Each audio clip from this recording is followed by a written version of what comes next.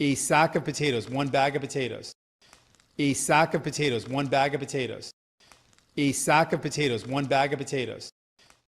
It is not political if we don't see the clown thinking of a bag of apple being a bag of potatoes. We are live talking about Canadian politics once again. Budget passes, question period, add a great quotes, and we are heading toward a spring 2026 election because that budget vote was proof the government right now is not stable. And the opposition, well, they will wait until the numbers are in their favor to call on the election.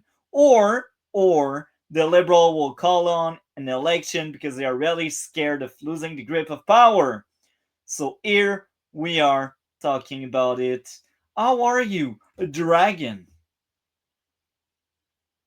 So I guess the dragon is not there. It's a bit unfortunate. I was Oh, just muted. Sorry. you're there. There you No, go. but I've been good. It's just dealing under the weather. Erratic weather. Can't decide if it wants to be winter or not.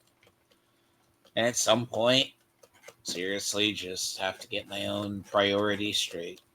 So, Amazing. as I Well, said, I will basically explain what's going on before we really dive deep.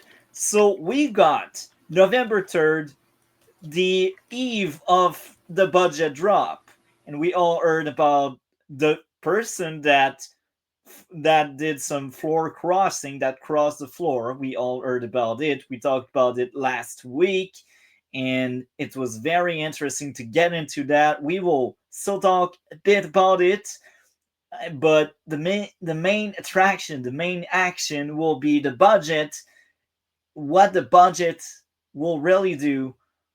Big deficit. We are broke, but we act like we are not. We are in pure denial. We really think the liberal are the savior when they cause that mess. It's so unfortunate. Anyhow, we got what we voted for: more deficit, poverty, and censorship. So I guess this is the perfect segue to get into November 3rd question period. Oral questions, questions orales. The Honourable Leader of the Opposition. There may. Tomorrow will be the 10th costly Liberal budget to be tabled over a decade that has skyrocketed the cost of living for Canadians. The PM is once again asking for sacrifices for Canadians who are paying too much. For the Conservatives, it's simple. If the budget brings down the cost of living, we'll vote for it. But if the budget just further increases the cost of living, we're going to vote against it.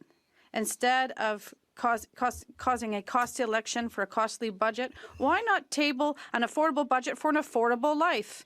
The Honourable Government House Leader. Mr. Speaker, obviously we're listening to the members of the opposition, and good news, Mr. Speaker. I think I've just learned that the opposition leader will order all of his colleagues to vote for the budget because, yes, it will be an affordable budget, and yes, it will build Canada, and yes, the budget will make Canadians you're very talking proud. like Captain So Hindsight. we welcome problem the is, support this of is the Conservative definitely Party and the slightly Leader of the older. Opposition. Honourable Because Leader if of the the budget Opposition. is real, it's not like the issue with the budget itself. It's kind of like here, like this was still. I mean, granted, your politics moves a little slower than ours. Ours has been a whirlwind for 2 weeks. Just today, Mandani had a very interesting meet. Not yesterday. Yeah, it would have been yesterday. Sorry. Sleep does the being awake. Sleeping in the afternoon, don't recommend it. Throws off your time schedule. Friday in the U.S., Trump met with Mandani in the Oval Office, which turned out to be a very awkward, interesting video. And he's a diehard, like, basically socialist, as he says. But him and Trump agreed on more things than you think. That doesn't Wow. make Trump bad. It just means they agree, but not the means to the end, you know. Yeah. The basically it's I'm looking over the body language because at one point one of the reporters asked, like, a prime example, by the way. Just this is how funny this is.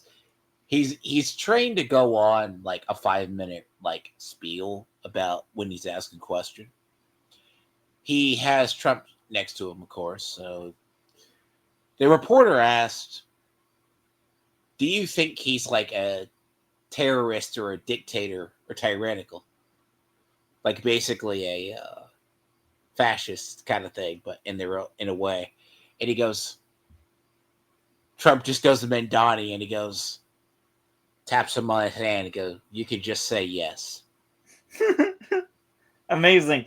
There So was that's why I said, like, here at least, you know, the thing about it is it's pretty funny. You can see two sides meet. They'll agree on probably 60-70%, but the means to the end, it's really watching compared to watching some of your stuff, it's like without the passive aggressiveness. Like it's like you know that Trump knows he's a diehard Marxist. The guy yeah, is. You know he is. Because he says I'm a proud like Democrat socialist. yeah. Mandani is, but they agree on helping people. Now, there is a way you can agree to make stuff easier, freer, or cost effective. That's what you guys are going to have to do. Now, Forget about that. The liberals, they just want well, to the thing spend in your budget, right, taxpayer is the money. thing about your okay. The optics is your politicians play more the optic game. The problem is the passive aggressiveness oozes. So it's not like because when I see this, it's more of a dog and pony show with extreme tribalism. Like you can't exactly say, not I wouldn't call it gaslighting as much as just optical lying. Well, he is gaslighting because let's be This honest was here. prior to the budget, remember? Yeah, but again, it's gaslighting, and I will repeat some of what I said.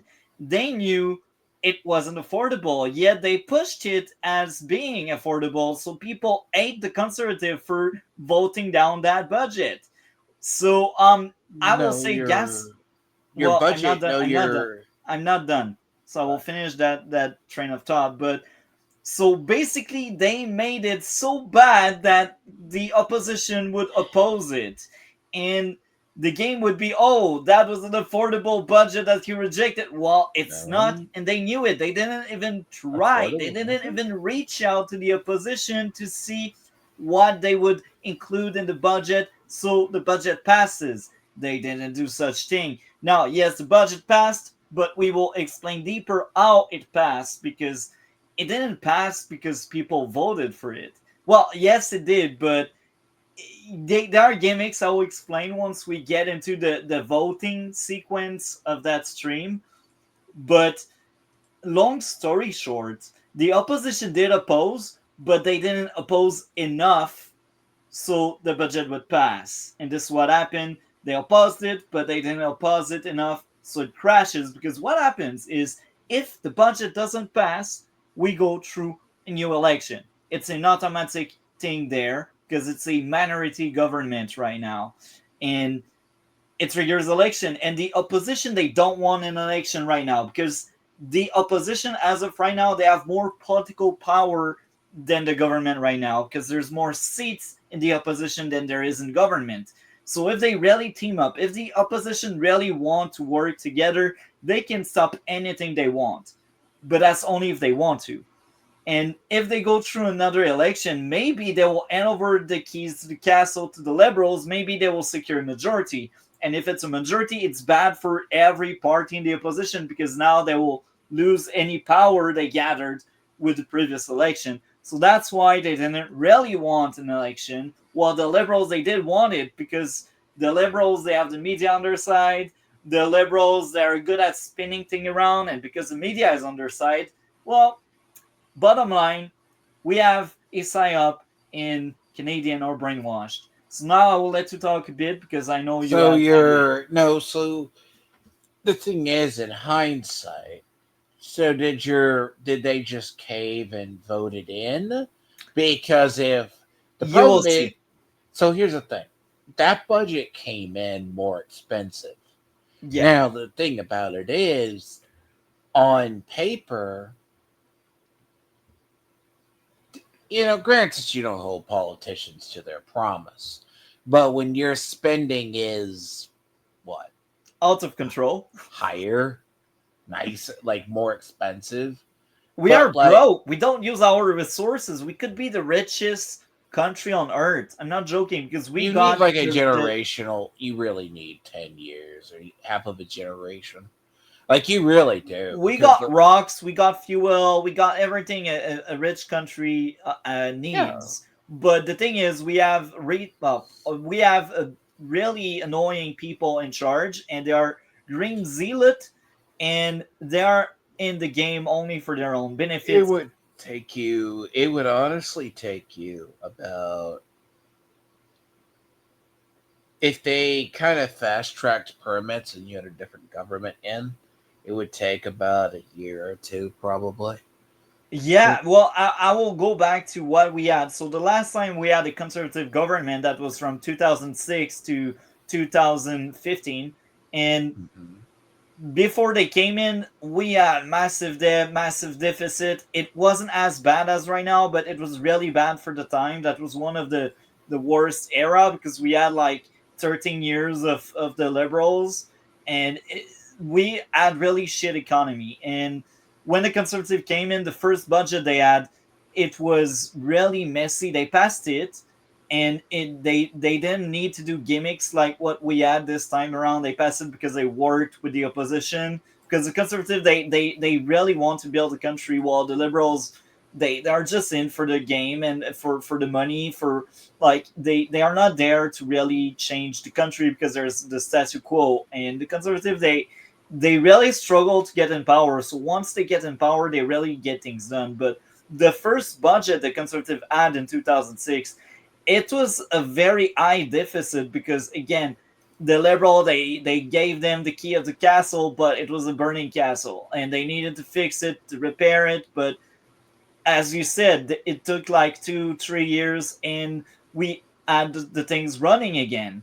And then we had another election at some point, and they got a majority on the second time. And on that second time, because they kind of already did good things on the first time, the second time we were prosperous again. We went through the 2008 crisis better than other J7 country because we had fiscally responsible people in charge, the conservative. But again, they got kicked out by Trudeau in 2015, and here we are, 10 years later, a burning building again. Uh, it's like 2005 over again. It's a cycle. So the problem you have, in a nutshell, is, so even if they somehow inherit, let's assume you get a government. No. Reality is, when I say it's going to conservatively, by a conservative measure, take about 2 years, is you're going to need consecutive quarters of conservative rule to do it, Yeah. because the idea itself is you're not going to see any profits or anything from the mines Yeah. or anything you open up, because it's going to take a period. That's why I've always said in the US, when they talk about jobs, like everyone bitches about alternative energy, Yeah. but they don't. We said a decade plus ago, you need to like approve natural gas Yeah. so we can actually start alternative Yeah. fuel sources. That takes period, that takes research. But right now, it's just weird that like that type of permit takes, and you already know it's going to take it. The problem is you can't have gotchas on one side either. So the issue itself is, I mean, I think it's a little bit dirty to do, but the problem is when I say it, it's like a passive aggressive thing. Like what they think works, it works in one province. Because I talked to someone, it's not in a server I'm on Discord. He's in, what is it? Not Ontario. He's in big city. It's more like one of the provinces. But he's clearly a liberal guy in a city. But he said like the only buses that are free up there are the ones if they're 13 years or younger. But realistically, the cities aren't feeling the pain in certain provinces. Yeah. Now, other parts are. I mean, if Ontario's not feeling it, was he's in like Winnipeg or something. But yeah, like if I'm that not area, surprised about Winnipeg, to be honest. what that he said there isn't really any bad issues. There's homelessness and drug use, but Yeah. economy, he doesn't feel it as much. Yeah, I'm not surprised. It's a recurring theme. You see, you need to be like in Toronto or even Ottawa, outside of like where the parliament is, because they make sure like the homeless are like kicked out elsewhere to like f off someone else. But I mean, They're not there in the public. That's yeah, basically exactly. But like if you go in Montreal, that's disgusting. But the people, the issue in Montreal is not they don't feel it. It's they are so naive, and most of them are scholars. And our school are really brainwashed places. It's disgusting. Our entire system must be burned down at that You're point. thinking of the term indoctrination. Yeah, Because there was a period, and I'll tell the story time and time again because it's more like it's very true. The Soviets at the time always had a hard time getting a base in America. Like, I mean, they went to Canada because that was easier. it was easier because why was it hard to get anything influence in America? Because indoctrination goes two ways. Let's assume people are indoctrinated, like they're raised Judeo-Christian values or your nation is good. You can't subvert our nation that easy. So the idea is it's harder for them.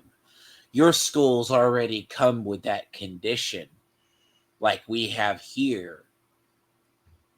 We have a whole entire generation conditioned just to believe anything. They don't read. They'll have a cell phone in their hand. They'll see a TikTok video, but they don't know how to question it or they don't know how to judge it. So a lot of the people who are younger are coming out of schools predisposed to what they were taught. And if they don't question it, they just That's take it when as the word of issue mouth. goes down. Yeah. That's an actual form of. So it's not as much you would call it. Normal people call it brainwashing, but it's legit a cultural thing.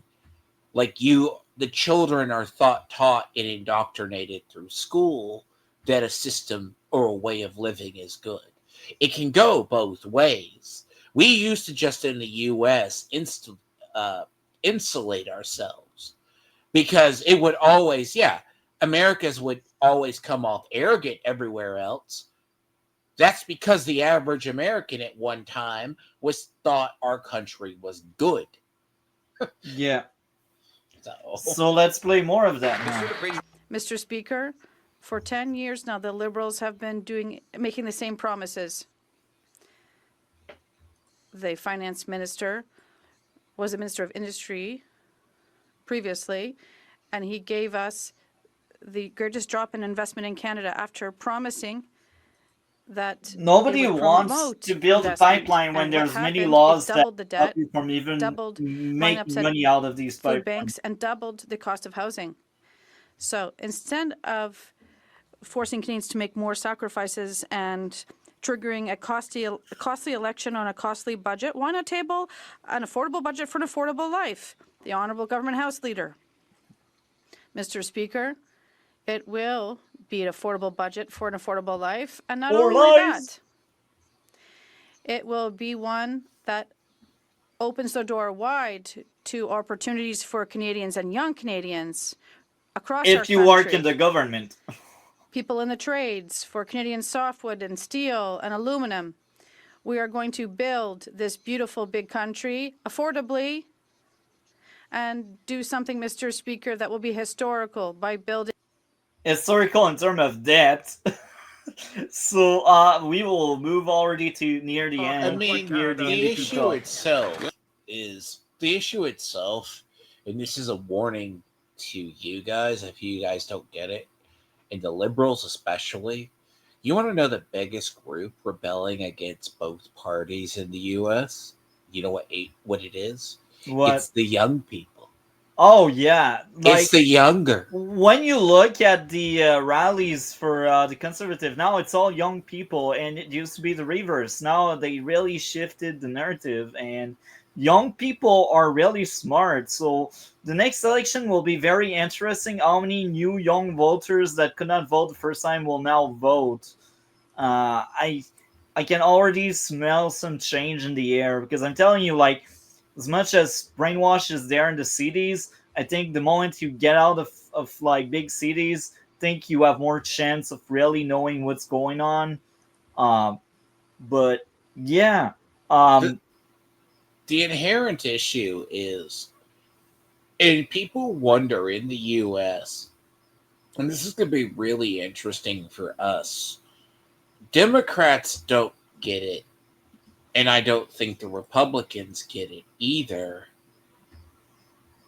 is the fact of when I mention the younger is it's kind of a generation of broken promises. yeah, The issue itself is Gen Z is so, pardon the phrase, fucked up. yeah. At least they do not know. This is one of the first generations raised on mass social media. And they don't fact check stuff. Half of them will look at Grok or don't realize stuff is this way. But when they realize a promise is broken, They will like be there's pissed. a reason why. Like, I'm not a big fan of Nick Fuentes or Groypers. Like, I dealt with them for years. But there's a reason they gravitate towards a certain crowd. The problem is, but you guys, one thing you have over the U.S. as far as political capital is you don't got the elderly running your society.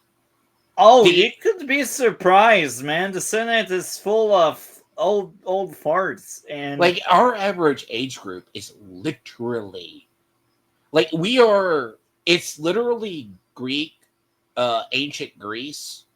Like it's almost like when you look at the Senate, it's all old people, man. So the one you see right now are the elected members, the parliament basically. But we got the Senate, which is another level of government. Yeah. It's all old people, and they're not elected, so they can do whatever. And it's really ridiculous. We need reforms there, but like all of that room with the Senate, it's mostly old people, and this is also why it's so dominated by liberals. Like, not only the liberals were historically more often in power, but most of the Senate member were libertarian from like the 80s and the 70s, so they still think it's the same kind of party. And when they see like the Mark Carneys we got now, they're like, oh, that guy is base. He's like in the center, but he's not. He's another green zealot. But hey, the facade is there. So yeah, there's a thing when I say in ancient Greece, the thing about people would, let's say, die in their 50s or 60s, right? Because you spent the end of your life, let's assume you were a merchant or something. You would make your bones, go out to sea, be a soldier or something, start your family. Then you would finish your life in the government. Now, it's really weird, but that's why your elected officials will be old. They didn't expect those people to survive. Now in the US, we just got a bunch of people. They've made their entire fucking careers up there. They've been there for 20, 30 years. And The people in the Senate, a lot of them have been there for 30 years. and then these people, they don't know how to relate to younger people. There is a generational divide as well. That's our Senate, bro. That's So exactly yeah, our that's Senate. that. Like, you at least younger, at least you don't get. Well, we got a Senate. Again, you don't see the Senate right now, but like in the Senate, that's exactly it. Like most of the people are like above the age of 50. I think there's no one in the Senate right now that's under like 60 years old. I think they literally said our average senator is like 59 years old or something like that. Like, that good looks like God. that sounds like our Senate. Our Senate is exactly like that. And Honorable that's Secretary of State.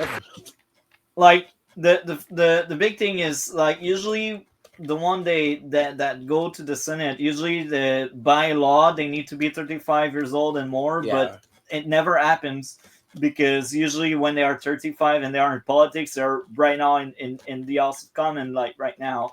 That's why you see younger people, but yeah, and they're still, that's why the way it goes is that the people in the Senate, they are appointed by the government in power. That's why we have an imbalance and we need a reform there. But the other thing is usually the people that want to be in the Senate, they need a place. So that means like I can't remember the exact number of seats, but I think it's like 100 something.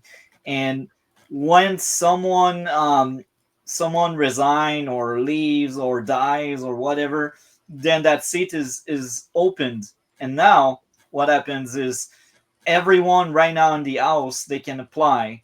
Then they will see who got the most experience and they will just grab him. So usually it's always the oldest, because if you've been in parliament for like 20 years, because there are some people right now in parliament that you see that have been there for like 20 years, well, they will be the top grabs for the Senate. And this is how they build the Senate. It's, oh, someone left, let's add someone else. Or there's so new yeah, government. it's the House. It's similar to the British system. Like, Yeah. the Machiavelli's the prince. It's the House of Lords. Basically, you have Yeah. the House of Commons, the House of Lords. Basically, the commoners put in their people. Then it's just the people state. The Lords will put in their people, which is the concept of. It's more like term limits. The reason why I bring it, like, we literally need reform like that. we have Term people, limit, that'd be our great term- here in Canada. They have term limits, but like, if you've ever heard the name like John McCain, that man was literally, after a while, such a fixture in both the Senate and Congress at some point. Once, usually, like, their Senate terms are up or something like that, they'll just go back and forth. That's why they're up there. Like, that's why Pelosi, like, she's 60 plus years old. And I'm not saying, like, our presidents, like, Trump is 79. Like, it's like a political class that, and then what happens is they hold on to power. Yeah. And then they don't realize they're screwing stuff up.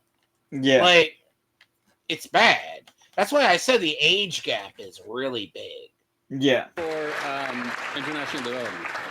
Hurricane Melissa has left heartbreaking devastation in its wake, and we stand Don't tell with me the that's a people of liberal. the Caribbean in this moment of crisis. Yeah, that's a Last week we Dame announced $7 liberal. million in emergency relief. Alice. He's Indian. I thought Indians were conservative. You You have Indians on both sides of it. Yeah. Even we even had NDP people Indian. Against personal support workers' tax credits, but that's what it's looking like, Mr. Speaker. They're lining up to vote against what the things that Canadians need. They're driving for a Christmas More election. deficit, It's more so debt? obvious. Mr. Speaker, when Sure. are they going to stand with Canadians? The honourable member for Vancouver East. The NDP secured $4.3 billion in funding to address urgent unmet housing needs for Indigenous, Inuit, and Métis peoples living away from their home community. And NICHI, a national Indigenous-led organization, helped deliver that interim funding without a hitch. Many shovel-ready projects are desperate for the $4 billion long-term funding to flow, and with winter fast approaching, That's a another good way to construction do it. season will be missed. But Will the Prime Minister she's just very let Indigenous native Services focused. task NICHI to get the funding out Always. the door, or are they going to re-announce the $4 billion and pretend it's new funding in budget 2025? They will pretend it's new funding. Well, she represents the natives pretty well. Generations of underinvestment and systemic discrimination have created a serious shortage of safe, affordable housing and supports for Indigenous peoples across Canada. Build Canada Homes will help address this by financing affordable housing at scale across the housing continuum. In collaboration with provinces, territories, and Indigenous partners. So they can blame everyone else. Oh, that's not us, that's them. Wasn't it said during the campaign, wasn't it said they barely built any homes of all they Canada Homes promised? is actively Yeah, engaged with they Indigenous barely did governments, that. provinces, territories, and builders to identify early So this marks the end of the first question period. So Now, either someone doesn't tell these people, either they have an aide that tells them stuff, they don't realize there's government reports that undermine it. See, at least here in the U.S., there's always a report that gets back to them that you can hold. But these people are like, we created stuff. And it's we like, got report, but you know what? They don't even bother reading it. Like, eventually we will cover the immigration nutcase we got going on. That's hilarious, sad, and frustrating at the same time. It's all of these three. And it's hilarious as well. But, so just before we dive deep into November 4th was a big day, the big budget day. And they knew that budget would be a train wreck. They knew it. They sold it as a great thing, so when it get rejected and declined, well, everyone would be angry at the opposition and say, look, we need to give a majority to the Liberals, even if they did 10 years of nothing and BS and debt. Well, we will forgive them because they were trying to give us a great budget the opposition didn't want. That was the narrative they really wanted to push. But turns out it didn't really work that way, first of all. And second, well, they knew the budget would be bad. So they were like, you know what? Right after the week of the budget, I can't remember the exact word, but basically last week we had no parliament. Well, 2 weeks ago now, because we are about, so basically the week after the budget week, they had the week off. And during that week off, all the media were speaking about was the person that did the floor crossing instead of the budget, which really highlights the propaganda here in Canada that's really disgusting. But this is what happened. So they coordinated things. So we would have someone cross the floor at the same time as the budget so people can laugh at the opposition and the conservative. Because in Canada, we pretend we are a democracy. This is exactly what's going on. We pretend we are because the media don't scrutinize the government the way they do the opposition. They just don't. We covered several videos where we had Pierre Poilievre mocking that. But to get back to what I say, well, we had the floor crosser. That was a big drama thing for 2 weeks. And even this week, they still kept mentioning the guy. Despite the budget being so terrible, even people spoke out about that budget while they were on the team that generated that budget. So it's a train wreck. This is what's going on. So now we will cover question period from Budget Day. Questions orales. The honourable member for Regina Capel. Mr. Speaker, every dollar this Liberal government spends comes out of the pockets of hardworking Canadians in either inflation or tax hikes. And today we'll find out just how many dollars this government is going to take out of the pockets of Canadians. There is going to be one difference today. After today, every tax rate, every piece of red tape, every rule, regulation, and every bit of wasteful spending will be exactly how this Prime Minister wants it. Conservatives have been clear. We will not support a costly budget that makes life more expensive for Canadians. So instead of asking Canadians to pay more for a big bloated bureaucracy, why not bring in an affordable budget that lowers prices for everyone? Because the Liberals, they want to break Canada, they want bankruptcy, they want that kind of stuff. Now, I will mention another thing. As you can see, this is the House Leader of the opposition. So that means it's not the leader of the opposition, it's more like the person that keeps the caucus together. And now, usually, you've been used to question period. You really see the leader always being the first one to speak out. This time around, we don't see Pierre Poilievre, and this was a Tuesday. The reason is, well, they knew the budget was bad, and they didn't know if the budget would pass, and they were in campaign mode already. So that means while they were having that question period right now, we had Mark Carney that was campaigning or flying around the globe to pretend he has deals somewhere. I don't know what Carney was doing, but I know for a fact that Pierre Poilievre at that point, was campaigning already. He was going out. And the reason is, well, if the budget didn't pass, we would go into an election. And at that point, in the timeline, the opposition parties, they had talks about whether the budget should pass or not and how would they proceed to do it. And we will get back to the budget passing and all of that stuff as we get closer to the vote. Because what happened is, well, again, they didn't have parliament for a week after they dropped the budget, so nothing really happened outside of drama and that kind of stuff. And we had the budget really this week. We had the vote for the budget, and we will cover that eventually in this stream. But again, at that point, they didn't know if the budget would pass or not. And they were really scared, and they did strategize a lot at that point. And that's why right now we have the House Leader instead of the opposition leader speaking up and highlighting the weaknesses of the Liberals, giving bad promise. Doesn't your government close for it's like close to Thanksgiving for us? I mean, our courts basically, our federal government does have holidays, basically. So ours as well. Ours, they basically take a week off each month, and they decided the week off would be right after the budget. And once they got back from that week off, this is when they voted for the budget. So they voted for the budget on the 17th, basically. So let's hear out the lies and the gaslight we will have from the government right now, because this is all the Liberal can do: gaslight and lies. The Honourable Government House Leader. Thank you, Mr. Speaker. Then it's a great day for the official opposition, because we are going to have an affordable budget. We are going to have an historic budget that creates opportunity for young people and Canadians from coast to coast to coast, building this country, making sure that government works for people, invests in their communities. And Mr. Speaker, we look forward to having the Conservatives support this great budget. The Honourable Member for Regina Capel. That would be an 11th hour change, because this government has been telling young Canadians that they're going to have to sacrifice more so that government gets bigger and bigger. They even try to deny the word sacrifice. I keep hearing it to the point it gives me a headache.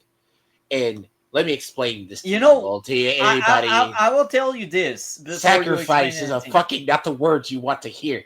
Yeah, but you see, they keep mentioning it because they mock one of Mark Carney's speech. The Prime Minister went in front of students.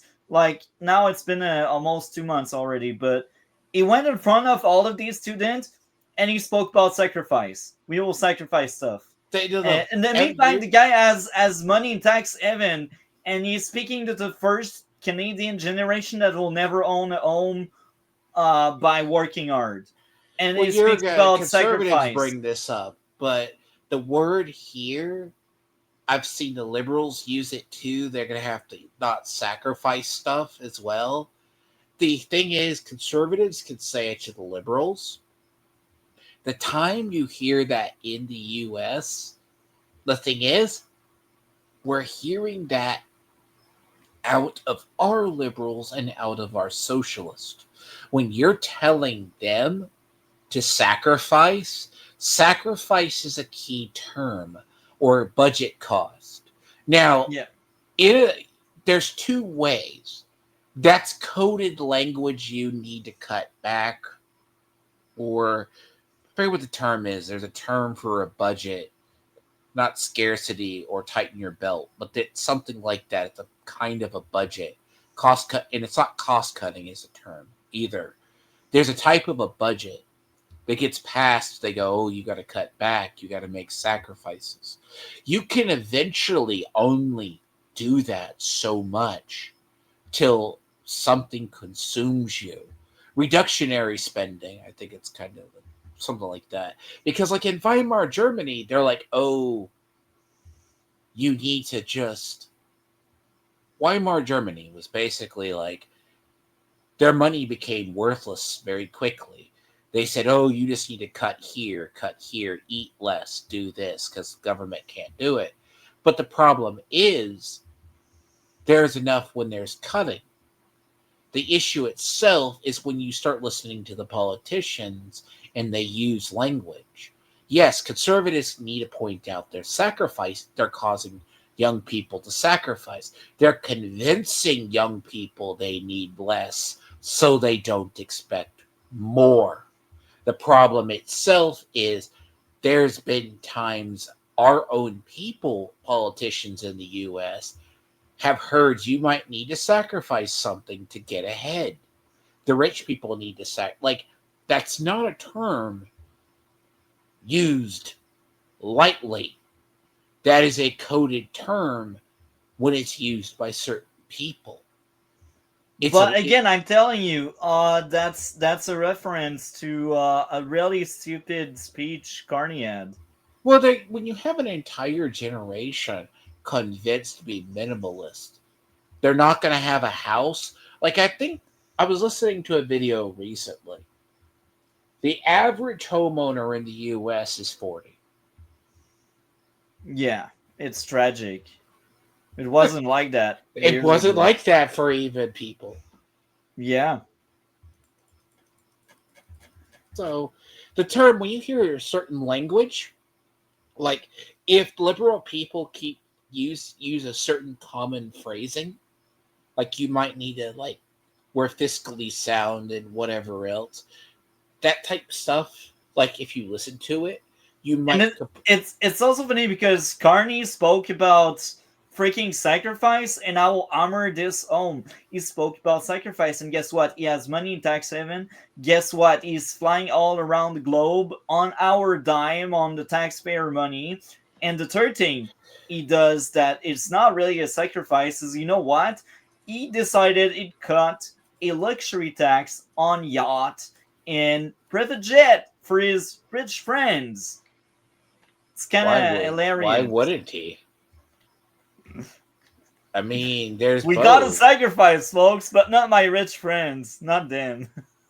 Well, the problem is you also have the issue of corrupt, like if there's like a corrupt leadership, basically. That's like exactly what we have. Because last time I want to hear is that. So I said I'm a moderate conservative in the U.S. A little bit with the social, like, but I will social what we call used to call social conservatives.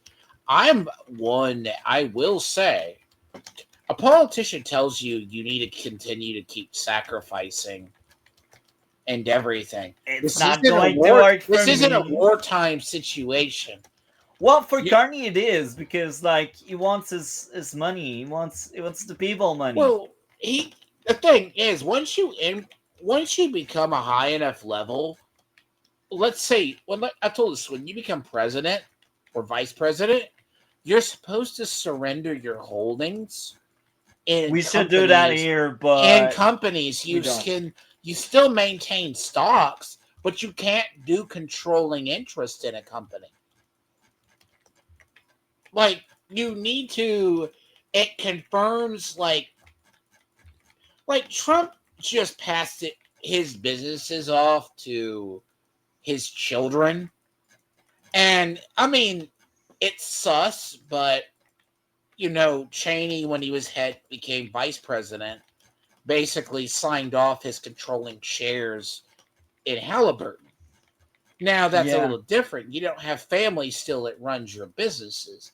Now it makes a conflict of interest, and that's why Trump's been never free in his first presidency of nepotism. Yeah. So that their hidden taxes on food makes life more expensive. They call those hidden taxes imaginary. Let me tell you, the farmer that has to pay the industrial carbon tax on his new equipment or on the fertilizer he buys has to pass those costs on to Canadians, and food prices go up as a result. He doesn't have the option to not pay the industrial carbon tax on farm equipment and fertilizer. So a concrete measure to help bring prices down would be to scrap the industrial carbon tax. Will they do that today? The Honourable Governor to House Leader. Here we go again, Mr. Speaker, with these imaginary taxes.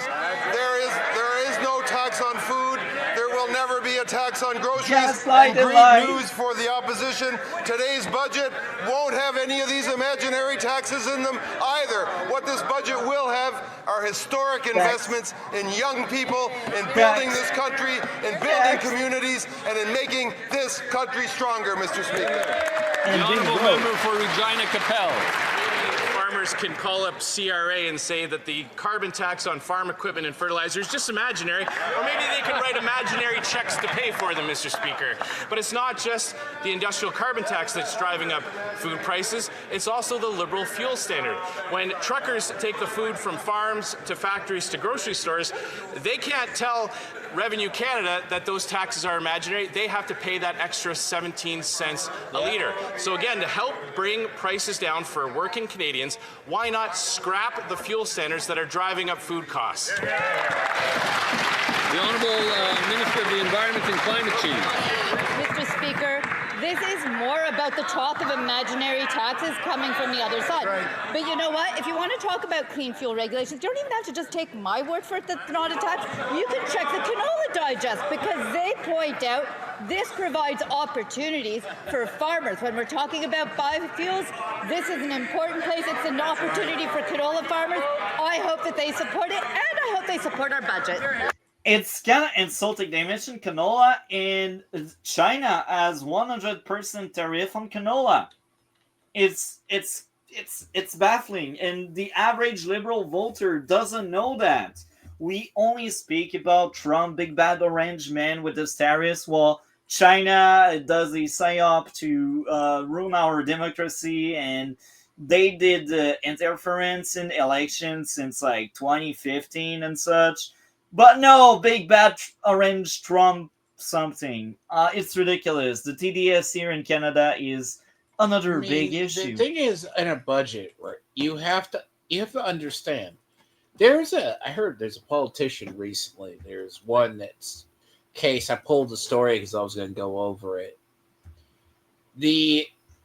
There was a person who was working with FEMA in a state that is being charged for mismanaging FEMA funds and trying to steal $5 million.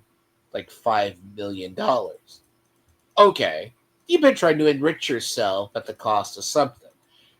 The worst part is our FEMA money and other parts of our government they are basically having to pull from something to pay for it.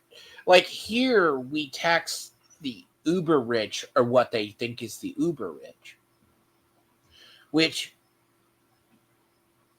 even though they have tax shelters, pay out of the ass in investment taxes, but they still are rich. Like the Bezoses and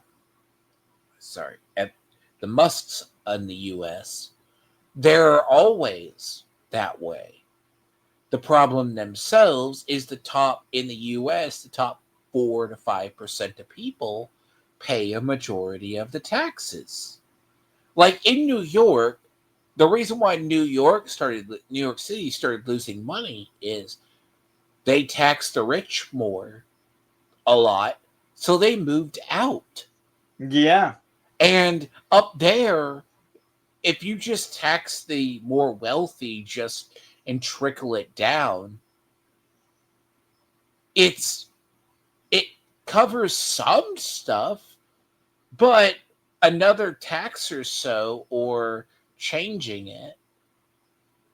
The issue itself is when people talk about investment, because there's two sides.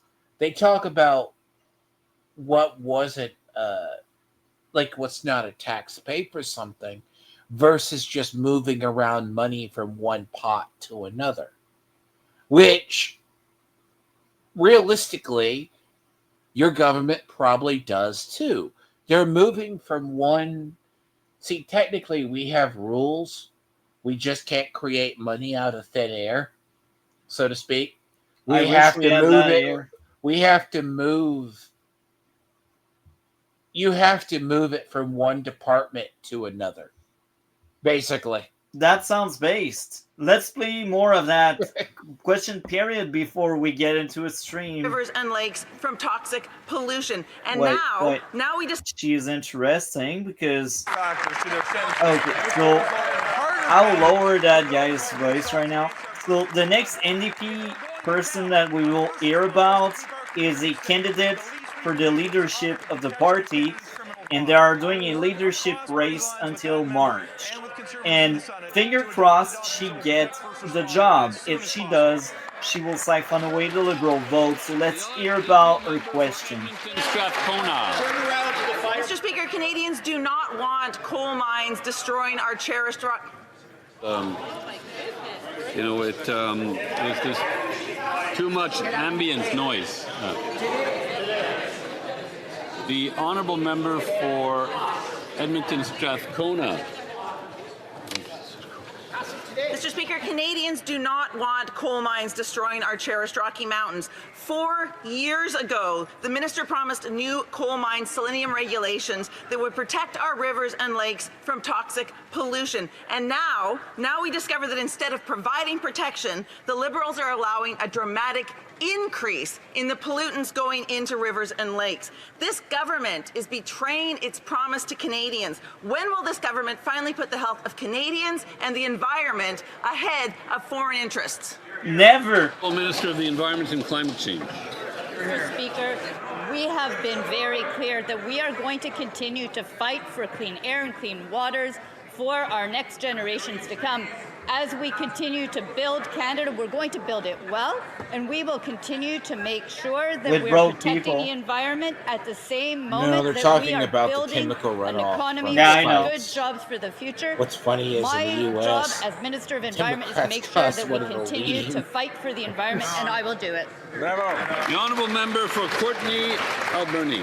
Mr. Speaker, Canadians are being bled dry at the pump, at the grocery till, on their credit cards and mortgages, and by cell phone bills that just keep climbing, while corporate giants post record profits. Last year, RBC made $16 billion, Rogers $1.7 billion, Loblaws over $2 billion, and Imperial Oil almost $1 billion last quarter alone. How much profit is enough? And will this Liberal government include a corporate excess profit tax in this budget to finally protect Canadians from runaway corporate greed?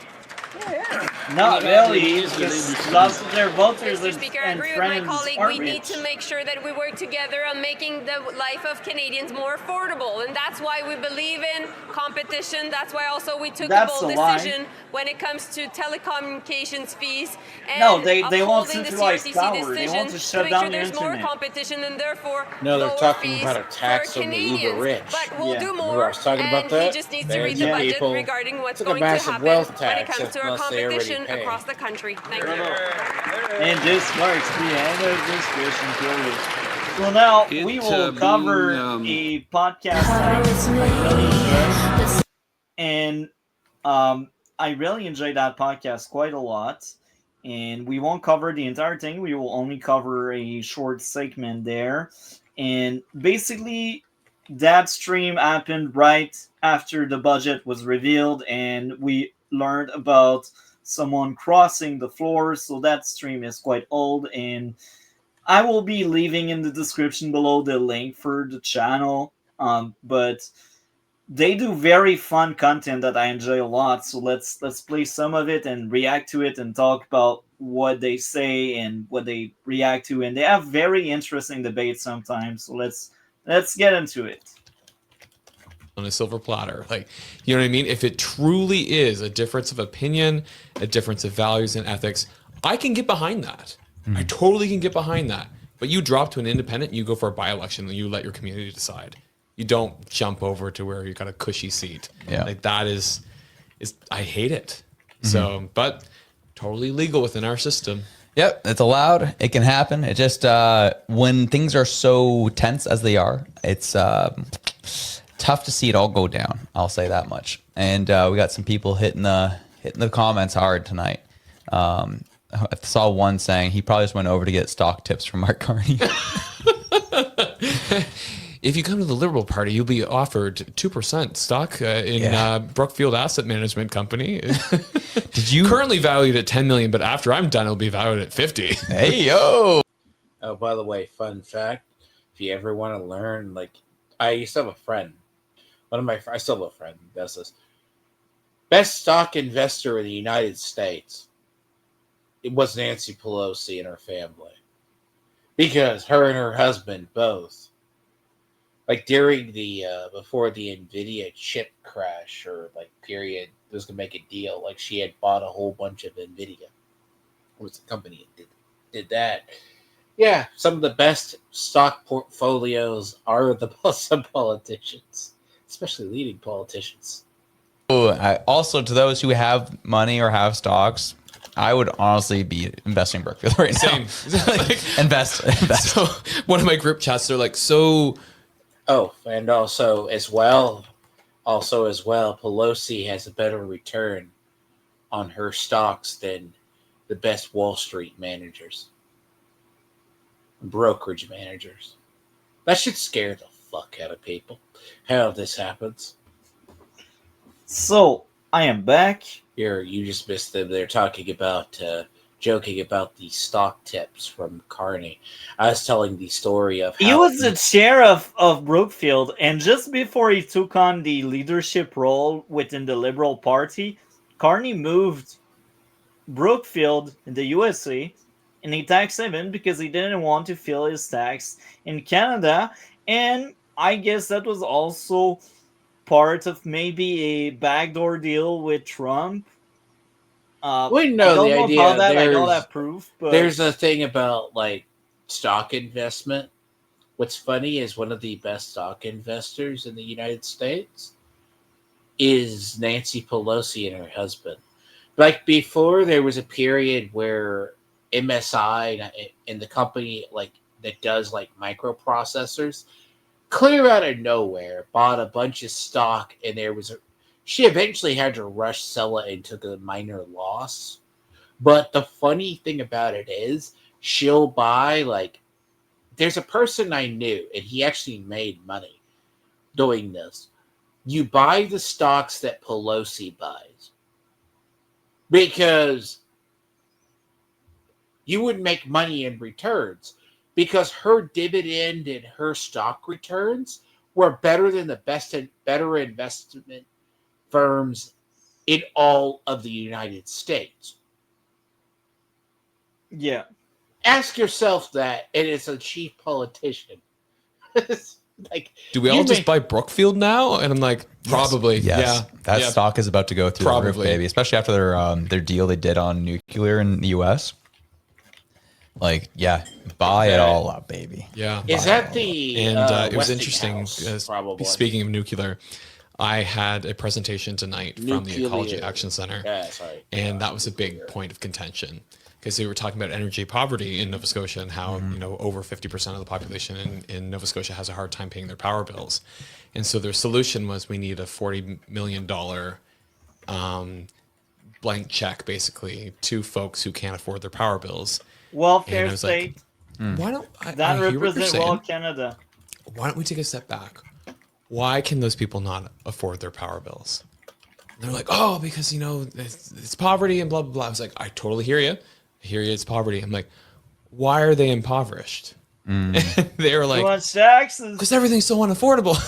I was like, right. And they're like, specifically energy. I was like, energy is unaffordable. I was like, right. I was like, do you think that, maybe Nova Scotia should really look into finding more energy sources? And Nova Scotia is in the west. No, not the west, the east. Sorry about that. I'm a bit tired here, but it's in the eastern part of Canada, and the eastern part of Canada is mostly Liberals and NDP. The only few seats the Conservative are able to secure in eastern Canada are some of the Greater Toronto areas in Ontario and some of the more rural aspect to Quebec. But even in Quebec, their numbers are just down the drain. They just don't sell enough people in conservative allegiance in Quebec. And in Nova Scotia, they may have, like, usually in good election, 1 or 2 seats over there, but it's mostly Liberal seats and NDP seats as well. This time around, the NDP got destroyed, but yeah. So they are all the way up the eastern part, and these people are broke because they keep voting Liberal. Like, yes, we need to get energy rolling in this province because right now nobody can afford it. It's too expensive. And I was like, okay, excellent. And I was like, so when you hear that Tim Houston who's our Premier of Nova Scotia, has moved into the role of energy minister as well as Premier, to try and like make us an energy superpower. How does that make? I think that's disgusting. He just wants to bring nuclear here. I was like, okay. I was like, you realize that we have over 50% of our energy generated from coal, right? And they're like, and coal is dirty, and nuclear is cleaner. But hey, the zealots sometimes they don't understand there's logic. a chart today that Art showed on his channel. I'd see if I can find it. It shows what 1 gram or of what nuclear does in how much resources you save per wood. It creates 11 watts of power. You have it saves trees, it saves coal and stuff like that. Now, nuclear power, by far, the scare of it, in the West, we've only ever really had 2 incidents, and one was a fart. The outside of Chernobyl, which is a meltdown, it's this chart that shows, and let's see if we can find it. The funny is they scare people with nuclear power as bad, but you're saving burning coal, burning wood, and it creates, literally saves 11 watts of power. That's nothing minor. For and sure. These plants can provide more power, because what's funny is if the deal they talked about is for the AI centers in the power plant in the so to run AI centers that do AI stuff, you need a massive amount of power. I'm not It takes surprised. an electrical grid, and a lot of these areas don't have the ability to do it. So you're like, oh, I'm going to run it. No. Basically, you won't do it. Like Westinghouse, there was the recent deal with Westinghouse for a nuclear power plant I was going to look into. Because I heard about it, and then I need to see, because if that'd be funny if the deal was, there's these plants they want to, what is it? One of the AI researchers are trying to buy out a nuclear power plant, or make a deal with one, because they need the power for the AI research and the computers to run. We also need power for freaking winter to survive the winter. Yes, you don't have sun. Freaking cold, yeah. Anyway, Canada is stupid. I guess this is the cost. When you're progressive, you don't use your brain all the time. You use your brain for very specific things, but then you don't think about very important things, and this is what a progressive does, I guess. Yeah, 67% of energy is from dirty coal. I was like, right. And I was like, don't you think it would be better if we moved to nuclear then? And they're like, no!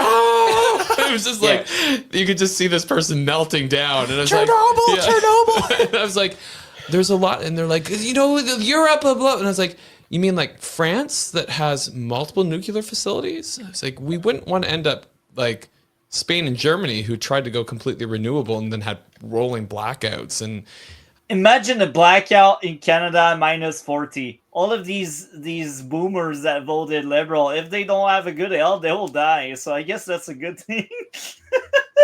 Okay, we got Doc here. Just imagine these blackout here in Canada. I don't want my Canada to be like that, but hey, we got Green Zealots in power, so we are getting what we are getting. So I will let people head toward that channel, and now you can bring up the next 3 video question period, November 5. I have to find there's a chart, one of the charts. There's one I'm looking at. One thing in nuclear power, like literally saves 20,000 coal. Like, this is something people don't talk about with nuclear power. What it takes is like, and the worst sometimes you see is I think like Fukushima. So like 3 Mile Island was a leak, basically, which is funny. Yeah. And then the Fukushima plant in Japan, they got hit by a earthquake and a tsunami, and where they fucked everything at once. And the thing is, the chamber was still self-sealing. So by self-sealing is it's going to cause not as much leaking out. And it's because they put the safety control pumps below ground to save money, not thinking a massive earthquake was going to basically bust. This was that big earthquake in Japan. And it caused, everyone was like, it caused a little bit of a major, but the seawater actually dissipated it. So you're talking what was the name of that? What was the thumbnail on that last video? The damaging report. The thumbnail was a bombshell thumbnail, I think. It's not the PBO one, is it? No, that's on your next one. The damning report is I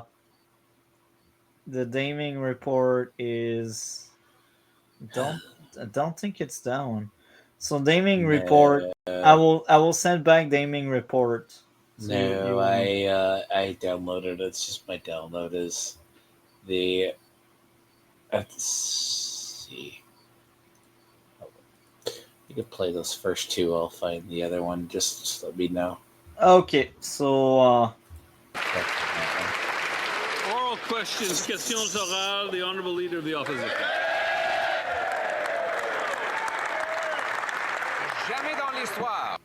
Never in history has the budget ever forced Canadians to pay so much for so little. Every dollar that the Prime Minister spends comes out of the pockets of Canadians. He has broken his promises.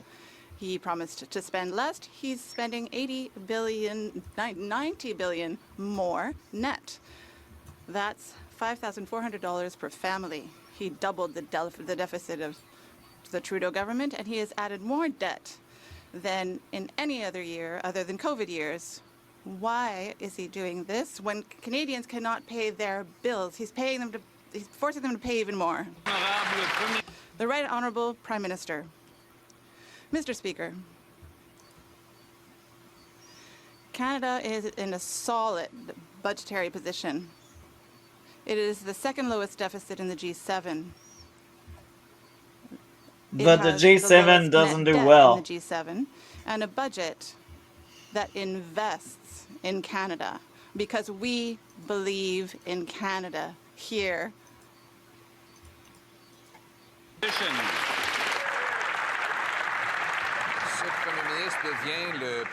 This Prime Minister is becoming the most expensive Prime Minister in the history of our country.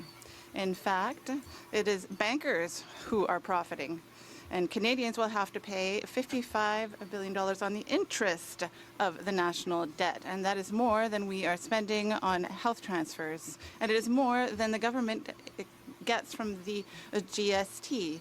Every cent that Canadians pay in sales tax is not going to doctors and nurses, it's going to bankers. Why did the Prime Minister send healthcare money to bankers? Because bankers are his friend. Mr. Speaker, the debt burden right now is lower than it was when the government was conservative, and that is... It's funny because it's like 15 years ago. Did you find the one I mentioned, the bombshell? That was in the last ones you sent. Yeah. It's true. It's lower than when the Conservative government was in power. Second, we are investing in Canada, and we are protecting healthcare transfers. Our IS under the Conservatives was like 59 billion in the hole, and right now it's 78 billion. It's the 2006 one. Yeah, you're like talking. It depends on inflation, right? Because Yeah. inflation is like you say that. Really, and it's also funny because they compared both era. Yeah, that's the right one. They compared both era, but that was very different cases because just before the Conservative, we had 13 years of like bad management under Jean Chrétien and the other Liberals. So again, they compare to stuff that don't really scale the same way because now we had the Liberals for 10 years and they've been dealing with the deficit and the budget the same way they did this time around. It's always costly. It's always deficit. It's hilarious. So I guess I'll move to the end because enough of that gaslight for now. We will hear about a very progressive people. Member for Portneuf, Jacques Cartier. Mr. Speaker, yesterday the Liberals tabled a budget with a deficit of nearly $80 billion. Did you hear that right? Nearly $80 billion. Yes. That's huge.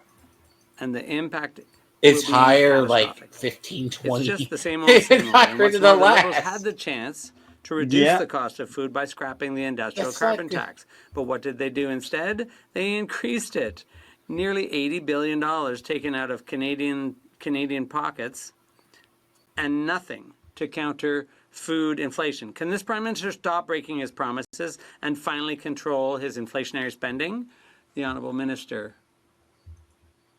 Thank you, Mr. Speaker. My mother knows the difference between an investment and an expense. My kids get the difference. And this budget is an investment. No, you don't. In our Canadian youth, in our own resources. That's a so gaslight. That we can That's get through just this crisis. I know. Canadians elected us There's a to do difference that, between an old and we person will do like it. saving Thank you, Mr. something Speaker. and a younger person who goes, "Oh, I'm going to spend $8 on Coke," and an old person goes, "That's too expensive." Mr. Speaker, a lot of Canadians don't seem to know that between the day a budget is tabled and when it's voted on, the government can make changes.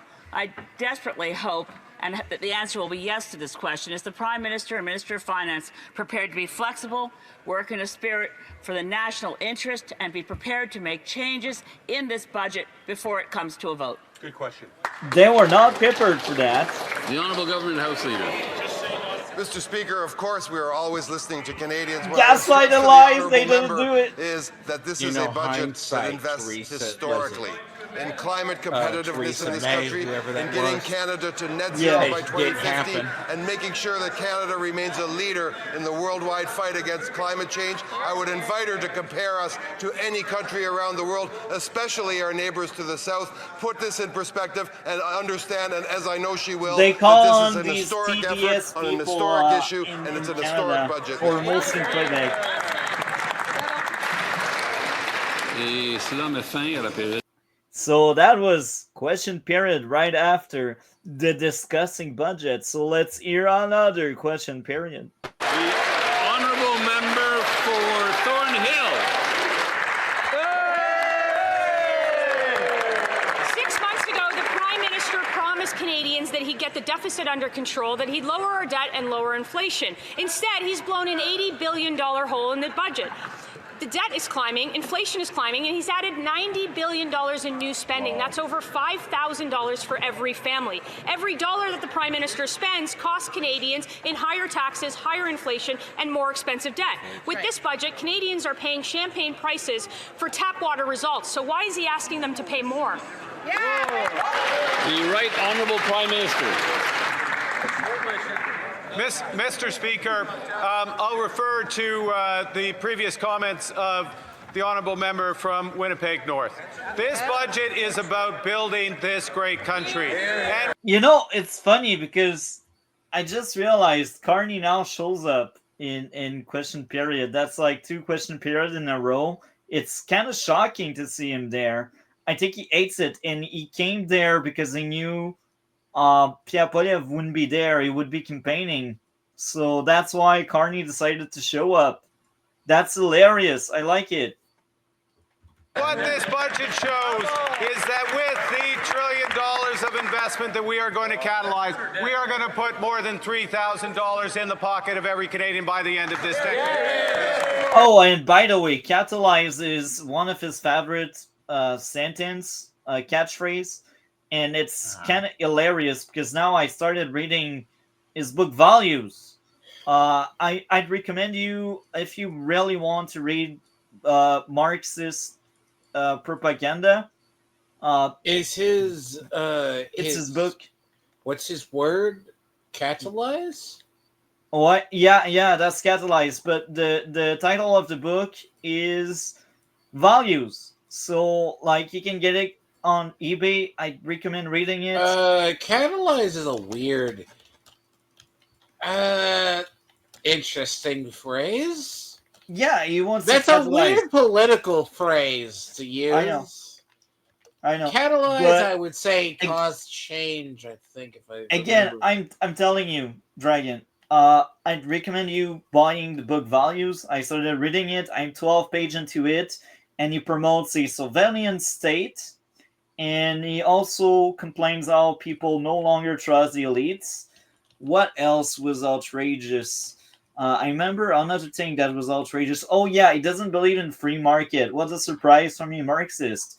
He's like, let's have so much carbon price and that BS that anything that doesn't follow the carbon protocol or net zero agenda, well, it will die off. WEF has always, if that's assuming the idea of, so there's an entire generation of politicians sold on what they call net zero, which people, like if you told people in the US at some point, like late 90s, we used to have these things called Kyoto Accords, which were the people went to Japan to negotiate this is on World Trade.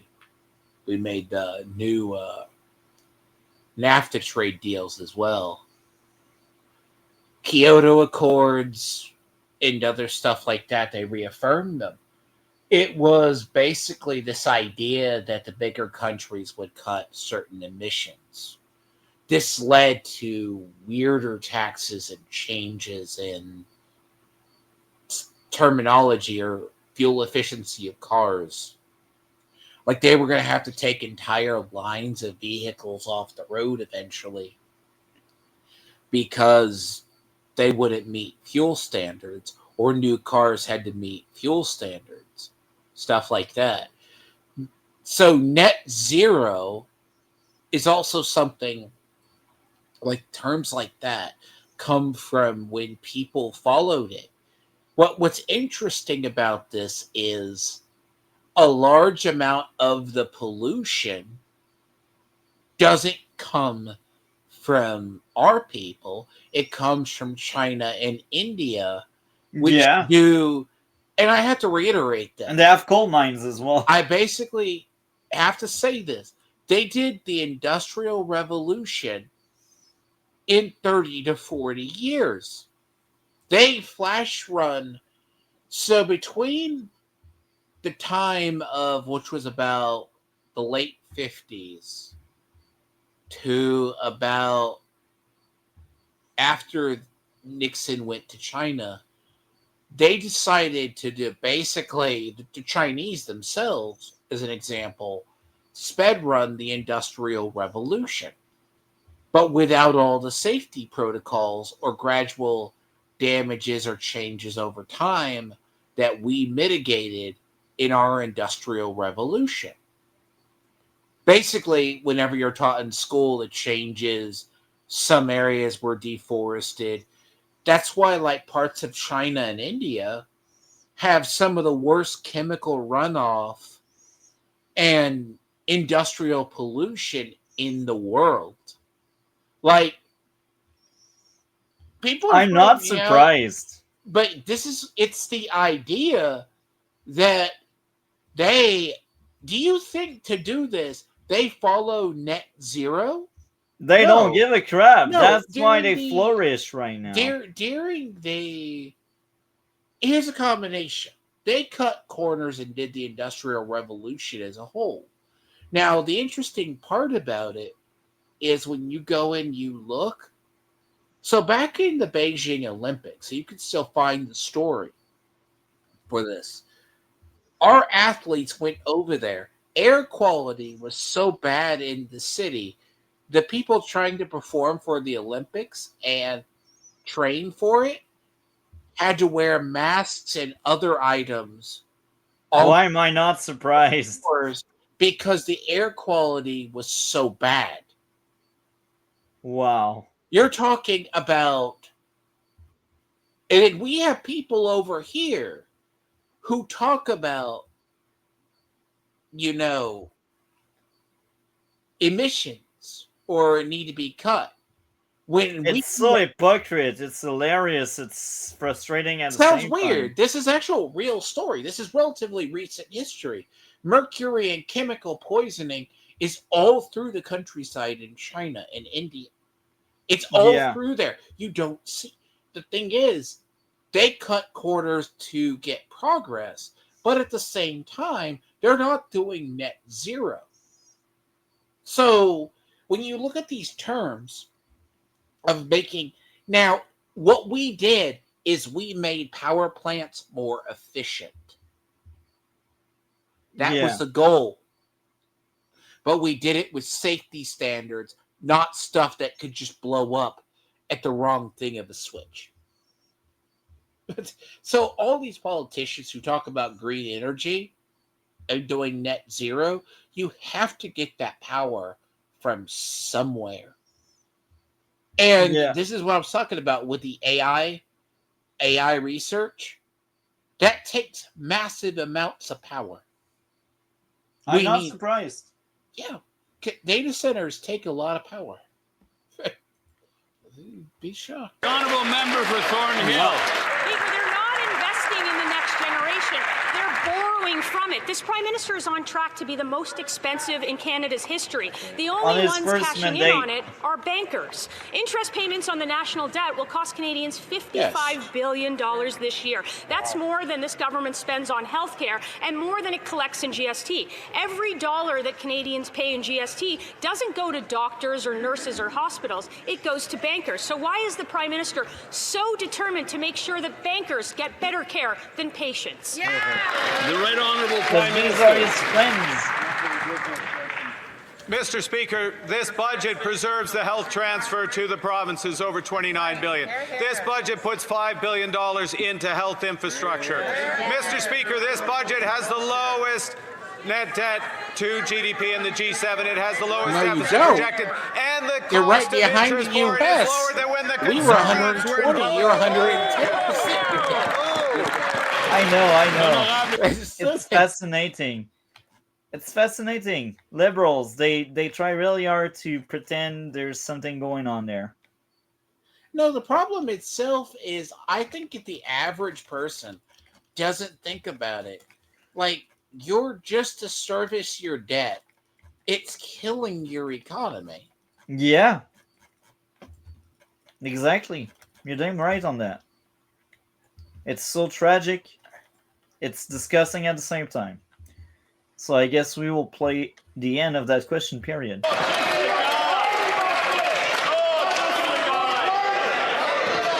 Wait, that sounds like something I missed that was good, so let's... Clearly there are many in this House who would like to hear the member from the top. So we will go back The budget, and I hope members opposite will too. The honourable member for Elmwood Transcona. Mr. Speaker, this government is the most expensive in Canadian history. Every dollar this Prime Minister spends comes out of the pockets of Canadians.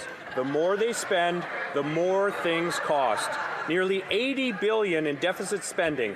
That means $450 a month coming right out of Canadians' pockets.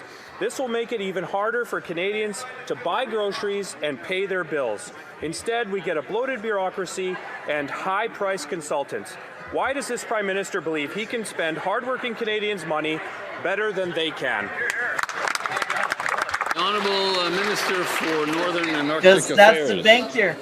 Mr. Speaker, we're focused on securing our sovereignty in the North and the Arctic with a $1 billion infrastructure fund for airports, seaports, all-season roads in North and in Northern Manitoba. We're focused on a $2.3 billion clean water for Indigenous communities. They're voting against an Inuit Nunangat University to build skills and hopes for Northern youth. We are focused on building, protecting, and empowering Canadians. They need to get on board. Like a good dictatorship, they expect the opposition to bend the knee. Mr. Speaker, residents in my riding have expressed concern about the cost of living. Budget 2025 is full of great initiatives that will empower them and Canadians across the country. He is getting booed right now. A liberal that speaks about the freaking cost of living when they caused the crisis. It's hilarious. Wow. Wow. I'm Getting out of booed by order. everybody. Yeah.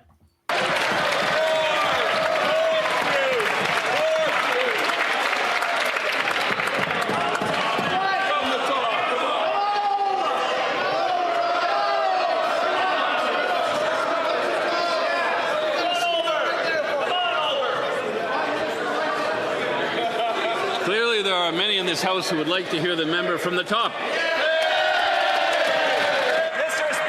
Colleagues are very excited to hear me today. Budget 2025 is full of great initiatives that will empower them and Canadians across the country to get ahead financially. Increasing competition is one way to achieve affordability. And in Budget 2025, there are several pro-affordability measures related to making the financial sector more competitive. Can the Secretary of State for the CRA and financial institutions inform this House about how the government is making life more affordable for Canadians by reforming the financial sector? What does a red flower mean? Is it Remembrance Day?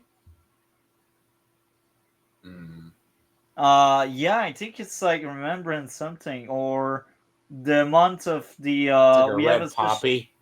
What it is? It's the month of like the people that died for our freedom. Oh, it's like your Veterans Day for... Yeah, well, our... we got a Remembrance Month and Remembrance Day as well. Yeah. We have remembrance. We have like more than just... well, what I mean, we have more than a couple of Veterans Day a year. Yeah, we have that. Well, what's funny is this sounds like a cult. Like, one half of the room is booing the one guy. But these are, I guess he's a liberal? Yeah. People hated him. Is he like a normal liberal? Yeah. Yeah. Sorry. The Honourable Secretary He's actually of a State for Financial backseat one. Mr. Speaker, I thank my colleague for that important question. In our generational budget, Canada's new government is making life more affordable for Canadians by making our financial system more competitive and innovative. Among other things, we are providing Canadians with more financial options by helping credit unions and smaller banks grow and compete, advancing open banking, which will make it easier for Canadians to find lower fee checking accounts, cheaper loans, and higher interest savings. On this side of the house, we're laser focused on making life more affordable for Canadians. Thank you, Mr. Speaker. The Honourable Member for Calgary Nose Hill. The Prime Minister told Canadians that they need to sacrifice more to pay for the Liberals' inflationary deficit. But the Liberals sure aren't sacrificing much, Mr. Speaker. Yesterday, an Ottawa gossip rag feted the Liberals for attending a lavish deficit cocktail party hosted by rich Ottawa insiders, lobbyists, and media firms who were thrilled with the billions of tax dollars for their wealthy clients and owners. Will the Liberals apologize for popping champagne corks with rich lobbyists to celebrate a massive inflationary deficit while Canadians can't even afford a case of beer? And by the way, she didn't have time, but I heard and I've seen pictures and videos about it, and that party she's talking about. Yeah. We also had journalists from the CBC and CTV, the government-funded media. So the funny thing is about this, the reason I laugh is our liberals do it too. Like, there's actually a segment of liberals in our country, and I mean conservatives do this too, but they'll go. So you ever hear what a champagne socialist is? What is a champagne socialist is? Yeah. Basically, they're like people who go, "I'm socialist, guys," down to the worker as they go up to the activists and they take the money from rich people. The issue itself, because in the U.S. this happens too, like, oh, the rich are still having mask-off parties during COVID. Really? Drinking. Oh, at a time where you should be saving money, the government is still spending stuff. It's like, that's not a good way to relate. And then you're talking to activists too? No. But again, I will repeat what I said in case you didn't really get it the first time. In that party with rich elitists and lobbyists, we had the media there that was invited, and they were partying with the party they should criticize. It's crazy the amount of corruption. Like, how can these people from the media sleep well at night? I just don't get it. Not only you get so much money to shit on the opposition, but you're having a party with the government you should hold accountable. The government you should put under scrutiny. But because they are paying you, well, let's not speak about them. Let's just party with them. It's ridiculous. It's like the kind of stuff I expect from a third world country. I don't expect it from Canada, but at the age I am right now, and after what I've seen and what I've heard, I was wrong. Canada is actually worse than third world countries because at least they don't have billions to waste on media that will push propaganda. We are worse than them. Anyway, let's play more because I want to hear about that person. I think it will be Champagne, the finance minister, that will speak out. He's so annoying. I cannot stand the guy.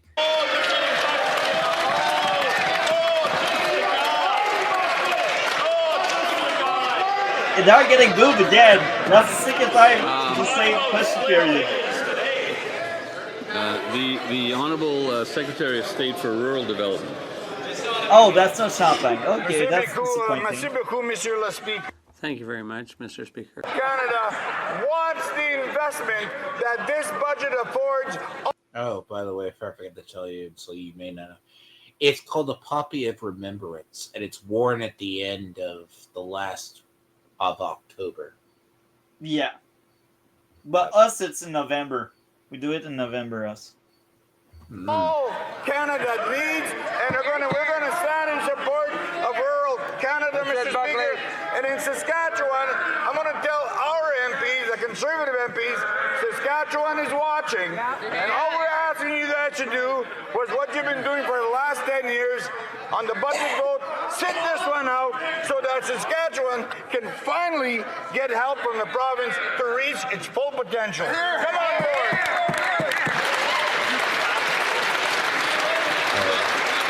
Oh, by the way, sounds like the spiel that when we vote for our continuing budget, I call it really what our budgets are in the U.S., because they go, the Republicans didn't want to vote for this bill. You don't realize the bill that the Democrats put forth for the continuing resolution, it caused the government shutdown, was because we didn't want to give monies so illegal immigrants could tax the Medicaid system and other health insurance. That was part of that bill. So you're talking, but Republicans are against the bill. And then they cut up, it was their fault. The Democrats' fault. That's always the conservative, bro. Conservative, they were not in power for 10 years and it's still their fault. So here's the thing, like in the U.S., what people do is they go, you didn't vote for that bill, but you hurt people. But it's like Democrats snuck stuff into the bill and they wanted it passed. Liberals do the same crap, like Liberal, they keep poisoning so many bills so they make sure that it's voted down. It's like, and then there's they'll go to the other side and say, just like that here, the Republicans didn't vote. So during the shutdown, we have this on record. You can see it, like they would hold a vote to vote on the continuing resolution. Democrats wouldn't show up or vote for it. And eventually it got passed, like after like 30 or 40 days. But they go, well, the Democrats aren't there and such. It's like, so you're not voting for this? You can't blame the other side because, and then they go, just trust me, bro, pass the bill as is. And what's funny in the whole thing about on the Epstein thing, the House passed it, the Senate with Chuck Schumer to save face after the bill, the fallout from the continuing resolution passing that they had to take an L on. They just tabled it, and the bill to pass the Epstein documents to release them was just tabled. So it went through without any arguments. So we do not know what was in that bill. So you could have shoved anything in there. The Senate just... The honourable member for Vancouver East. There was much hype about this budget. Much has already been made public in the pre-budget announcements. My question is what is not in the budget. The impact of the 15% cut across most departments, including the loss of 40,000 workers, is buried in buzzwords like streamlining, modernizing, and recalibrating. Will the Prime Minister tell Canadians what programs are being cut, which ones will end when the funding sunsets, and how people in our communities will be impacted? So I've seen a committee. I've seen a committee that was part of a big stream that I've seen that I will eventually cover, that we will cover eventually. But basically, there is speculation on one of the places where they will cut. We have public service that's hired to basically screen the members of parliament to make sure there's no conflict of interest and that everything is ethical, but it's so loose and it's it's so easy to just be in a conflict of interest but not being in one because the law is really flexible and really easy to bend. But still, we have people that we pay for screening, so they make sure that the members of parliament, they respect their engagement and what they take as decision doesn't impact their wallet. Well, they will cut there, apparently.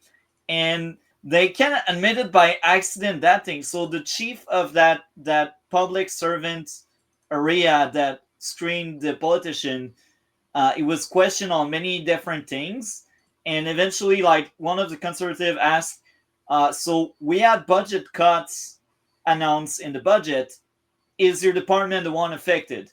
And the guy dodged the question in a way like, yes, but I will not admit it on record. And it's kind of hilarious and frustrating as a taxpayer because you're like, okay, so now we will have even more corruption, even if it's already freaking easy to be corrupt. It's nonsensical, but hey, it's Canada. Like, politicians since Trudeau, they're not in power because they want to better Canada. They're in power because they can make money out of it, and they don't serve the people, they don't serve the country, they serve their wallet and their friends. It's sickening that people would still vote that corrupt party. It's awful. I hate it. I hate it so much. Any thoughts on that, Dragon? Well, I guess you don't have. So let's answer the gaslight and the lies because it's all the liberals can do. Canadians deserve to know. Hear, hear. Le ministre des Finances. Mr. Speaker, I'd like to thank my colleague for the very important question that she asked. I think she will have seen in the budget that we remain true to our values, Mr. Speaker, Canadian values. We make sure that while we do a budget which is focused on the future and investment, that we protect people, that we protect childcare, that we protect pharmacare, that we protect dental care. You know what, Mr. Speaker? Because we understand on this side of the House that affordability and supporting Canadians at a time like this is essential, but at the same time, we're going to build a great future, Mr. Speaker. We're going to take care of Canadians today because we believe in Canada. Honourable member for Vancouver Kingsway. It's increasingly clear that this government's budget fails to deliver the transformational change promised and fails to meet the moment. It fails to provide any relief right now for the millions of Canadians suffering through an affordability crisis. 60% are having trouble meeting their monthly expenses. Half are using credit cards or borrowing money for daily needs, paying interest rates of 19% or more. Why did the Liberals fail to provide concrete measures to help the millions of Canadians who need help now? Because they're in it for their own votes. Mr. Speaker, I'm very glad for the question from my colleague. It's a very important question, and he will remember that the first thing we...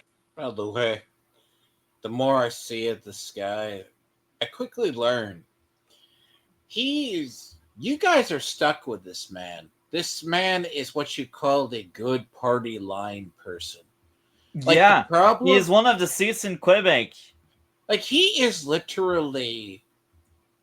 I am amazed that, see, we have people like Chuck Schumer and other people here, or he strikes me as, I can't think of the guy's name right now.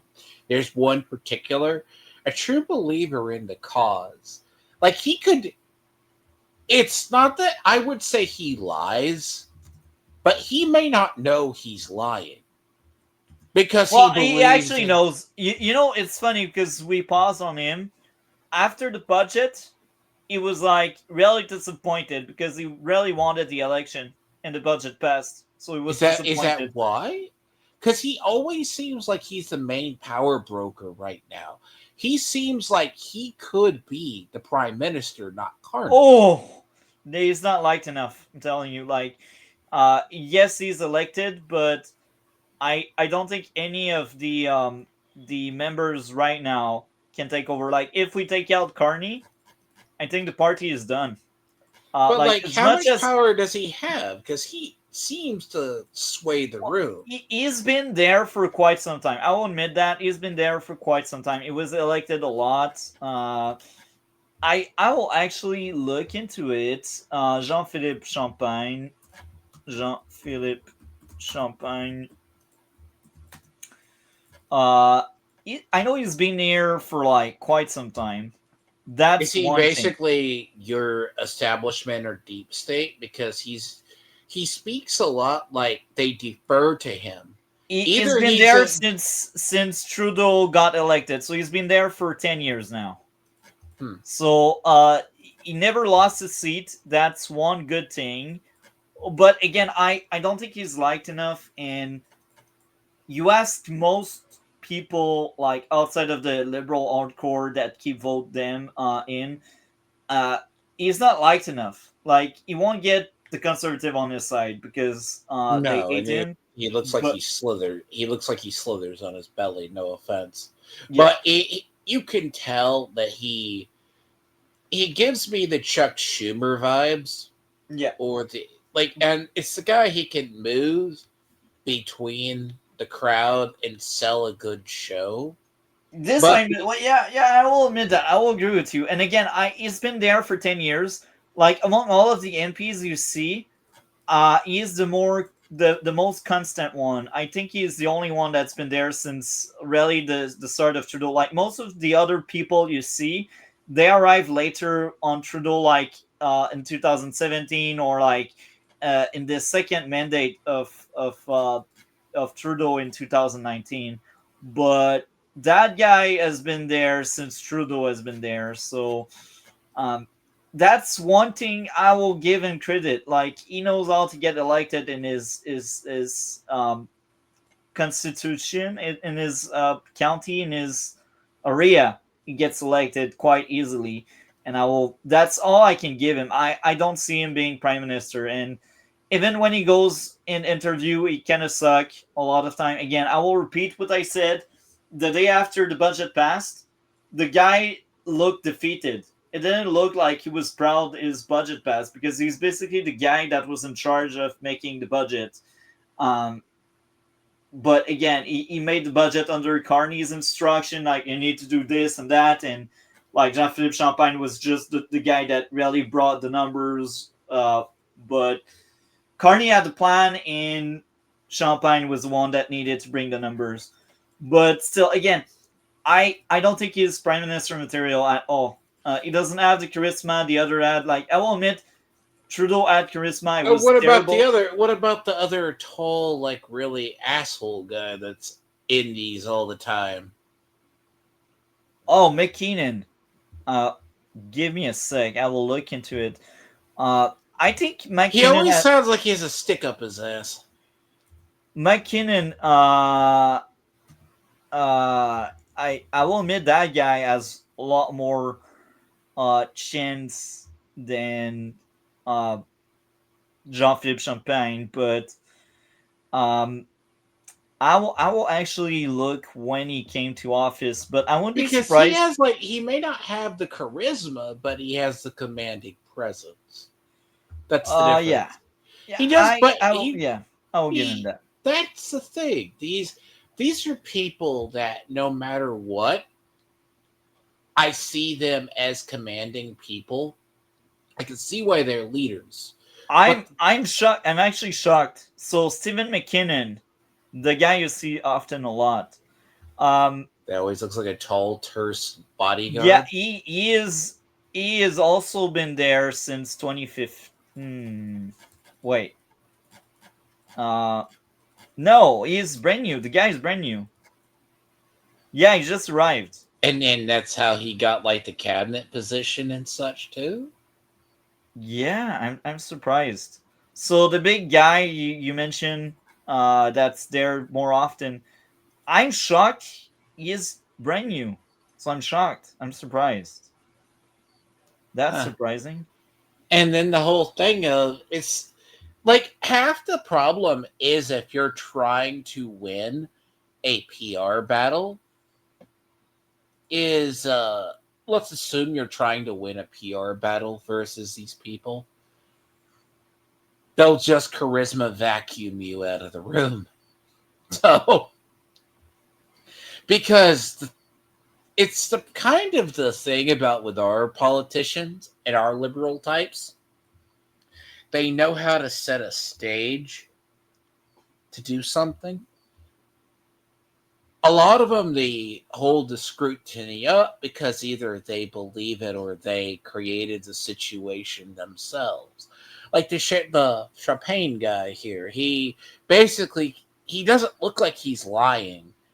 Now, if you held him to his record, he might not hold up to the scrutiny. And the other thing that goes against Champagne, he was always in cabinet like almost every time, and he didn't do anything good in cabinet. So he's always been a follower. He's more of a follower than he is leader. he is someone that the party leader can rely on. So they just take him on. And the other thing is he's from Quebec as well, so he's very light. He's a good look. He's a good speaker. He's a good. When I mean speaker, he's a good member. Needs to talk to his whip, talk to his leader, get out of the way of law enforcement. So I bring this up because he brought very interesting question period moment. I remember seeing these question period moment on my own as I was watching each question period, but I could not locate them well, and I think the commentary is also very good. So his channel is in the description below. It's Moose in the Loose. I enjoy a lot of this content, but I won't lie. Like sometimes I feel like maybe he's not most reliable. He's very much in the rage bait, and he's very much like, let's rile up people against the liberals. And I'm fine, like that kind of content exists. And again, I think he is quite talented. Again, I like his channel. I've seen many of his videos, and sometimes I skip out. I just see the title and I'm like, oh yeah, I'm not interested today. But like, how long has this guy been here? What? How long has this guy been here? That's what I was telling you. He is brand new. I'm shocked. No, I'm talking about the other guy, the guy with the gray beard. The gray beard. The one that looks like the angry bodyguard. Hudson, like on the left. He's the liberal guy on the cabinet that has like the salt and pepper hair. Oh yeah, on the left of like the one that looks down. He's always in the question period. Yeah, the Hudson. He looks down. I think it's been there quite some time. It's not this Hudson. guy. It's the other one. The one that always talks angry. I'll point him out next time I see him. Is he right now in that picture? No. Oh, okay. It's going to be one of the question periods. He's always speaking. He's always like, but he's always it's like a very stern tone. Yeah. With the conservatives, but he's on the cabinet, basically. Yeah. So let's play this. Stop extortion in this country. We've got some serious bombshells being dropped here. Welcome back to Moose and Loose. My name's David. Today, conservatives are blowing up the House of Commons with a report that's come out from Global News that the Liberals have allowed terror lords from the old Chip and Hummus crew to come into Canada, and not only come in here, but become Canadian citizens. These are top terror lord officials the Liberals have allowed and welcomed into our country. Let's jump into this. And we got this one. Heather McPherson is best known NDP leadership candidate. So we don't talk about the NDP much on here, but it does make a big difference regarding the Conservatives going ahead, and it shows here. They posted videos, and I guess McPherson shows 14%, Ashton's 13%, and Lewis 8%. So McPherson here is barely leading Ashton, and Lewis is basically, he's done. If you add this up, 14, 13, 8%, that's 34%. That means 66% of people are not excited by any of them. And above it there, it shows that only 20% of people know who Heather McPherson is, and she's the top ranked one out of all of them. And that makes sense because she's in the House of Commons. Basically, the people polled here don't know who any of these people are. We got Judy Trin posting this one. Would you join a volunteer force to defend Canada from hostile states? Canada's top military strategists want to create a civil force of 300,000 citizens. Mark Carney's program of training public servants in military drone pilots using pew-pews is basically a 1-week course. This is a dangerous thing to do. I have some friends in the military, and they said this is crazy because these people aren't going to really know how to use these tools, and they would be more of a danger than a help. But Mark Carney can then pump up the numbers on the books to show that we're investing in military when really we're not. Moving ahead here, we got Michelle Rempel-Gardner dropping some serious truth bombs in here. Yesterday, a shocking expose by Global News outlined how in 2016 the Liberals allowed a Syrian national named Omar Al-Qassib, who is a financier of Hamas, to claim refugee status in Canada. On Tuesday, officials revealed that the Liberals have launched a one-touch program that allows refugee claimants to self-declare whether or not they are terrorists. And it was hilarious. I was torn apart because I was baffled by it. I was like, it's Canada. I'm not surprised. Are but you shocked they have a sanctuary situation? How I'm not. dare Well, you? let me explain. Okay, I was like, it's Canada. It shocked me, but it doesn't surprise me. Like, it's actually a circus. It's actually a clown show. I already knew it, but like, it never had been so crystal clear out of a circus we are here. We are a sanctuary, and again, it didn't like it shocked me, but it didn't surprise me because at that point I expect that kind of BS. This is why nobody takes us seriously. Well, you and have like a reason why, the jokes aside, like in the U.S. we have like sanctuary policy that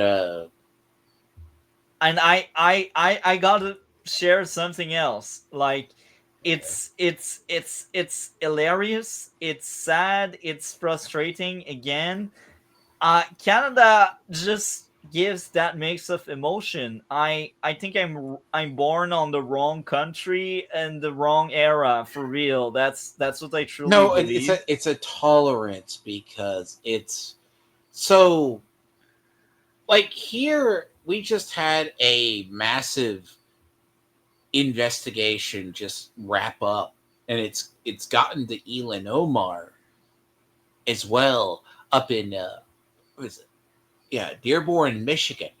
Somali rebel groups, one of the major ones, was getting a lot of money because from claiming their children were autistic. Now, using these funds and sending it to Al-Shabaab, it's a major story right now. We took these Somalis in because we're like, initially, we take in people, they'll come over, they go, I'm from war-torn Africa, and there's a lot of genocides going, several major genocides going over there right now, by the way. We bring these people in to give them asylum. Now, legitly, majority of these cases we let stay because they're either, if they go back to their home countries, they're dead. But there's also like a lot of people who are in basically Mexican cartels that claim to have come up for asylum status, but they're really cartel members trying to get free steps into the United States. So take your pick. We'll take these people in if they're from a war-torn country, because if we know we send them back, they're dead. We'll also have people who infiltrate us through this means, but those are very rare. You know, up there you gotta be really careful about who you get an asylum status to. Sometimes you can't avoid, because like, I'm all alone. But see, like the Somali Al-Shabaab issue, Dearborn, Michigan is actually one of the leading areas for all Islamic stuff. They were basically funding Al-Shabaab through payments for autism. Which sounds crazy, but it's true. And it's caught a lot of our politicians off guard. And there's a lot of leaders of Al-Shabaab, and they recruit people to go fight in Somalia as well. I'm not surprised. And the whole thing is, there was a whole finance scheme brought in, and one of the Democrats signed off on it. And some of these people we bring in are part of asylum. So we take both in, but majority of the people who seek asylum aren't bad people, but occasionally the bad ones slip through. So That's it. But no, when I was telling you about them abusing, them claiming that their children are autistic just to get money, and then they fund it. But U.S. became the U.S. government became one of the fourth largest groups funding Al-Shabaab. Yeah, that's good job. That's Our not money, surprising. and we didn't know it because they were supposed to be getting the funds to take care of their autistic children. Yeah, it's it's baffling. But I wish I could, but like I will read out the comment because I cannot screen share it, but I got it all right in front of me. So the comment is while I'm sure the causes are complicated, no nation has leaned more into diversity is our strength. We don't need a melting pot. We have a salad bowl. Immigration is sanity, then Canada. So that's from GD Vance, and he did a comment on Canada, and that was the start of it. Let me finish. The second paragraph was if as the highest foreign-born share of the population in the entire J7 and its living standards have stagnated, which is true. And with all due respect to my Canadian friends, whose politics focus obsessively on the United States, USA, your stagnating living standards have nothing to do with Donald Trump or whatever boogeyman the CBC tell you to blame. The fault lies with your leadership elected by you. I fully agree with that statement from GD Vance, and it's sad because you need a foreigner to highlight that. And just because he's a Republican, many center Canadian or Canadian that believe that are in the center will say, "Oh, it's BS. He wants to tear us apart. They want to annex us." It's ridiculous. It's simply ridiculous. I mean, I agree with JD Vance. TDS runs. One thing I'll give JD Vance. JD Vance, surprisingly, is not a terrible person. He sounds based. I'm jealous you guys have that guy. The funny thing about him is he's a double-edged sword. Like when Zelensky first came over, we could have had a deal. Like him, it was him, Rubio, Donald Trump sitting in there, and this is back when Zelensky came in. Now, Vance is a leading candidate to not replace Trump, but run for president in, 28? That's if he has credibility to survive. Yeah. But the thing about it is, Vance can make good statements and actually be a good semi-person. But when it comes to he is of the faction what we call neo-reactionaries, which that's a whole topic to itself. It's a movement that is in conservatives that lean back to strongmen or going back to monarchies. But there's a whole philosophy to it. But Vance can be very much a good speaker. Now, does he sometimes bungle foreign affairs as he did with Zelensky? And then the only reason he tried to say, well, did this and this. It's like, yes, not a good outing. Is he getting better? But he is kind of based in his responses.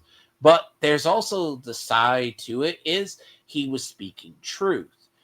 The idea is you can't blame TDS. We can blame TDS for a lot of stuff in the United States.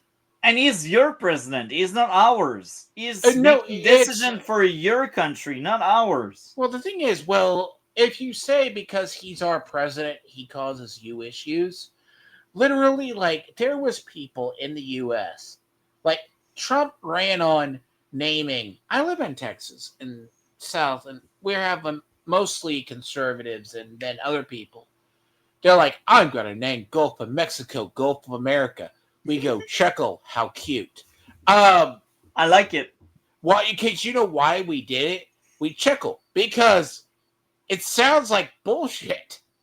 It's like, you're not renaming the Gulf of Mexico. But in Canada, we are so oblivious to sarcasm. We are so oblivious to humor that we don't see it. And then there's the thing of, like, of the three big things. We were going to make Canada the 51st state. We were going to annex Greenland. We're just looking at Trump like, what the fuck are you saying? It can't be true. That won't happen. Entering Canada. How many Hamas operatives and other terrorists have the Liberals granted refugee status to in the last 10 years? Too many for them to count. The Honourable Parliamentary Secretary for the Minister of Citizenship and Immigration. Mr. Speaker, I would urge colleagues across the way to think twice about putting on the floor of the House of Commons unverified reports from anonymous sources, Mr. Speaker. Just like it's lying. It's not a lie. You just don't want to admit. Hey, do you remember when I told you why they wanted C-19 or the C-8? C-9. Do you remember Do you remember I told you one of the theories why the liberals wanted that? Not because they want everyone. No, not just to tell people. Because liberals know they got a terrorist problem in their country, and they don't have like the full means to monitor them. And there's two ways you can deal with it. You can try to pass a new legislation or enforce what you have. And the fact alone, this comes out that they have a terrorist group, because I specifically said it was to monitor Canadian terrorist people and people seeking asylum up there. Because I've heard stories about a couple of the people they took in. The funny thing is, if you know they're going to be a problem and bring extremism to your country, don't accept them. Well, that's one part of it. But you also, but don't also go, because here's the thing. If it comes out that they get a hold of the documentation that showed the courts gave it, it's just whatever. He could have said, yeah, maybe there's some to slip through the cracks. Because remember, as I said, when we take in, let's say we take in Mexicans from Latin America, we took in a lot of these people thinking they were just people fleeing. So a couple of cartel people or gangsters got in through it. You know what we did as soon as we found out about them? We threw them out and threw them in prison. We don't do that here. It's not inclusive enough. It's not diverse enough, you know? Because security is of Oh, really? What is the media running for the past 2 weeks? Rumors about Pierre Poilievre, and it's hilarious. I that's had that distraction. Welcome to your Epstein. Yeah, and I will also mention this, and I might be wrong on that, so correct me once I'm done. But how I see journalists and media here in Canada, they are not here to inform people like they should do. They are there to influence the voters. Now, when I look elsewhere in other countries, I feel like, yes, we have some of these activists within journalists. You don't really have a choice. You always find some bad apple in the tree. But here's the thing.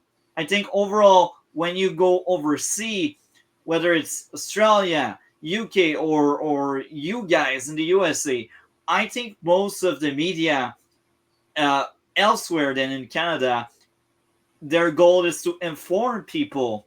And yes, if they can influence, they will. But the main goal of journalists all around the globe is to inform people. Not in Canada. In Canada, it's to influence people. It's to brainwash people. It's to keep going with the psyop. And it's disgusting because most of the liberal voter are the victim of that psyop, and yet they don't see it because they are the victims. So any thoughts on that, D-Lord? Do you think your journalists down south are there to inform or to influence?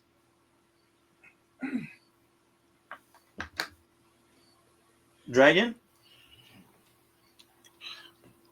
Dragon? Dragon?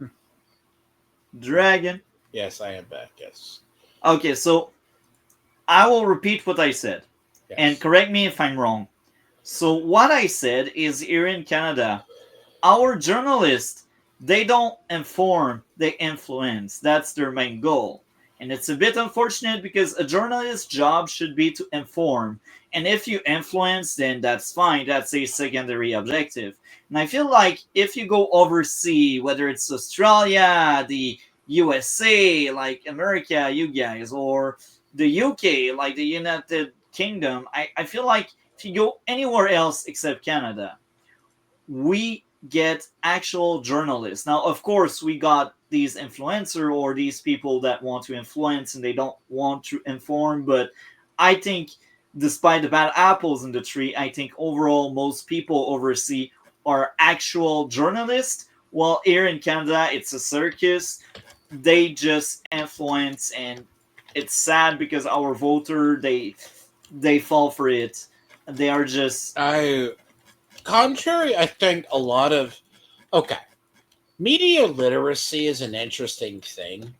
Like where I know I have a neighbor, like he still watches literally CNN and MSNBC. I asked him why, because he goes, I'm not going to watch Fox News. Well, I'm like, but no one really watches those people. Now, you have people who have a liberal slant. They're going to search media for what they wish to learn. Not everyone looks at both sides. There's also this thing in media now, Multi, that I've seen it, and I'll describe this phenomenon to you. We went from the era of the journalists. Like, if I showed you the American journalists, you think, oh, Walter Cronkite, Chris Wallace. Fox News, at one point, had anchors that were actual journalists. Then they said, oh, but we're going to bring in it's like calling Tim Pool a journalist. Tim Pool's not really a journalist. He's a blogger who did man on the street stuff. You don't call a person like Tucker Carlson an actual journalist. He was an editorial writer. Now, with this in mind, the left brought in a lot of major figures, as well as these blogger types that like to think they're telling the truth. Now, but they don't. But here's the thing. They represent their side. Conservatives have this issue too. Like Fox News, trust me, don't get me wrong. For years, I could barely tolerate Hannity. There was a reason why, like, during the period, like Fox, during the prime time, I would watch O'Reilly, was it Glenn Beck, O'Reilly, Brett Hume, Brett Baer, skip Hannity after a bit, because the guy, I could spot the people are lying. Like, but I was also taught to question and look at both sides. Now, there are points that when you see a story, one thing to remember, and it might be different for you guys, but similar. Mondays, Wednesdays, and Fridays. If the government announces anything on a Friday, late Thursday, early Friday, they're trying to bury a story. Middle of the week story, a lot of stories come out, but if a story comes out over the weekend, they want to bury it. Which, now the thing is, you're going to say, like, let's say in the U.S., what happened to us recently. Because the shutdown reflected badly on Democrats, and they were going to cut off SNAP benefits to others because of it. Not the Republicans, not Trump. Democrats caused this. Wow. The idea, they caused the government shutdown. They kept it going. You know what they did? They immediately pushed through the bill to release the Epstein documents. To divert the attention, yeah. Now, realistically, that's a wound that needs to be lanced anyways. But it was a distraction tactic. Every single time something comes up, they'll throw up, pocket sand, this story, and they'll let it run through the news cycle. The thing is, you have to discern what's the actual stories, because what's the goal of that and why they released it at that point. A lot of people have memories like goldfish. Now, in the U.S., we have the issue of where there's legit smoke and where it's just nothing. Like, there's smoke, there's fire, but there's also pocket sand. Like, they'll just go, oh, did you forget about it? Because they hope it's washed out in a media cycle. Yeah. Because that's one thing you got, like the floor crosser. Yeah, they're going to go, oh, we're going to promote the floor crosser. But most of the people, I hate to tell you, have sub 100 IQs. Yeah, I agree with you. I hate to tell you. No, I agree with you. It's really a thing. And this goes for everybody. Like, if you see half the stuff that's rage bait on TikTok or anything like Twitter, by the way, fun fact on that, it just came out on Twitter so the program that they had to identify the country of origin for a lot of people doing rage bait on one side or the other, identify the country of origin, to no one's shock and surprise, by the way, the guy claiming to be a red-blooded American turned out to be a shit-throwing Indian. Yeah. And again, I will repeat myself. That's the part of this is what the Dragon. Yes. I will repeat myself. So that guy is lying and gaslighting. He is pretending it's all made up. It's not. It's something I have seen in comedy. And again, we will cover comedy a lot. Not tonight, but like during Christmas time, we will cover the fabulous comedy about ethics. There are so many great comedy to cover that will be very fun. So yeah, we got receipt, we got testimony, you're getting what I'm saying. The thing to it is, that program to identify, and you know where a lot of liberal people get their news from? Twitter, Instagram, and Reddit. And I'm not surprised. And what's funny about that is, it turns out the guy claiming to be a white, red-blooded American is actually an Indian dude spamming shit on social media. I'm not surprised. I'm sure. Let's play more of that because we still have a lot going on. There's all this stuff, unverified reports, and they have the audacity to say that. Get out of here. Paramount importance in this country. That is a sacrosanct principle upheld by successive conservative and liberal governments. We maintain that principle from start to finish. As for the comments about the program that was talked about at Immigration Committee, the member knows better. For those listening at home, that translates to they don't know. Global News also reported that an astonishing 450 people with assorted roles in Hamas now have ties to Canada. Last week, the minister was unable to say how many non-citizen criminals and terrorists the Liberals have granted to in an official request. And now Global News is revealing that this terrorist financier has already passed the citizenship test and is awaiting a final decision. How many other terrorists are the Liberals in the process of granting citizenship to?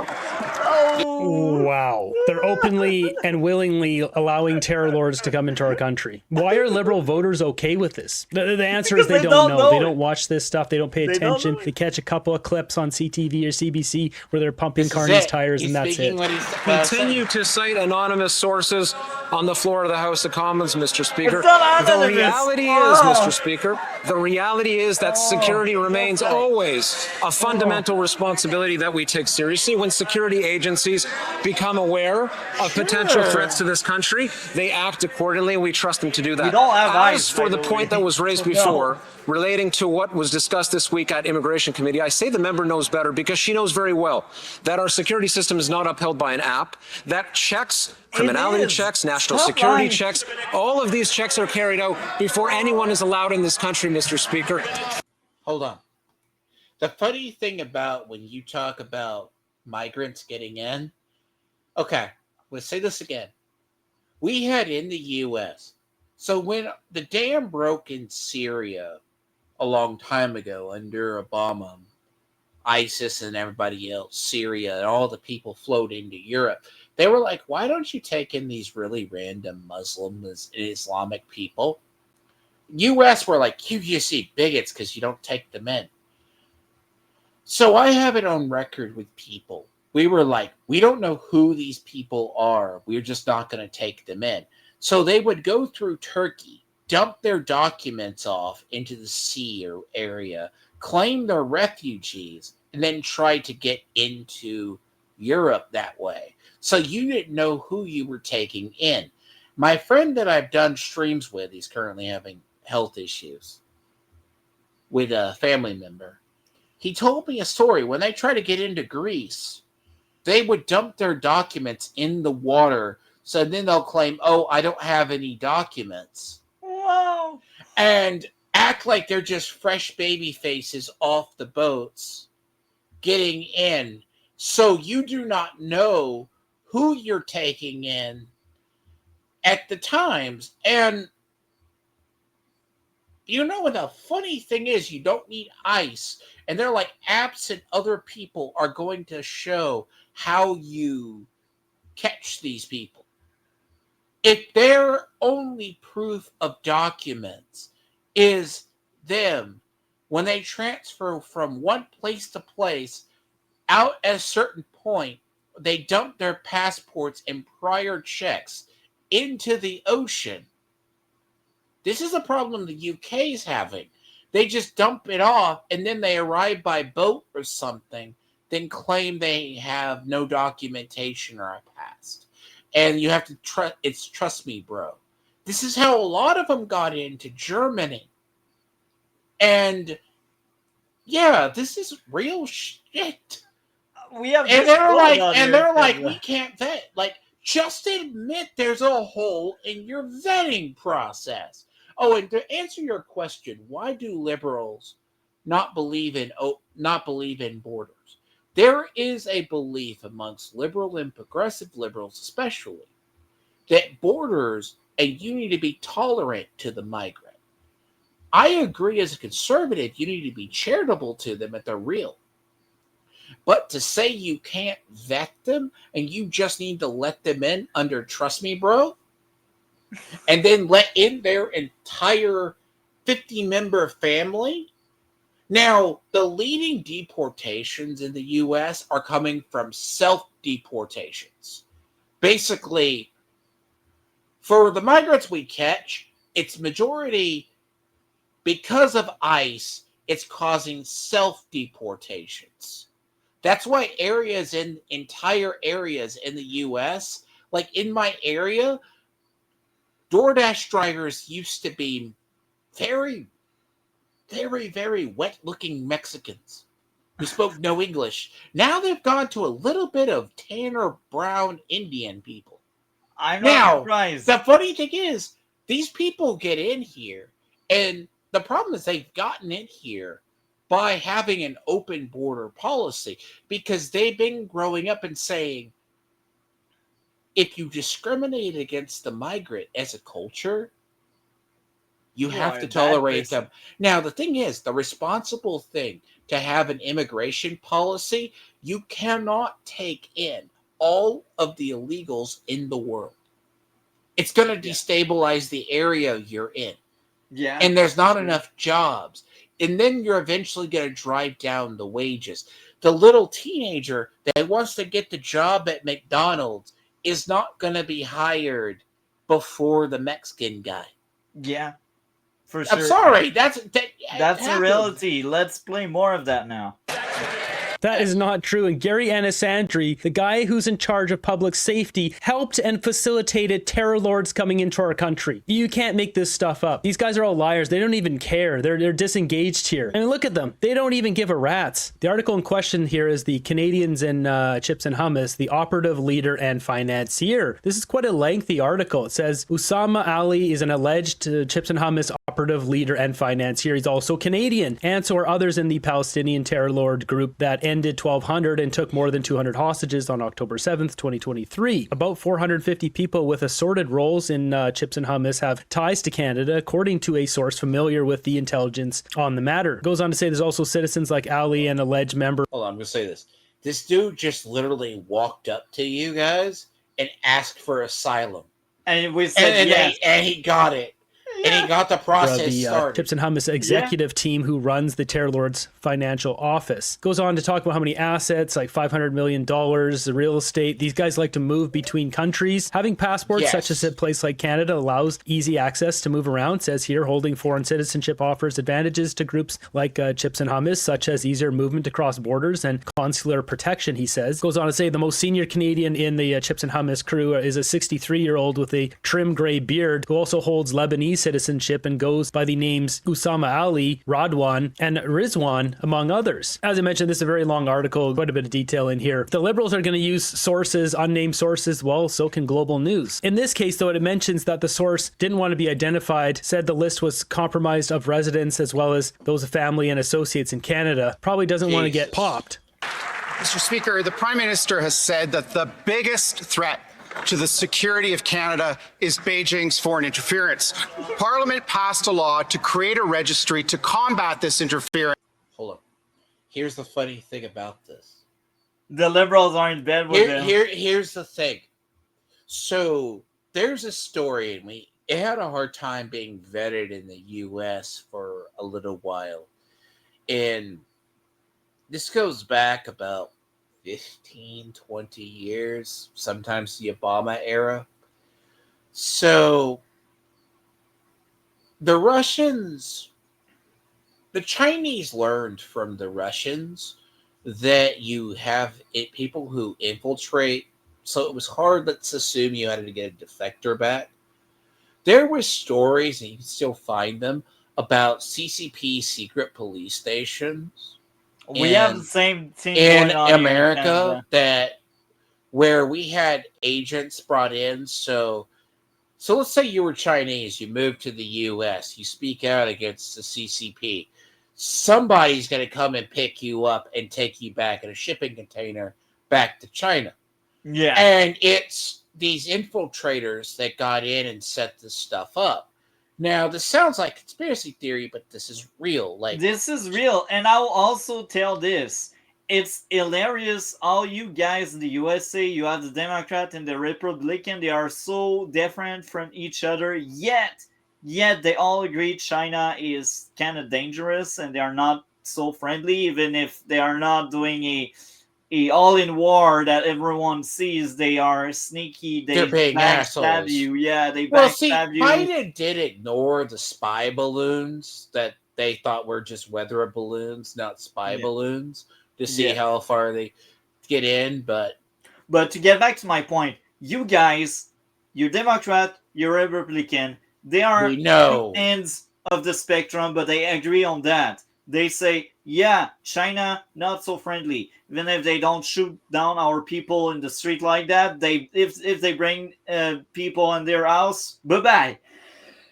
No, they literally, I was telling you about the secret police stuff that they have set up over here. They were abducting citizens, and we found out about some of this because we had their family members come to our people. Now, we have not publicly said this, that the Chinese... But you guys know about that. But we know about it. But you see, in Canada, we also know about it. But here's the big thing that kind of pisses me off and that angers me so much, because the average Liberal voter doesn't know that. But the liberals, they actually think China are friendly because they are so open, or because they like so much communism, and that's why they want to be inspired. They want to bring China here in Canada. This sounds like conspiracy, but it's not. Let me finish. Yeah. It's not a conspiracy. It's going on. We got candidates that are pushed in the mud. We got foreign interference that goes against the people that speak out, the people that are against the China Communist Party. They are in danger. Lucky me, I'm not well known, but so let me say too. There's a segment. So like when Obama became president, there was this attitude amongst his generation where, in how he was taught that the Cold War with Russia was, or the Chinese, or how he used to say during the Cold War tactics, that this was your grandfather's communist and Chinese person. And it was a scare tactic with a Red Scare. You can trust them. What turned out funny is under, like, going to 2016 elections and such, a lot of them got in here. The Russian agents got in here. And they started influencing, luckily, more Democrats than Republicans. But they started cozying up to all of the politicians because there was a belief amongst younger people. It's not because they have social leanings or towards socialism or Marxism, as much as, oh, that's just what your grandfather would say. It's not real. It's not. But here in Canada, I strongly believe it's because our Liberal Party, they push really hard on socialism and communism. They want it so hard. So again, it's fascinating. That's why I think you guys are in better water than us. Yeah, we have like what came out about the 2016 election interference. The funny thing about it is, what the FBI found is the Russian agents got in and were just spamming posts on social media. Now, what's this part of the story that never made it to the full public in the U.S., unless you followed it, in the Mueller report, was they got to politicians. Now, the Chinese have been doing the same. They've been trying to get people into both our country. Now, the funny thing is, they have been trying to influence candidates. Now, it sounds weird, like, oh, you're just trying to say there's little red ghosts everywhere, instead of like little green people under the sink, as we used to say. The idea is, if a person speaks out, they will take that person and make that person disappear. Now, the problem is, U.S., we acknowledge it. Now, do we publicly admonish China? No. We do take care of it because it is literally a foreign body on our soil, and they do still abduct citizens. It is beyond disgusting.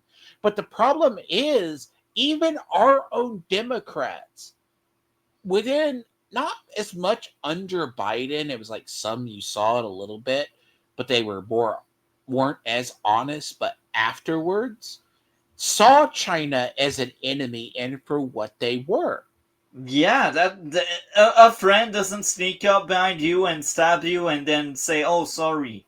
There was a reason. A year and a half ago, the government said it would be up and running by year end. The government must consult with opposition leaders and introduce a motion to appoint a commissioner. There's only 3 weeks left before Christmas adjournment. When will the government consult opposition leaders and introduce a motion to appoint a commissioner?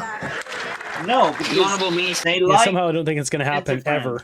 The Honourable Minister of Public Safety Thank you, Mr. Speaker, and I'd like to thank my colleague for the very important question. I just want to assure him, as well as this House, that we'll be moving forward in short order to bring forward the name to the opposition and to have a motion before the House.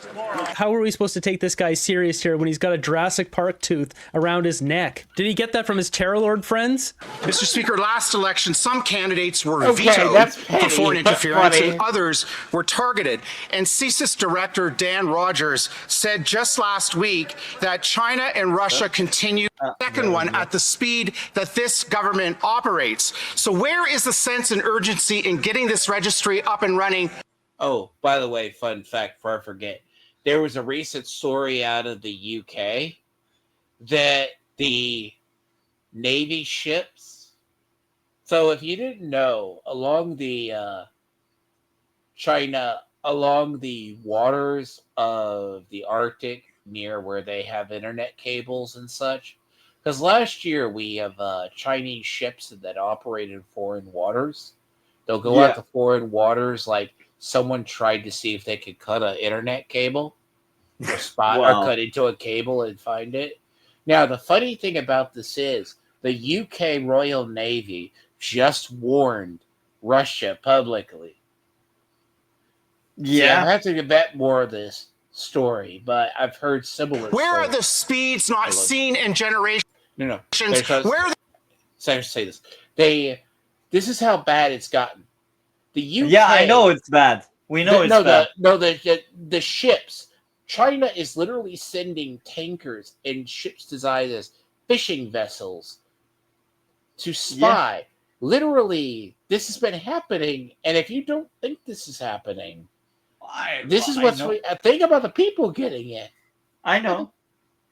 And again, it's funny how they speak about speed and all, because in the campaign they were like in speeds we didn't see before, and it's funny because they took vacation during the summer.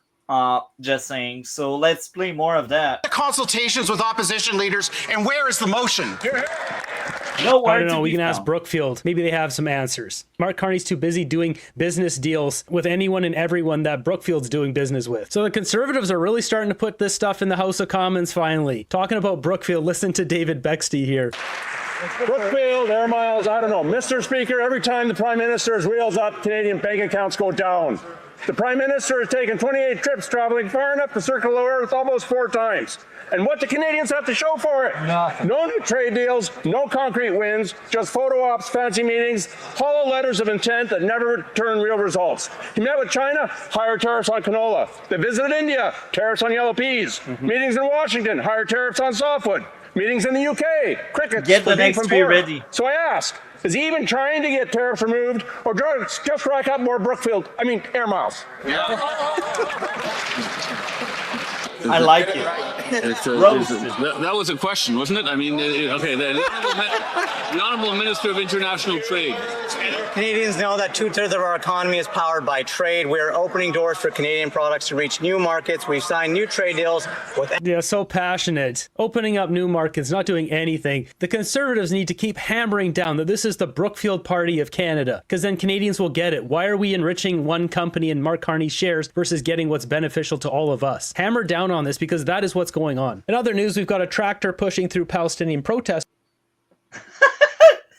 I think that's the perfect sake. I heard about this, by the way.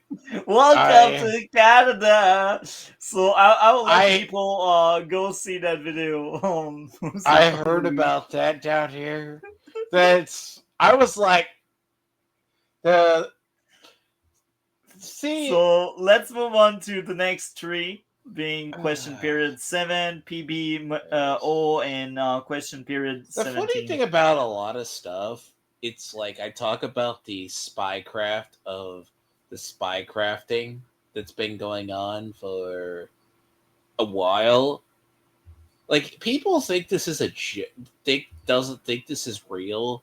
Like, when they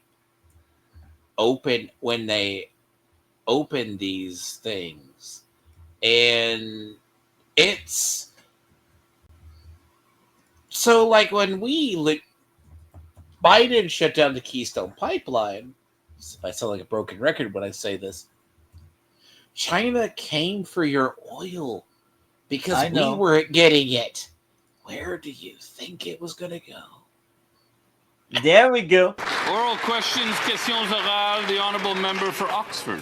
Thank you. Mr. Speaker, this Liberal government is the most expensive in Canadian history. The more they spend, the more things cross. Their so-called generational budget is nothing more than generational debt, mortgaging away our children's future. Massive Liberal deficits feed inflation. Inflation. Okay, let me say this. You're going to hear this a lot from them. The thing is, they think short term because actual long-term investments are different than the other one.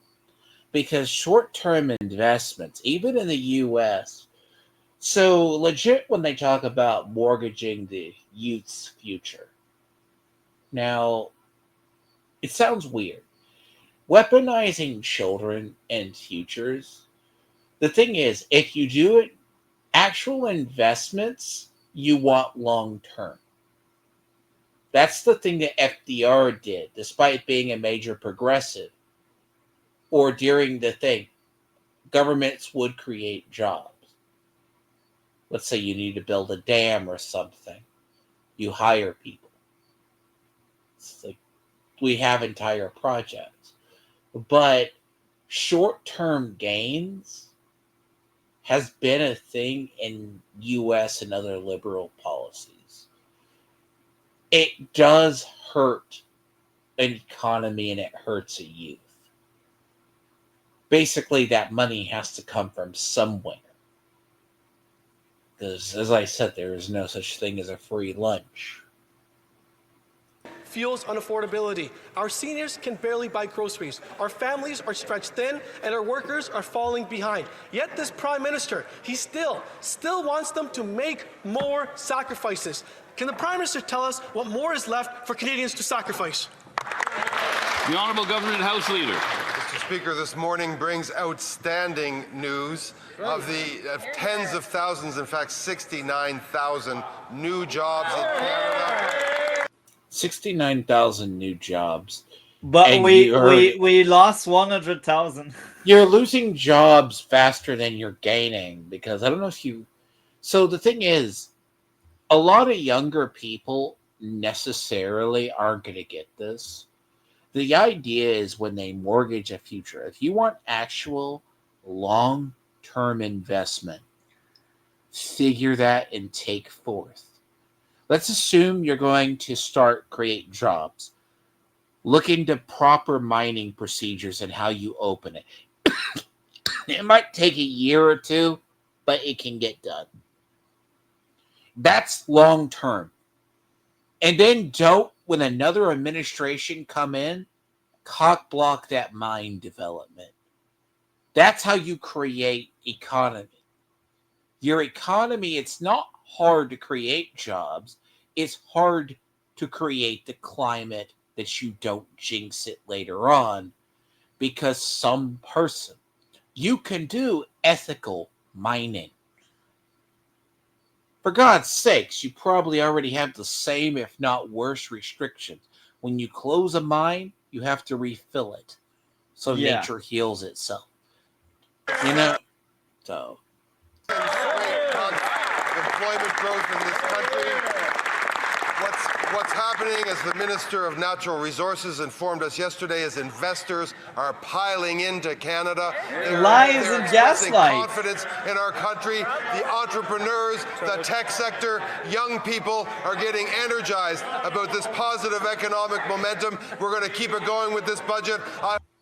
If that be true, Carney wouldn't be so scared of losing his job in the next elections. Let me say this. You're going to bring over fucking people for Housing and infrastructure. That's what this budget has.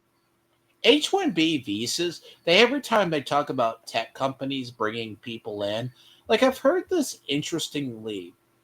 So a lot of the major tech companies and companies in the U.S. are getting Indian CEOs. What's funny about Silicon Valley, they would bring in like H-1B visa people. They try to get banks and other companies to take them in. So like J.P. Morgan Chase has a story. They would bring these people in, or people like in the tech sector. They're bringing in more people that are either Asian or Indian to bring them in to work in tech center jobs or tech jobs. And it's not like the ones coming up for being doctors. They are just there. And they're not as qualified. Now, what's funny about them is one of J.P. Morgan Chase wanted to stop taking them in. They would ace the interview. No problem. This could go for the same for the Chinese and the Indian ones they hired. They couldn't read, the Indian ones couldn't read English or knew how to close deals. So all that interview, that amazing interview that they glowingly got past the interview, they couldn't do their job. Now, what has happened with the tech sector is these people are screwing up the tech jobs and getting $80,000 to $100,000 a year. Good luck. It's hurting the economy for everybody else. Yeah, it lowers the wages. Including through our investment and commitment to accelerating the additions to reserve process. In October, I was in Nanaimo celebrating with the Nanaimaks First Nation the addition of 195 acres. With this, the First Nation is looking to build a 2.3 mixed-use development. 2.3 billion, sorry, Mr. Speaker. That's great housing for youth and for everyone on reserve. That's great jobs during construction and after on reserve. We look forward to working with First Nations. Is this talking about building housing, government housing on reserve land? Yeah. So this is for the natives. Yeah. Why is it 2.3 billion? Because money. Money? But they have no money. Anyways, that sounds like a noble effort. You see, this is for the far left voters. It's for them. But people forget 2.3 billion to build homes. I know. How many people live on this reservation? Not a lot, to be honest, because a lot of the natives, they actually drop their rights and they just want to integrate society. But we don't really speak about that. But you're getting what I'm saying, right? Like, that's a lot to build homes. Yeah, I know. Someone's getting rich from that. Brookfield and Carney, this is the narrative. I don't think it's just them. I think it's to accelerate more additions to reserve. We hope all parties will support this and the budget. Thank you, Mr. Speaker. The honourable member for that was the Friday before they took vacation for Mr. a week. Speaker, there is a lot wrong with this Liberal budget, but the climate plan has become a sinister farce at a time when our shared house is burning down. No more emission reductions targets for 2030. No more cap for the oil and gas sector. The climate strategy amounts to a few tax credits for critical minerals and carbon capture. So, subsidies for mining and oil companies. How can the Liberals call this a generational budget when it ignores the fate of future generations? The Honourable Minister of the Environment and Climate Change. Let us be clear, Mr. Speaker. Our government will continue to fight climate change.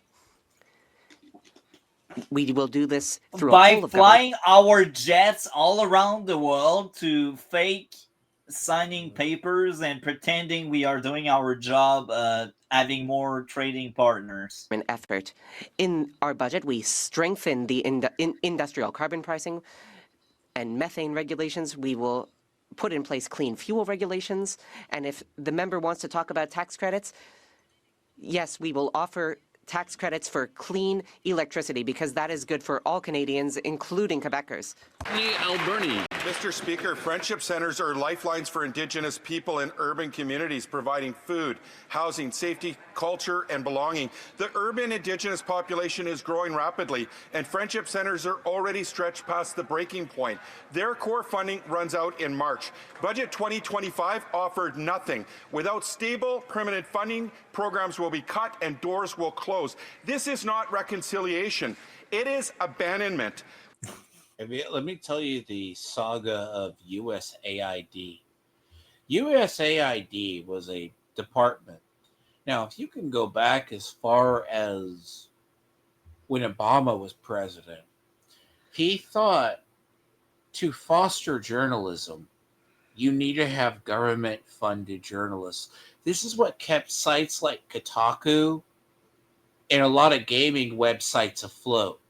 USAID was also responsible for a ton of other crap, such as propping up video game studios and propping up a lot of other useless projects. So if this sounds familiar to you, look at your own country and listen to the things up there about government agencies. We're just funding diversity and other stuff to either replace you or screw you over down the line, and then putting institutions into place to help us get leverage. The reason why you're seeing a lot of game closures and a lot of websites, and including blog sites, sell, like I think it was like there was a series of like a bunch of political magazines imploded online because they were exclusively funded by USAID.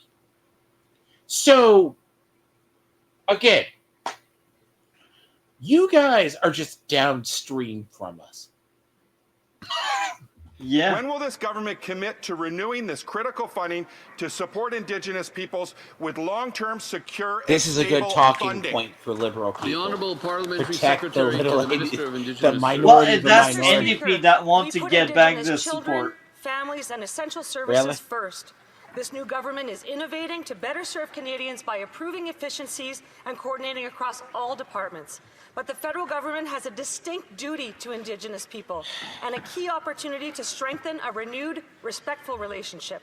That's why the priority in Budget 2025 is to protect critical services like water, housing, and infrastructure in community, and to ensure that changes made strengthen service delivery.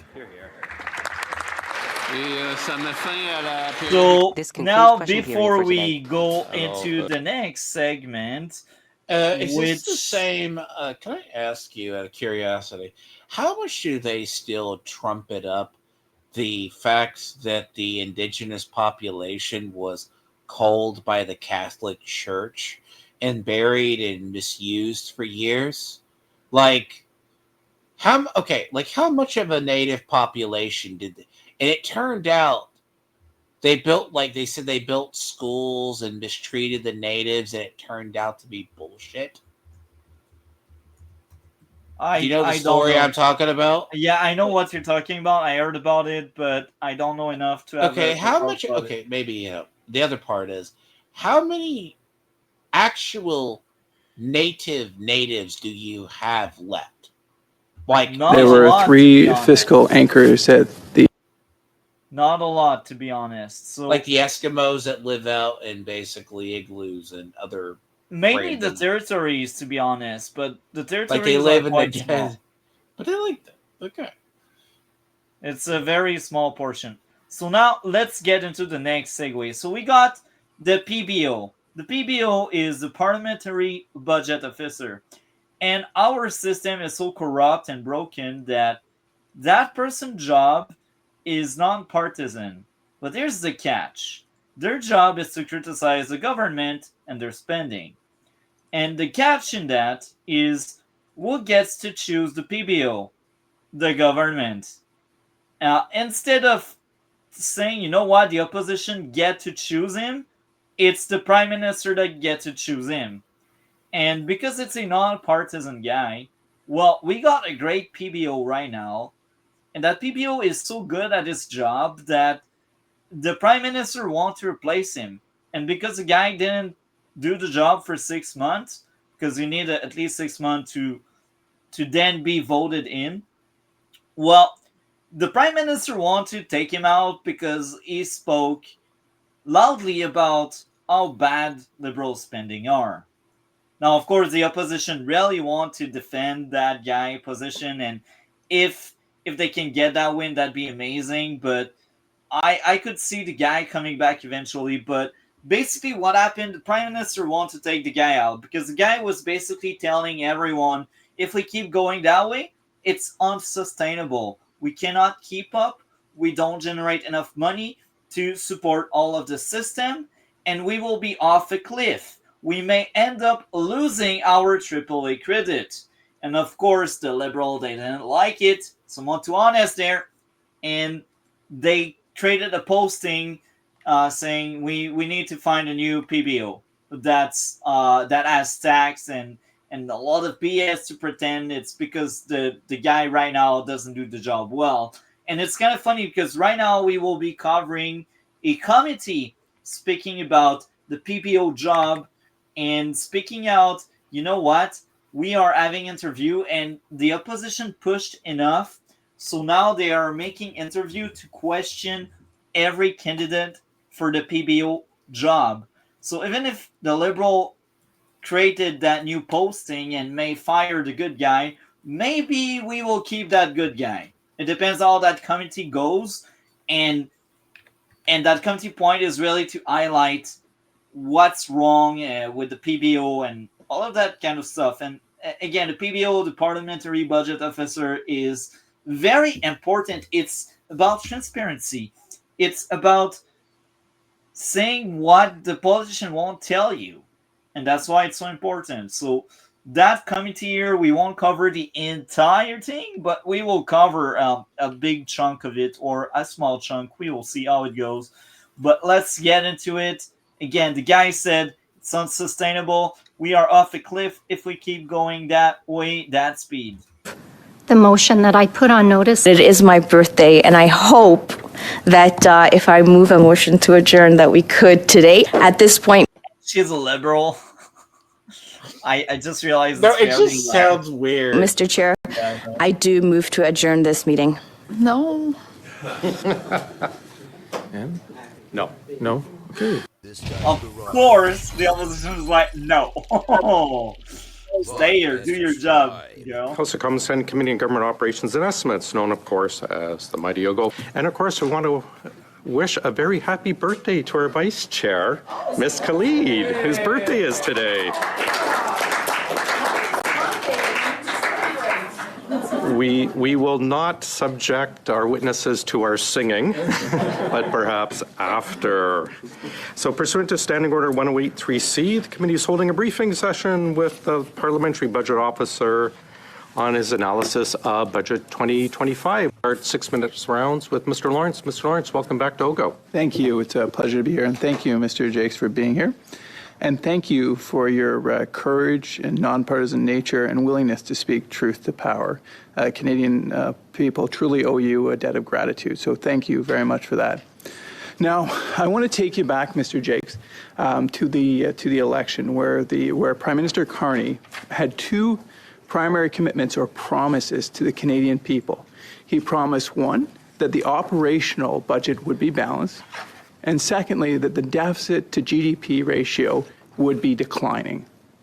Now, in your report, you've now had the ability to review the budget, and you had some pretty clear commentary on that. So I want to give you the opportunity just to make your comments and put that on the record. In the Parliamentary Budgetary Officer's opinion, will the government deliver on their promise to balance the operational budget? Sure they will. Thank you for the question. I would mention that during the election campaign, at that point, the Liberal Party of Canada platform also included the key fiscal anchor and a very important fiscal anchor.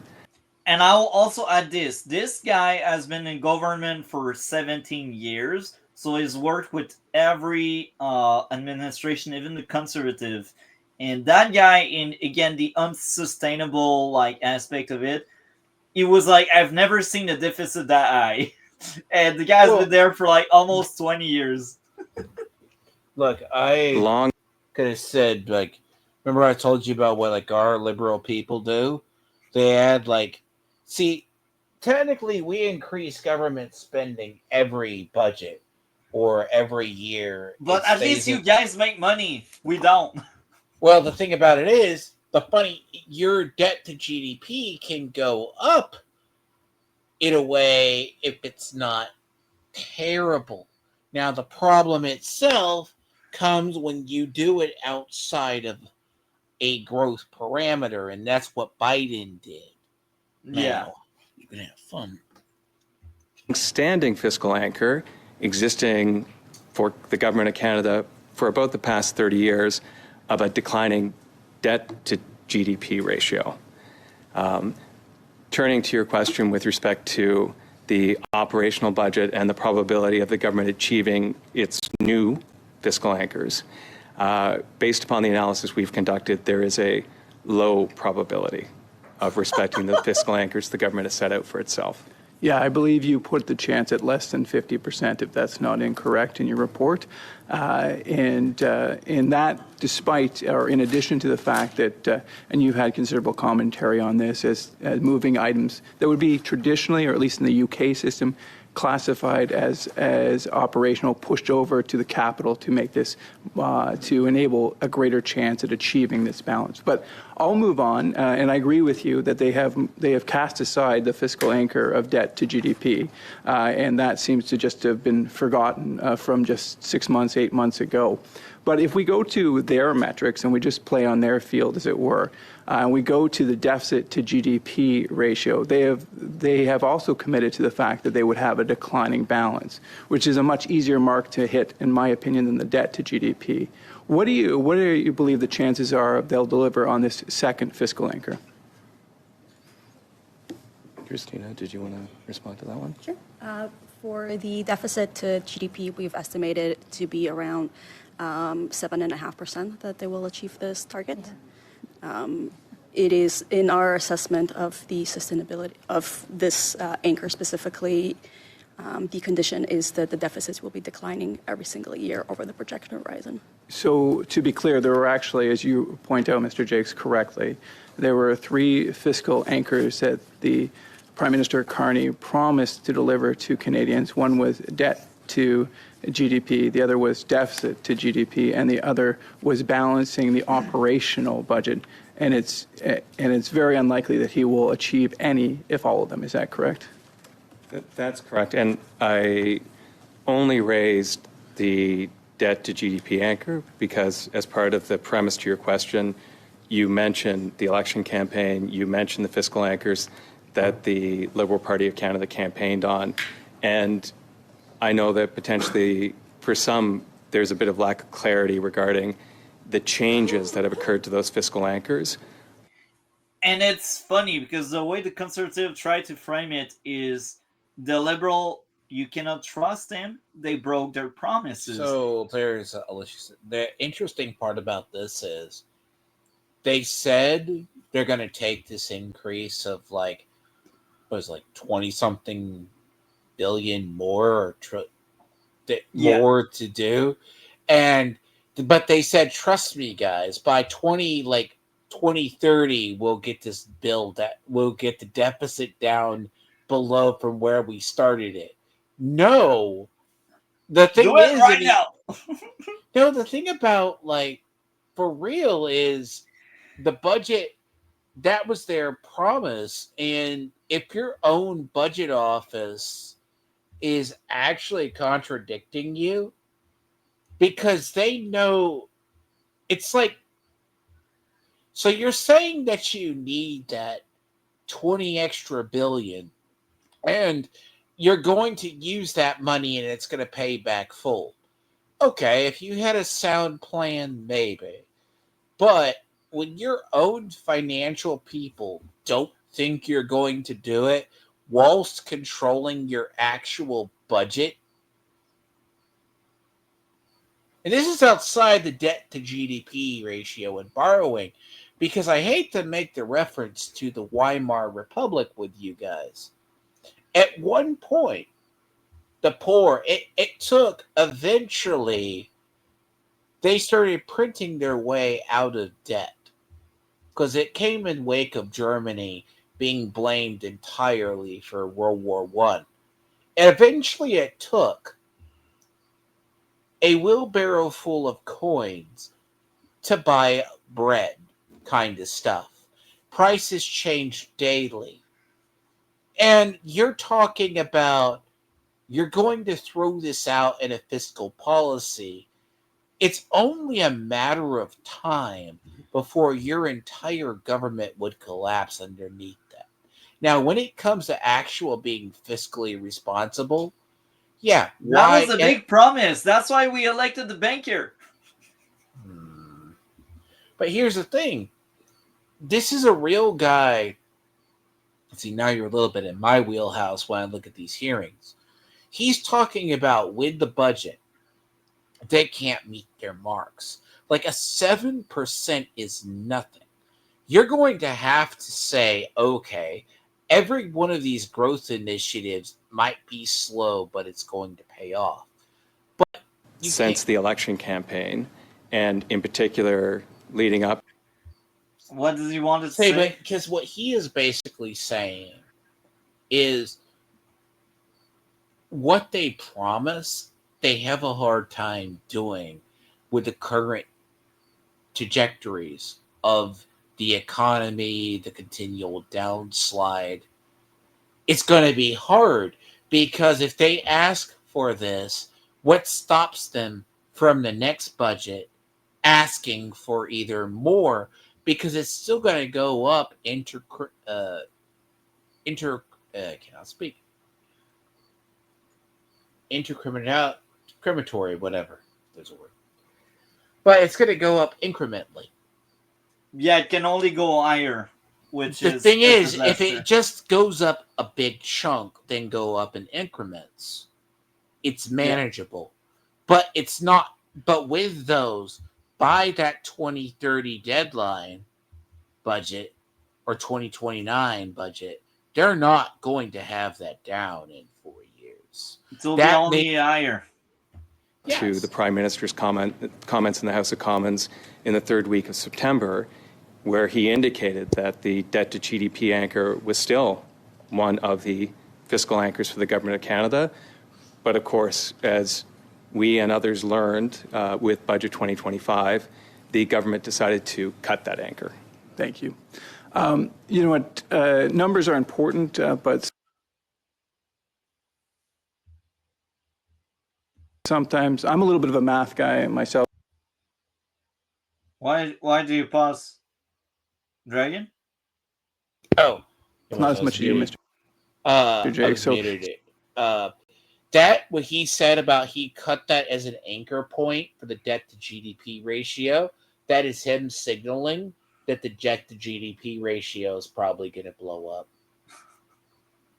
So I do like numbers, but for many folks it's important to put them in context. So I thought of an analogy. I was trying to think of an analogy of the likelihood of Prime Minister Carney delivering on his election promise, that specifically the declining deficit to GDP ratio.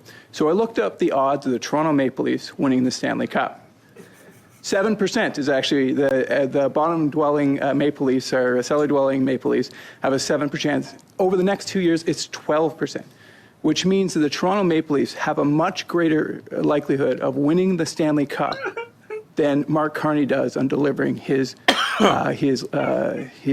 promise. Is that not correct? I don't follow hockey. But if you accept the odds of 12%, then it was much more likely that the Toronto Maple Leafs will win the Stanley Cup than Mark Carney will deliver on his election promise. Is that not correct? If you say so. Thank you very much. Now I want to get to a little bit of a more serious. Okay, I'll save the rest of it for my next round. Thank you very much, Mr. Jakes. Do you agree directionally with our government's plan? Given that the mandate provided to the Parliamentary Budget Office is simply to undertake technical analysis, it's not our place to agree or disagree with an economic or fiscal policy of the government. I like it. You see, that's a good answer, by the way. He's non-partisan. This is proof. That guy is just being honest. His job is not to agree or disagree. It's to look at the fact. It's to inform the people. I wished more journalists here in Canada would share his philosophy, his way of thinking. we would be in a far better country. He was being honest. If it's just that, but it's his also way of answer earlier. If you just listen to him enough, it's kind of like coded language a little bit. He literally said, "Carney, cut the anchor to the debt to GDP." He cut the brake to make sure we crash. So the idea is that's no longer an anchor for it. He can no longer, and that's one thing, if that's been established, that means Carney at some point to approve his plans knows there's going to be a ballooning debt. He knows it. Doesn't care. He will bank No, for it also it actually frees him. He believes it frees him not to be bound by a promise of that. But if you actually, people who look into it, know it can go one of two ways. His plan can either work or it can cause a major ballooning debt.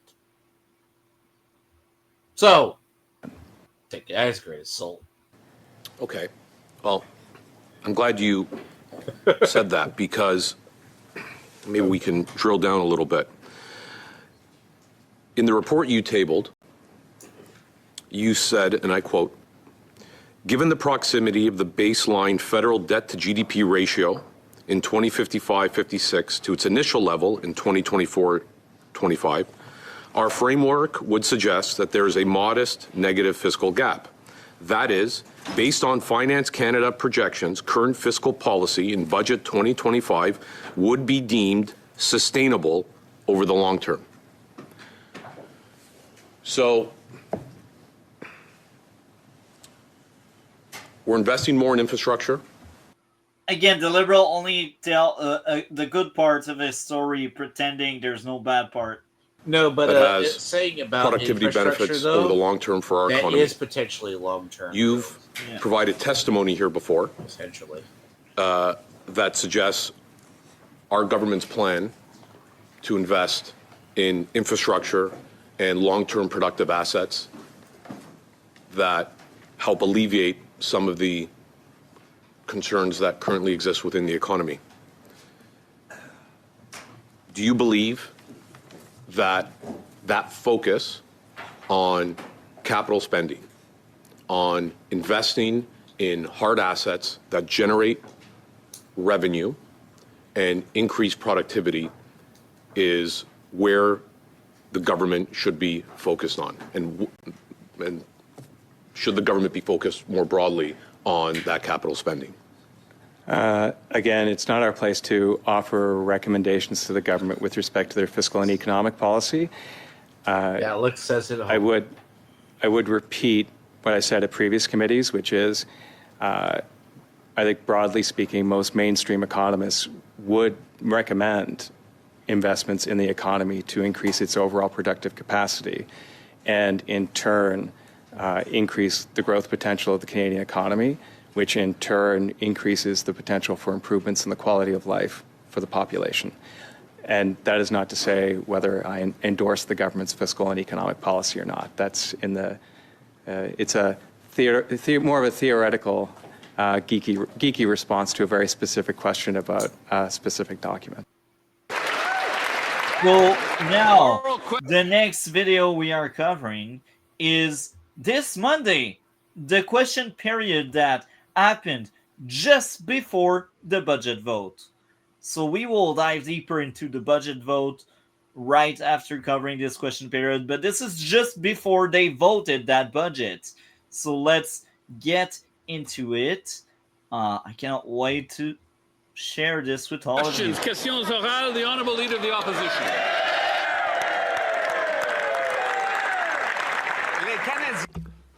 Canadians deserve an affordable life with an affordable budget. However, this Prime Minister is using his deficit budget as a credit card with no limits.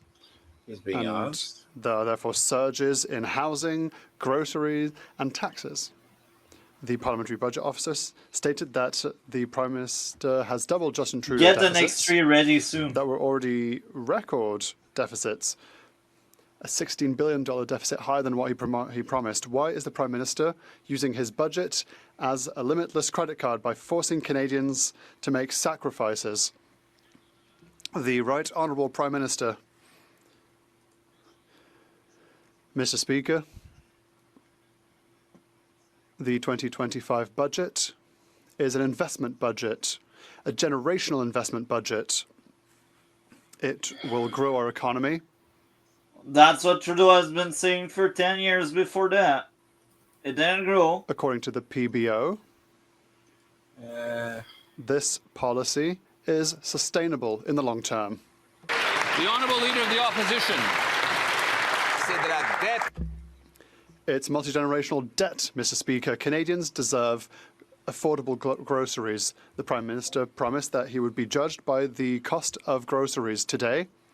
Statistics Canada published its data showing that food inflation is almost double that of the Bank of Canada's targets. It is increasing 40% more quickly than in the States because of liberal taxes.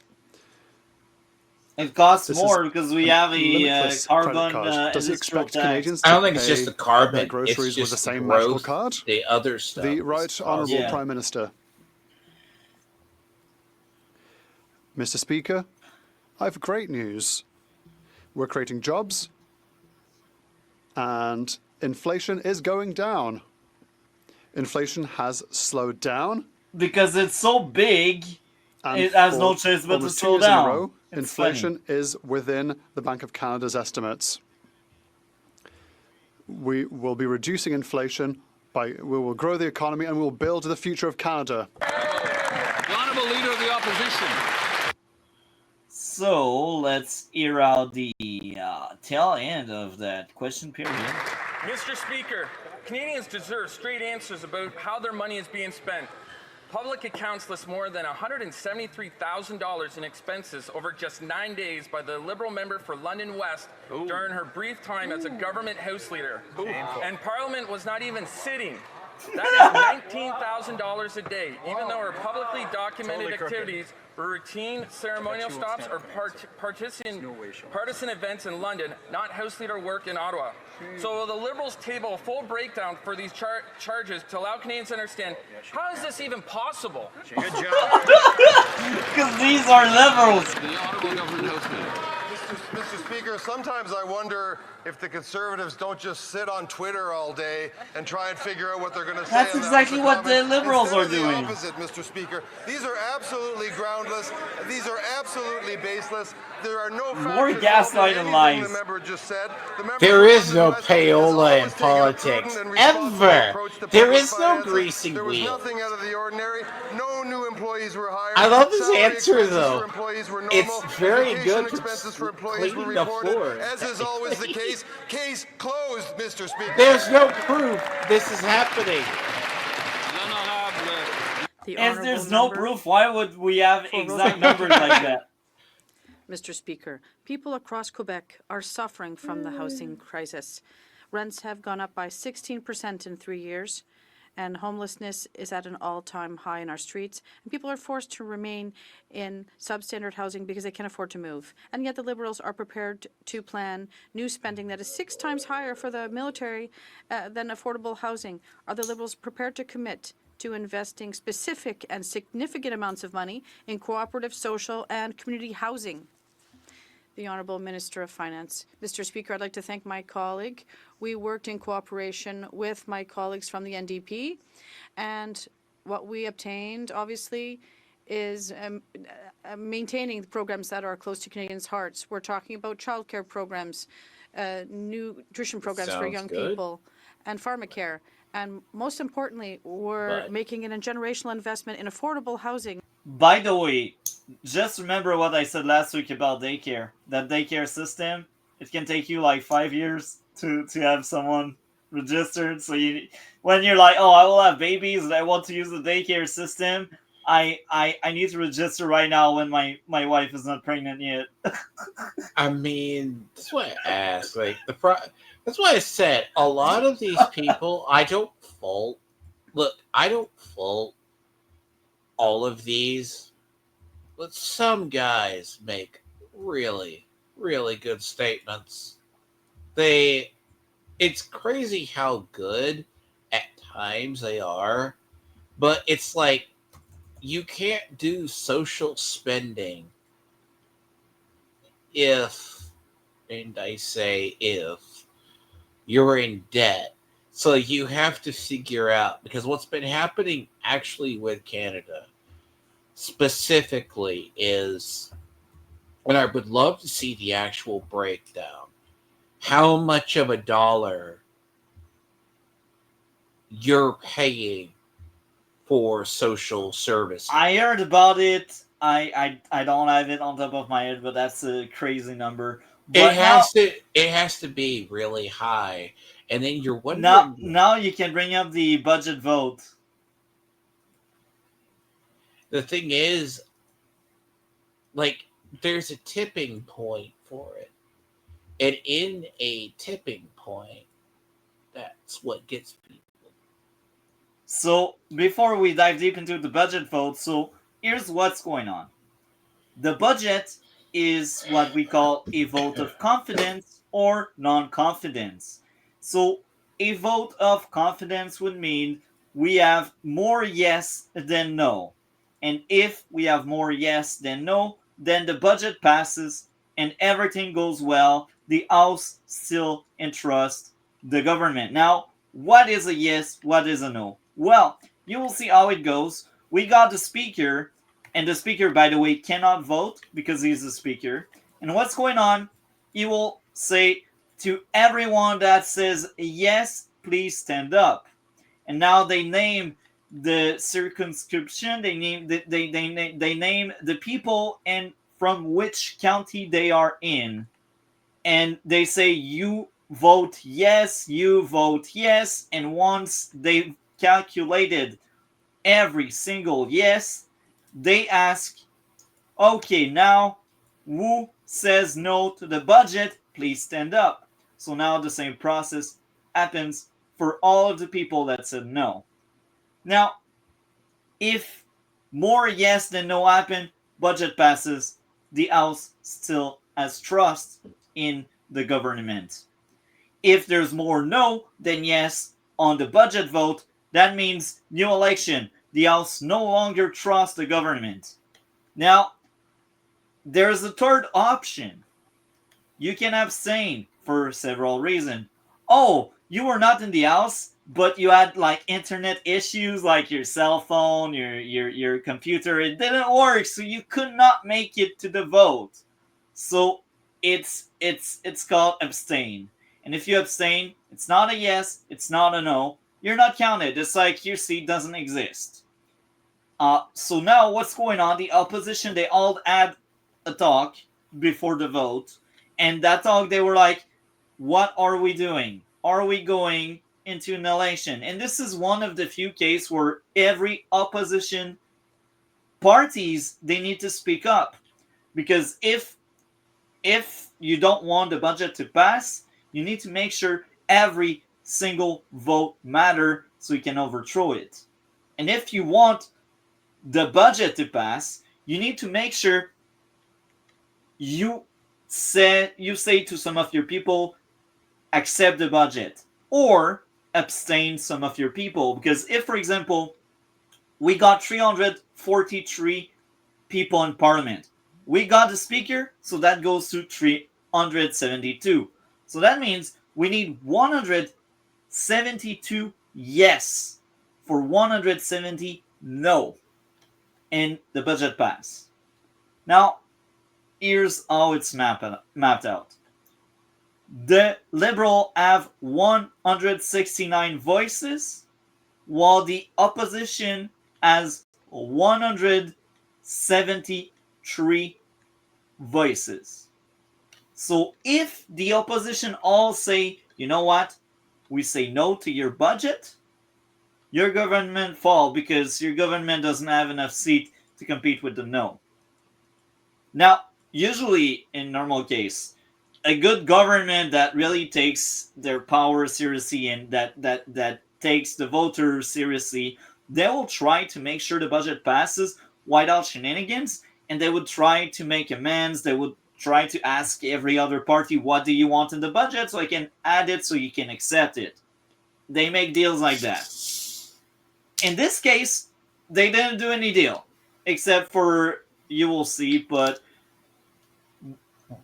based on a lot of things, there were not many talks behind the scene. The Liberals really wanted a new election, so they were crossing their fingers that we would get more no than yes. This is what happened. Now, we will get into the budget, and then I will explain things after that with the fallout. Why did the budget go the way it did? And I will also share some of the backstory I heard from many different videos.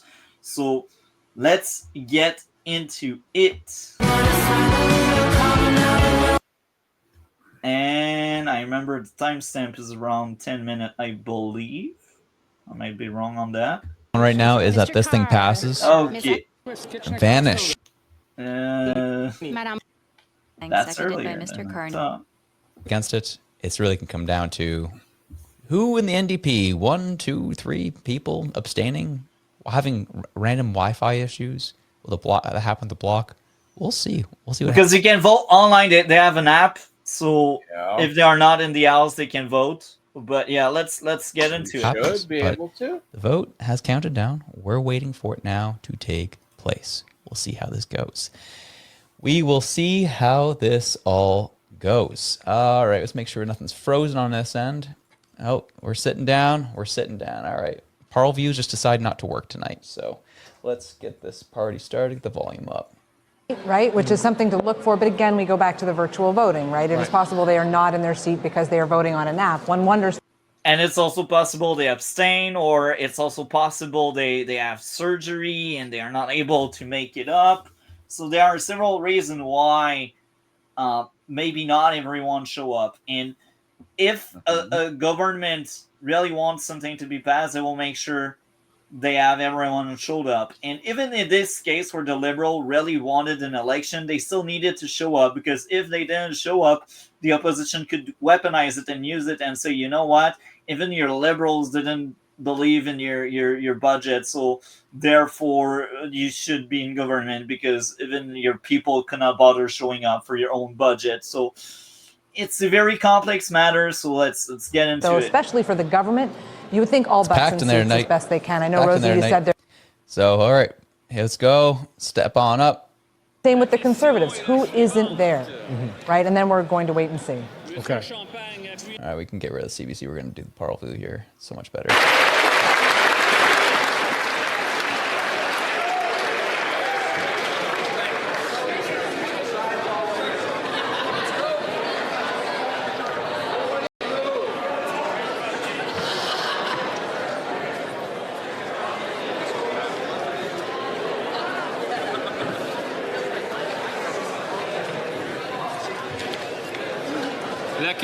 The question is as follows. Are we passing the budget? Mr. Champagne, seconded by Mr. Carney, moved that this House approve in general the budgetary policy of the government.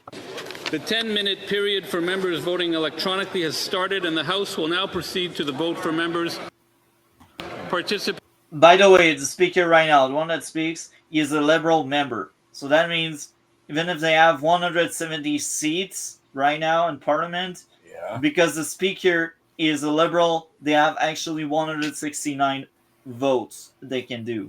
And again, that's after someone crossed the floor, because we didn't really like that. But anyway, so the speaker doesn't get to vote. He votes only when there's a tie. So if it's like 170, then he breaks that tie. And usually, depending on the case, sometimes you will say yes to the opposition or yes to the government. Even if he is part of the government, he could gather some trust from the opposition by saying yes to the same thing the opposition said yes, or vice versa. That could damage his trust from his own party, but hey, sometimes politicians... Oh, I mean, the guy you probably... So the funny, like, in our Congress and Senate, the person sitting in the chair, there's always a leader and they call them either the Madam or Sir type person who leads the ceremony. It can be anybody. They can still vote, but they're a representative. That's still pretty much like ours. It doesn't matter what party they're. It's just like whoever's in person. All those in favor of the motion will please rise. Mr. Carney. Mr. Ali. Madame Diab. Mr. McDonald-Malpeck. Mr. McGinty. Mr. This will go around a while. Wait for the whole to go through the whole Liberal caucus. Ms. DeBrusen. One thing that kind of went through my mind though here is imagine dressing up for this, eh? I know they've had a long day. They're probably waiting around for this. They're probably hanging out behind the House of Commons, having some drinky poos and all that. But I was just thinking, I'm like, man, I'd be stuck in a suit and tie all the way till, 8 p.m. Would be That was like 6 p.m. at that point. annoying as ever. But hey, we'll see what happens. And who knows if they'll even show up for work tomorrow? We'll see. Mrs. Oshelski. Mr. Solomon. Mrs. Valdez. Monsieur Duclos. Ms. Gould. Madame Petitpas-Taylor. Mr. Blair. Mr. Wilkinson. Ms. Fry. Ms. Chager. Mr. Osborne. Mr. Fagascatos. Mr. Fuhr. Mr. Vancouverden. Ms. Gainey. Madame Provost. Ms. Sahota. Mr. Belanger, Desnete, Mississippi, Churchill River. G Mune 420 says dressing up. That leopard print coat is dressed up. I guess so. I mean, it's 2025, baby. But yeah, it's Mr. Sarai. what a time to be alive.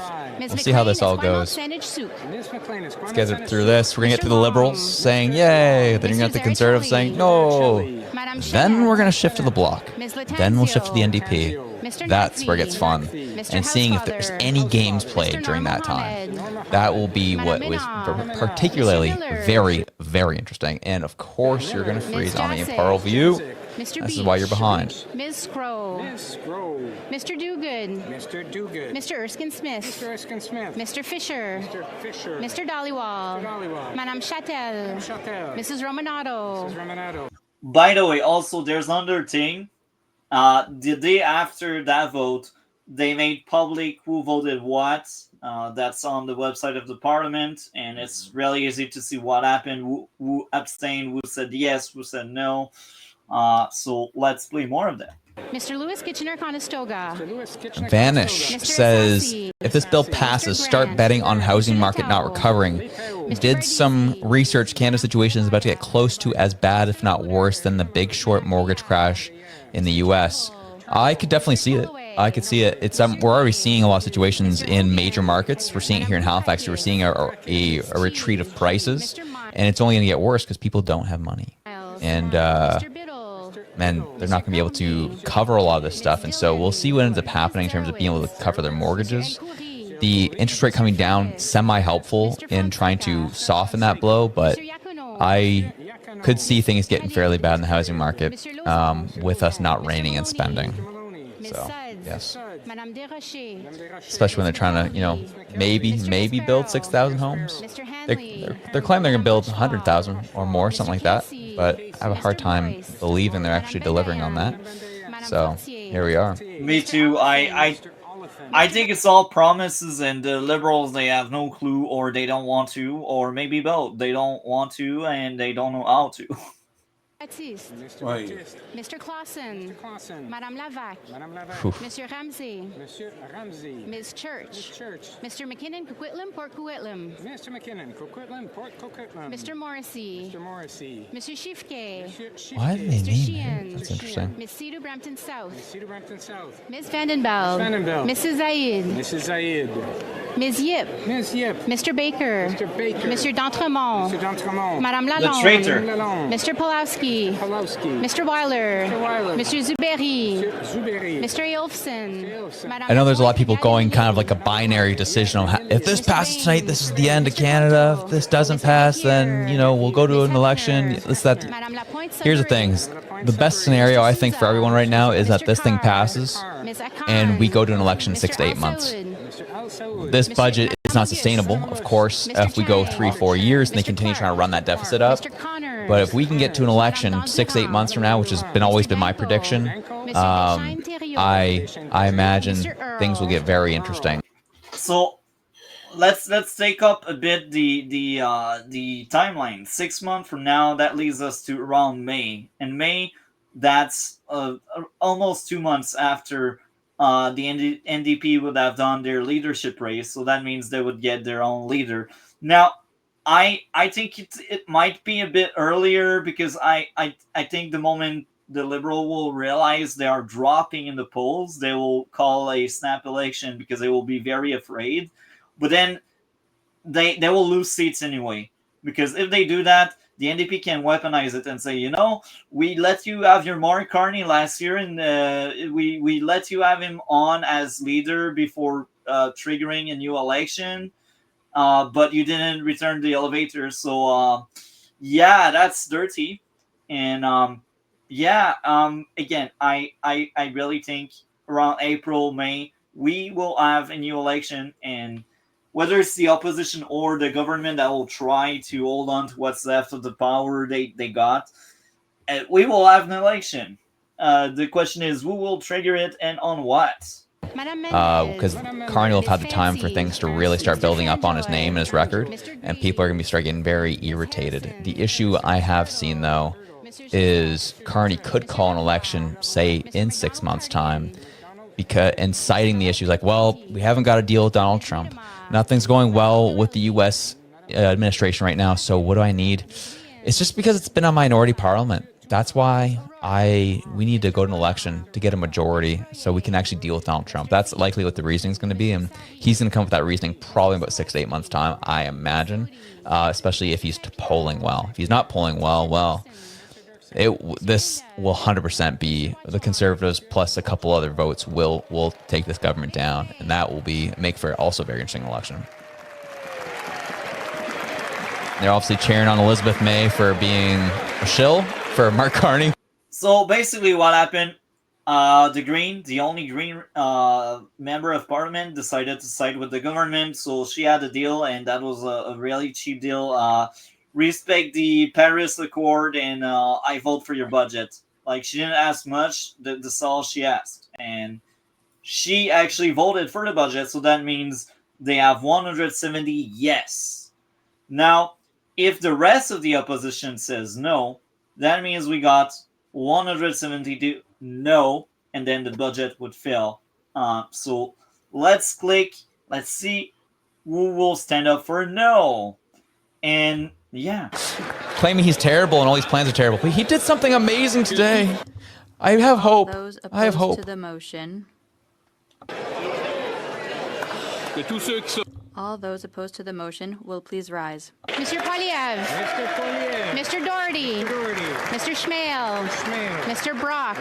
Mr. Bazan. Mrs. Bloch. Mrs. Thomas. Mr. Now Dantel. this all conservative Mr. MPs. Mr. Upal. And now, as Ms. you can Lansman. see, Mr. there's like at Holland. least Ms. Lewis two Haldeman empty Norfolk. seats. Ms. Dancho. Mr. Chong. Mr. Seaback. Mr. Barrett. Mr. Chambers. There's 3 empty seats right Mr. now. Albus. Well, maybe the person is around Mr. Parliament, Lake. but not in the room. Mr. Richards. Mr. Aitchison. Mr. Small. Mr. Mazer. Mr. Jenness. Mr. Brassard. Mr. Jenness. I've been mispronouncing his last name forever. Nice to know. It's Garnett Jenness. Garnett Jenness. Keep that in mind. Mrs. Roberts. Mr. Morin. Mr. Ross.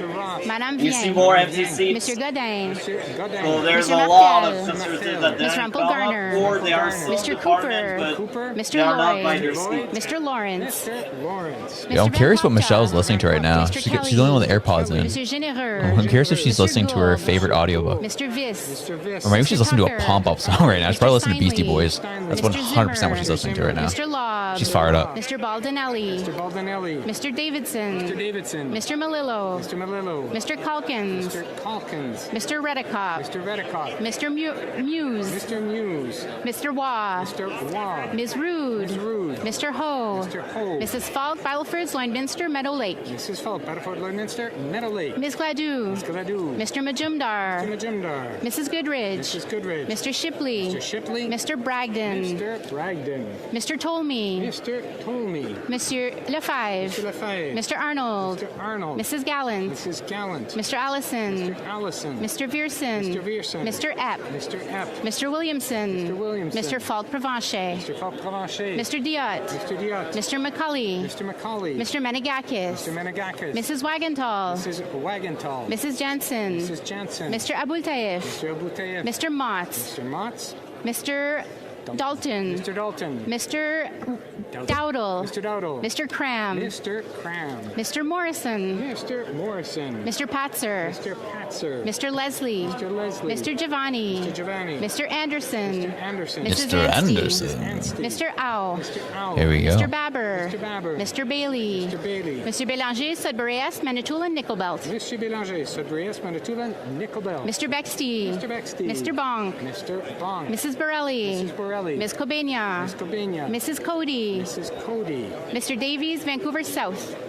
So now we enter Niagara the South. NDP. Mr. Davies, Niagara We South. covered every Mr. Dawson. constitutive. Yeah, some people are asking where people are right now. There's some absentee desks at the moment, primarily, which Andrew Scheer is one of them who's not there. He's likely voting virtually right now. They're only counting the people who are there in person at the moment, and then they're going to count those who are voting online. So that's what we're seeing right at the moment.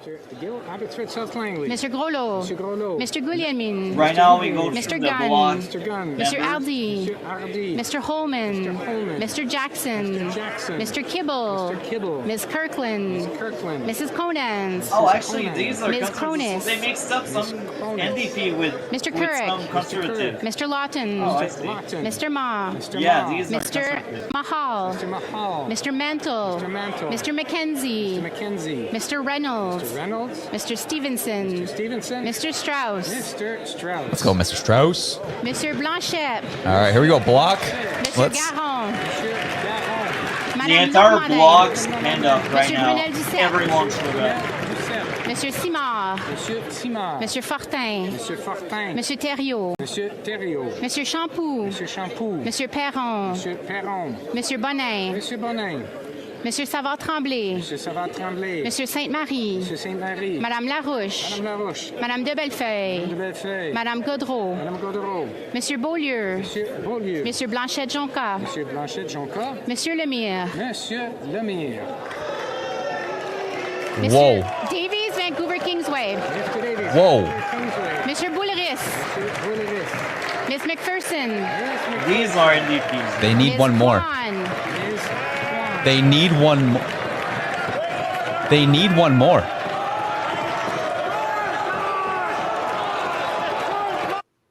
They need one more. They need one more.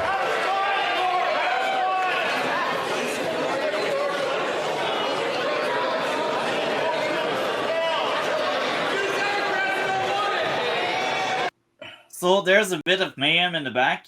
So basically, I will basically guess what's going on right now because I heard after that, in the aftermath. Yeah, it says NDP don't want it. Yeah, but here's the thing. Some people abstained, so they didn't come.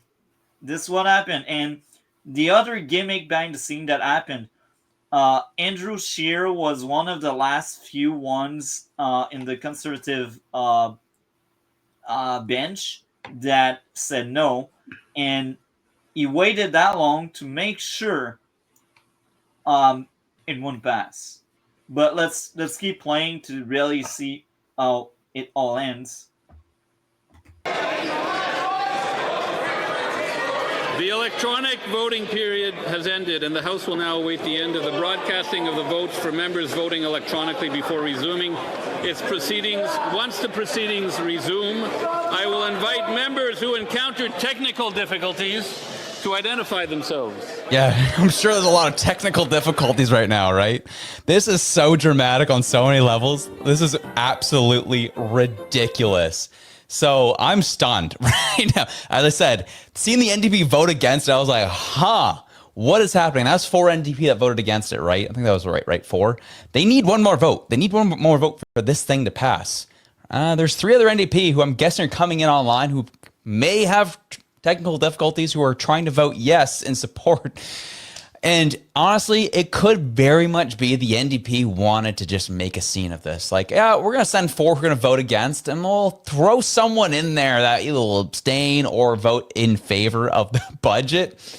Just to make things spicy for all of us, I think is what we're seeing right now. So we're waiting to see what's going to happen. They're kind of checking on the technical difficulties, and now we are back. Let's see what happens here, folks. This is absolutely psychotic. Jasmine Lane's in the chat saying, what the heck is going on? We're all wondering the same thing. Everyone's like, please explain this. I think NDP is staging some type of absolute performative nonsense. I think is exactly what's happening. I think they're going to bring in someone right now saying, we'll vote yes. There's no way they defeat this budget. I'll be stunned if they do it. Now, among all of the parties, the NDP are the one that won the least in the election because they got demoted. They were a official party by having more than 12 seats in the last election. But this election, they are down to 7 seats. So they are no longer official party status. That means less money, so they really don't want a new election, especially when they don't have a leader, because usually when you have an election, you want a leader that people can associate your party with. So that's what's going on. That's why the NDP wanted to make a scene. They can't let it happen. They can't let it pass. Or I should say they need to let it pass. They need to let it pass because they would crash and burn if there was an election tomorrow, mainly because they don't have the money and they don't have the leadership. They need to win more seats back from the Liberals. Waiting for them to get up. What's going on here? Get the audio going. Oh, that's an NDP woman. What is this? She was speaking out on why she didn't vote. They cut the audio out on all feeds. You guys are kidding me. They don't. They don't kid you.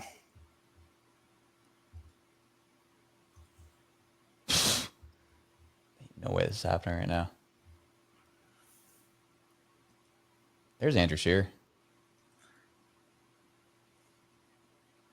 What is happening right now? One of the Why very did they cut last the audio out? CBC feed, the actual Parview feed, which is what we're all polling from right now. They've killed the audio. What is happening right now? It's the chaos. I want to know what this lady's saying. What the frig is going on? The sound is not that great. It's very interesting. This Andrew is, dude, this is so stupid right now. I'm actually so frustrated. They're not. They took off all the audio. I know. I saw that. Why are they doing that? I don't know. There's so much going on. Andrew Scheer's talking about the budgetary policy individual. Like, there's so much conversation happening. Is it just people are saying it passed? People are saying it's passed, which I'm not surprised. The NDP polled that exact thing. They're saying it's me. There's no way. It's him. Government to get a majority vote on their Days for 170 170. Days call 168. When in doubt, check your audio. Literally, when in doubt. I am not gonna. I don't want to pick on him, but I realize I've streamed while I'm muted. That's the look of embarrassment. He just did it. So to recap, there were 170 yes, because we got all Liberals voting yes, and the Green Party person voted yes as well. And we had 168 no. That means there are 4 that abstained. We had 2 Conservative and 2 NDP. So they were in cahoot, they talked, and they were like, we don't want an election, but we will oppose it. So how many people can you remove? And that's why we also had Andrew Scheer showing up much later, because he's like, oh, okay, so if I say no, we will be at 168. So he waited for really the last second to show up, but it was like hiding and eventually he showed up, but that's what happened. Isn't it going to pass anyways? Because like, if you wanted to prove, so okay, let's assume you give the Liberals an election. Does it not undermine you? If it would, versus in 6 months. Well, as of right now, yeah, that's exactly what I was about to dive into. So the big thing is if the opposition had enough vote to block it and the budget doesn't pass, that triggers an election. And as of right now, the NDP doesn't want an election. They don't have party status, they don't have a leader. Now, the Conservative, they did massive gains. And by working with the other opposition parties, they can actually have more power over the government. What's going on right now? The Liberals, even if they did nothing for 7 months now, are still in a somewhat favorable way, in some kind of honeymoon, because they didn't do anything massive. They had a terrible budget, but as of right now, people don't really see how incompetent they are. They don't see how bad Carney is in the prime minister's seat. So as of right now, what's going on? If the opposition blocks that budget, what happens? Well, the entire campaign will be the Liberals. They had a big plan, a big budget, and they sold the budget as being generational and great and all yada yada, and we want to build the future. And the narrative would be the opposition blocked us, so you need to give us a majority. And people would buy into it, especially with the media that simply brainwash people with the psyop. So it would be one of the worst things to have an election right now, because the people didn't wake up to the truth that the Liberals as of right now are the same they were before Carney jumped in. They are the same as Trudeau. The only change is there's no more Trudeau, it's Carney instead. But it's the same crowd, same policies, same philosophy, same way of managing the country. It just doesn't work. It didn't work for 10 years. It won't work further. But we need more pain and suffering in the Canadian. Now, again, if it was blocked and it didn't pass, the Liberal could get a majority, because then they would campaign the entire time saying, you need to give us a mandate. You all need to give us enough votes so there's no opposition. And that's why after they realized their budget passed, they were kind of angry, because now they will carry that budget, and the opposition will say, we didn't approve of it, we let it happen, but we didn't approve of it, we disagreed with it. So the narrative is now, you got all the cards, do something with it. And now the Liberals are like, we didn't do anything except destroy the country for 10 years. How will we do something now? So the thing is, by giving another 6 months to this current government, they have enough time for more scandals. They had a few scandals back then. This summer we had the Air Canada strike. We had postal services strike. We had so many strikes, scandals. The ethic right now is the Mark Carney 103 conflict of interest are being investigated right now in committee. So now the opposition weaponize the lack of ethic Carney have, and the Liberals by default, because the Liberals in the last 10 years got 15 scandals. And in Canada history, we had 43 scandals since the creation. So for like 140 years, we had like 43 scandal, and 15 of them were in the last 10 freaking years. So they can weaponize that against the party. They are the corrupt party and that kind of stuff. So 6 months from now, I don't see Carney having any deal with Trump. Maybe we'll get a deal, but even there, it won't be that great, because let's be honest, Liberals are treating America like crap. And as long as Trump is in power, I don't see Trump like giving a good deal to Carney, because Carney was just parading around and saying BS. He was like, he would look nice when he is with you guys, but when he would come back here, he would trash talk the Republican and Trump. So I'm Trump not shocked by that at all. and Trump is not stupid. He knows that Carney is just being nice with him when he's at their house, but he knows he's talking crap when he's here. So again, I don't think we'll get a good deal. The other thing is, even if we do get a good deal, here are several factors. 6 months from now, NDP will have a new leader. If it's either the woman we have seen that I said would be the leader, it's great. She will siphon away some Liberal voters. The other factor is there's a projection that we will have a mortgage crisis coming in January. We had all of these mortgage whiteout, like big inflation. We had like zero inflation during COVID and all of that stuff. But now stuff will hit the fan. And guess what? A lot of people, they own a home. That's why they voted Carney, because they thought it'd keep their own. But now with the mortgage crisis, oh, that will be bad. And again, we have the ethic committee. So it's the next 6 months will be enough months to show people who Carney is and to show the people that the Liberals are the same.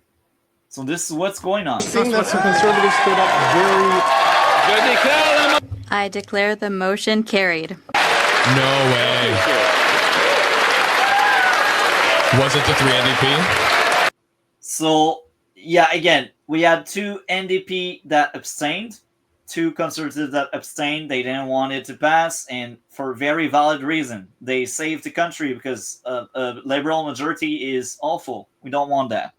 So, next spring, we will go to a new election. I cannot wait for that. So let's get into the next question. Oral questions, questions orales. The Honourable Leader of the Opposition. Canadians needed an affordable budget for an affordable life. Canadians can no longer pay their bills and pay for groceries. But the Prime Minister is creating more inflation. According to the PBO, the Parliamentary Budget Officer. And again, now they can use that budget against the Liberal. Your budget passed. What are you doing with it? Are you doing nothing with it? The PBO said it was bad, and a lot of other specialists will speak out and say it's bad. So again, they will carry that burden of that budget. They will carry it. And if the budget didn't pass, we would have like the old budget from 2023, because in 2024 we had an emergency where they kicked out Trudeau by the time they were meant to have the budget, so the budget never really came up. So we were running on the 2023 budget. That was a fiasco, a nightmare. So we were like a year and a half without the budget when we just got the 2025, 2026 one. So if we would have voted down that budget, the Liberal could have like escaped and say, you see, they blocked us and we won't build anything because they stopped the budget. So again, by letting the budget pass, now the Liberals, they will carry it. And if they don't do anything with it, they will lose a lot of political credits. The Prime Minister has created the largest deficit in Canadian history outside of the pandemic years. It's twice the deficit Justin Trudeau left us with. It's also twice as high as what the Prime Minister promised during the election campaign. That's a broken promise, according to the PBO. There will be $5,000 more inflation for each Canadian family. How are Canadians supposed to pay another $5,000 for a costly, expensive budget? The Honourable Minister of Finance. Mr. Speaker, I'm so happy to see that the Leader of the Opposition read the summary of the budget, but we're not going to take any lessons from the Conservatives. Yesterday, the Conservatives voted against infrastructure investment.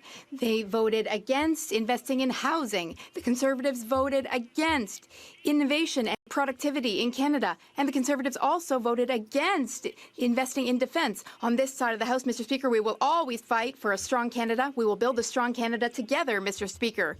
Today, the Conservatives should be asking themselves the question, why aren't we supporting Canadians? What are Canadians getting in exchange for the Prime Minister's 150,000 kilometers of travel. It's the equivalent of going around the earth 4 times. He met with Americans, and they doubled tariffs on steel and aluminum. He met with people in India. They increased tariffs on chickpeas. He went to China. He met with them, and they increased tariffs on Canadian farmers and fishermen, Mr. Speaker. So why is it that every time the Prime Minister takes a flight abroad to meet with foreign representatives, Canadians pay more tariffs?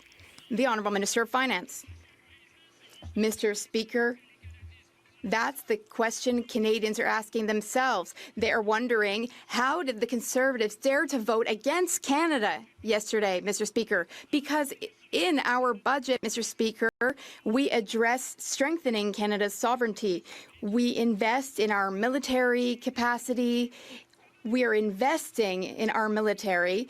So how can Conservatives explain to their constituents that they voted against Canada yesterday at a time when we all need to band together at this historic time for our nation? And the narrative of the Conservative when they voted down the budget is what we would have said yes if that was underneath 40 billion, the deficit, but it ended up being 78. That's why they didn't vote it. And they kept saying, we want an affordable life. We want an affordable budget so we can lower the burden on people's shoulders. That was the plan. So that's why they voted down the budget. So that's on track. And everyone was on board. Conversation with all provinces and territories to see how we can best support them to strengthen our healthcare system, including on pharmacare. Thank you. The honourable member for Nunavut. Inuit rely on hunting and trapping in a harsh environment. Nunavut is vast with over 45,000 kilometers of coastline with no search and rescue base. When Nunavut are in trouble, they must wait for help from Halifax over 2,000 kilometers away. Wow. Nunavut needs a centrally located search and rescue in Sanurayak. Will this government do that or continue to keep Inuit at risk of losing their lives while they are out on the land? Here, here. The Honourable Secretary of State for Northern and Arctic Affairs. Mr. Speaker, Budget 2025 makes historic investments with the new $1 billion Arctic Infrastructure Fund. This is designed to strengthen airports, seaports, and all-season roads, which are critical lifelines for search and rescue. By improving northern transportation and communications infrastructure, the budget directly enhances the safety of the North. It's ensuring faster response times and better coordination when emergencies occur on land, sea, or ice. So these are the investments that reflect our commitment to equity, reconciliation, and protecting the lives in Canada's North. Hear, hear.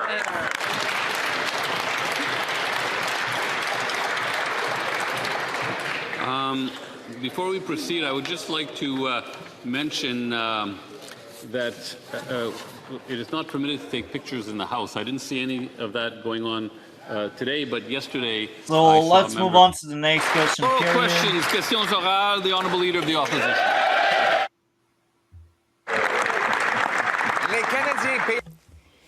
Canadians are paying the price for this Prime Minister. Grocery and housing costs have ballooned, but this Prime Minister is making things even worse with his budget, which doubled Justin Trudeau's deficit. This is the highest deficit in Canadian history outside of the COVID pandemic. The deficit is $16 billion higher than what he promised during the election. And for what?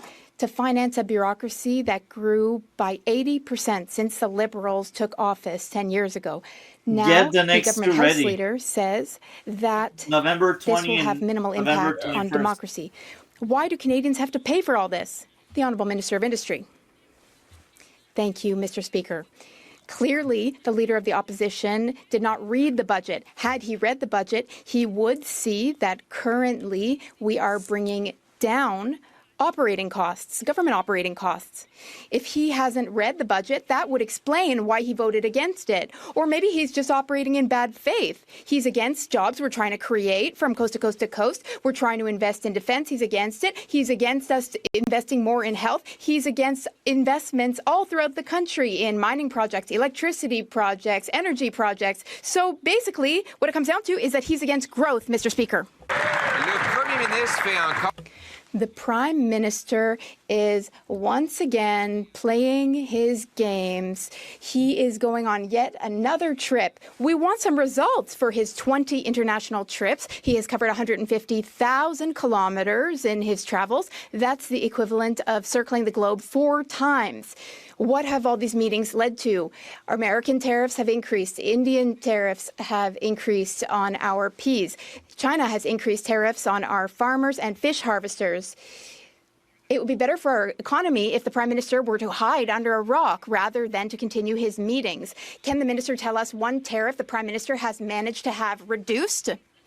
Mr. Speaker, the only person hiding under a rock right now is the Leader of the Opposition when he has to face his caucus. So that's one thing. Next, the... They keep spinning off as the caucus doesn't trust him anymore, yet they had enough communication so a budget doesn't pass, or a budget does pass. So from the get-go, you can already see the gaslight and the lies from the Liberals.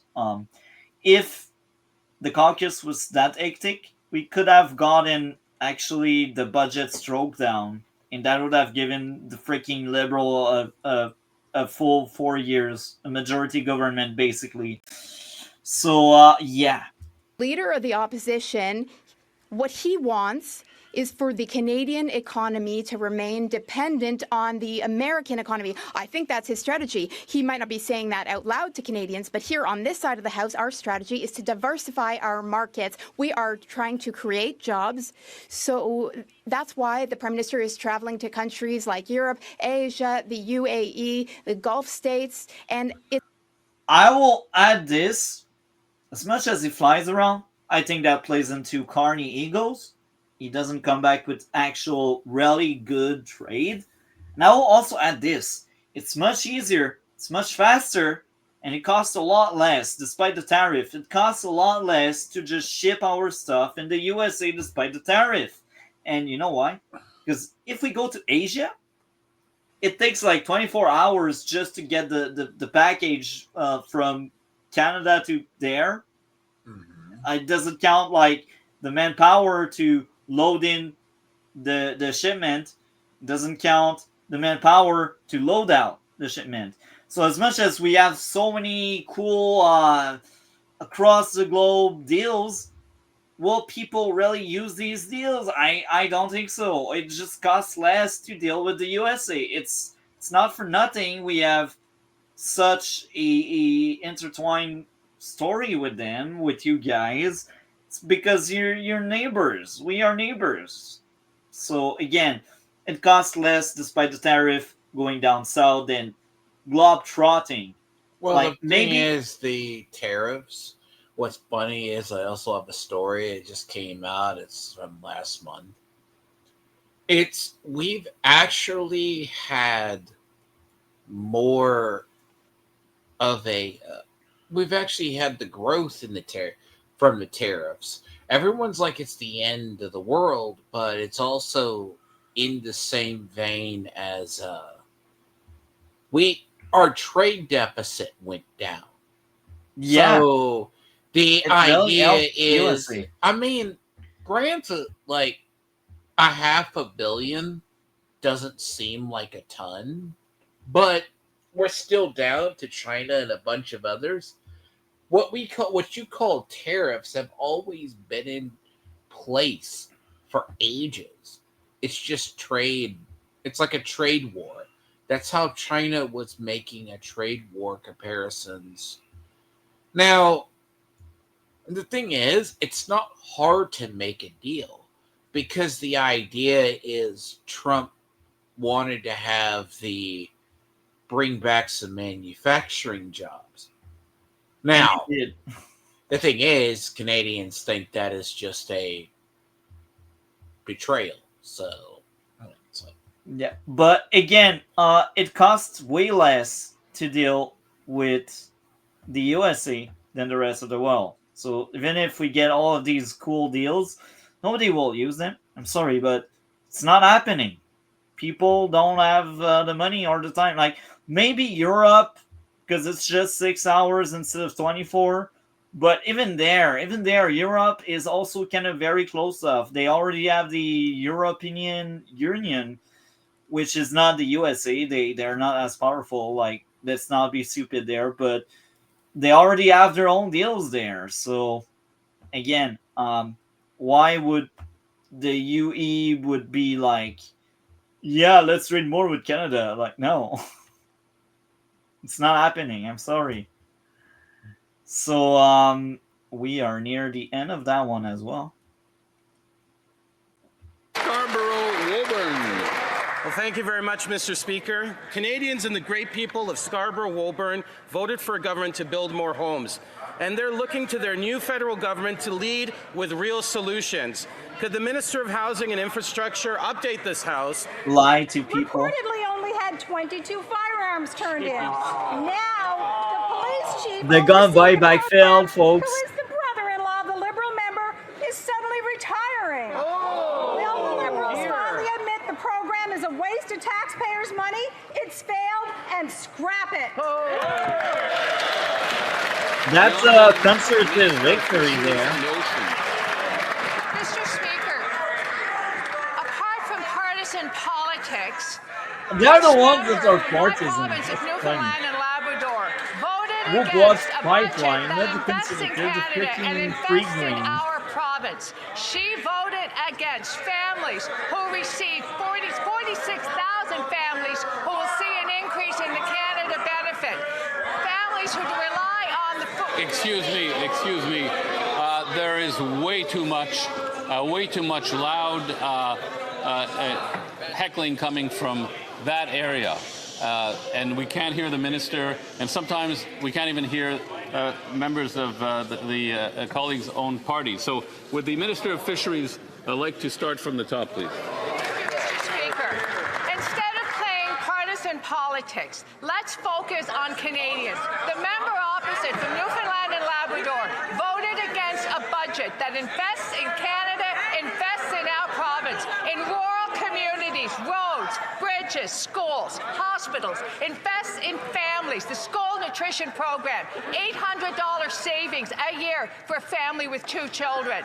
The family benefit, 46,000 families rely on this, and there is Because you tax people so much, and like there was a very funny posting where there was a out of touch liberal that was saying, so people want to feed their own kid instead of having government feeding them, and that person got downvoted quick. There was so much hatred toward that stupid liberal that the liberal deleted the post. And that was very funny. It took like 2 hours to vanish, but like so many people already took shots and took clips, and they were like, yeah, that liberal is so out of touch. And like, people want to feed their own kids, but hey, you tax them so much they can't afford it because of your tax. an increase. Shame on that member. Shame on the liberals that think they really help when they only steal money. Kingsway. Mr. Speaker, it's been said, don't tell me your values, show me your budget, and they'll tell you your values. The So Liberal our budget own budget chose to doesn't work. slash public services and cut frontline jobs, but eliminate a tax on luxury yachts and private jets. To cover this blatant gift to the rich, the finance minister claimed the tax cost more to administer than it raised. But that It's hilarious. You know why? He is appealing to these far left that hate the rich, and they're like, let's tax the rich. And now just by having that line of questioning, he's getting them back to the NDP. They're like, you know what? He's right. The liberals, they are the rich party. So let's vote NDP again. That's not true. The luxury tax brought in 20 times what it cost, raising hundreds of millions of dollars a year. What value should Canadians take from the Liberals' choice? The Honourable Minister of Industry. Respect for my colleague, but I think he should call Lana Payne the head of Unifor, which represents the Bombardier workers in Montreal, because following the fact that we changed the tax regime on that particular aspect linked to jets, well, Bombardier announced 600 new jobs in Montreal and Quebec. So obviously, like the NDP, we're in favor of... It's like paying for votes. They are like, we know the biggest liberal voting base is in Quebec. Let's give Quebec jobs. That's so disgusting. I mean, if, and the question is really if, you're shocked about it. I mean, I'm not shocked. It's just discussing all the corruption. Nice jobs. We're in favor of creating jobs, and we'll fight for these ones. Until they flee. Alors, ça termine la période des So, questions. question period from November 20th. That's the next one, buddy. Is it ready? Yeah.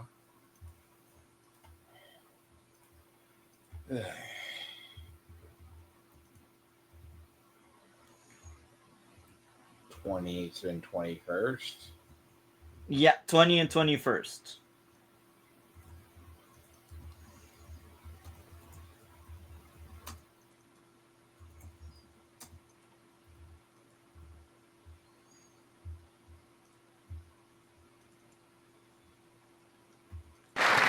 Oral questions. Questions orales. The honourable member for Regina Capel. Speaker, the Prime Minister's deal with Canadians was elect him and he would get us a win on tariffs. Since then, he's taken over 20 trips, which might be worth it if he actually came home with better deals, but he's not. After meeting with the U.S., tariffs are even higher than before. After meeting with China, we now have new tariffs on grain and seafood. India put new tariffs on peas after their meeting. He claimed to have some kind of special ability that would result in new trade deals, but it turns out he's not that special. He's just another Liberal. Will the Prime Minister admit that he's trailing on fade, or is making things worse part of some genius strategy? The Honourable Minister of International Trade. Speaker, today our government took another step forward in our commitment to double non-U.S. trade over the next decade and diversify our economy. While in the UAE, the Prime Minister signed a foreign investment promotion and protection agreement to create a more predictable environment for two-way investments.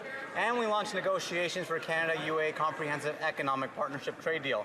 This agreement would cut tariffs, remove trade barriers, and expand market access for Canadian exporters. With a signed FIPA and launch of CEPA, we are opening doors, creating new markets, and creating opportunities for Canadian workers and businesses, Mr. Speaker. Member for Regina Capel. That's such a typical Liberal, eh? Things are always just about to start getting better.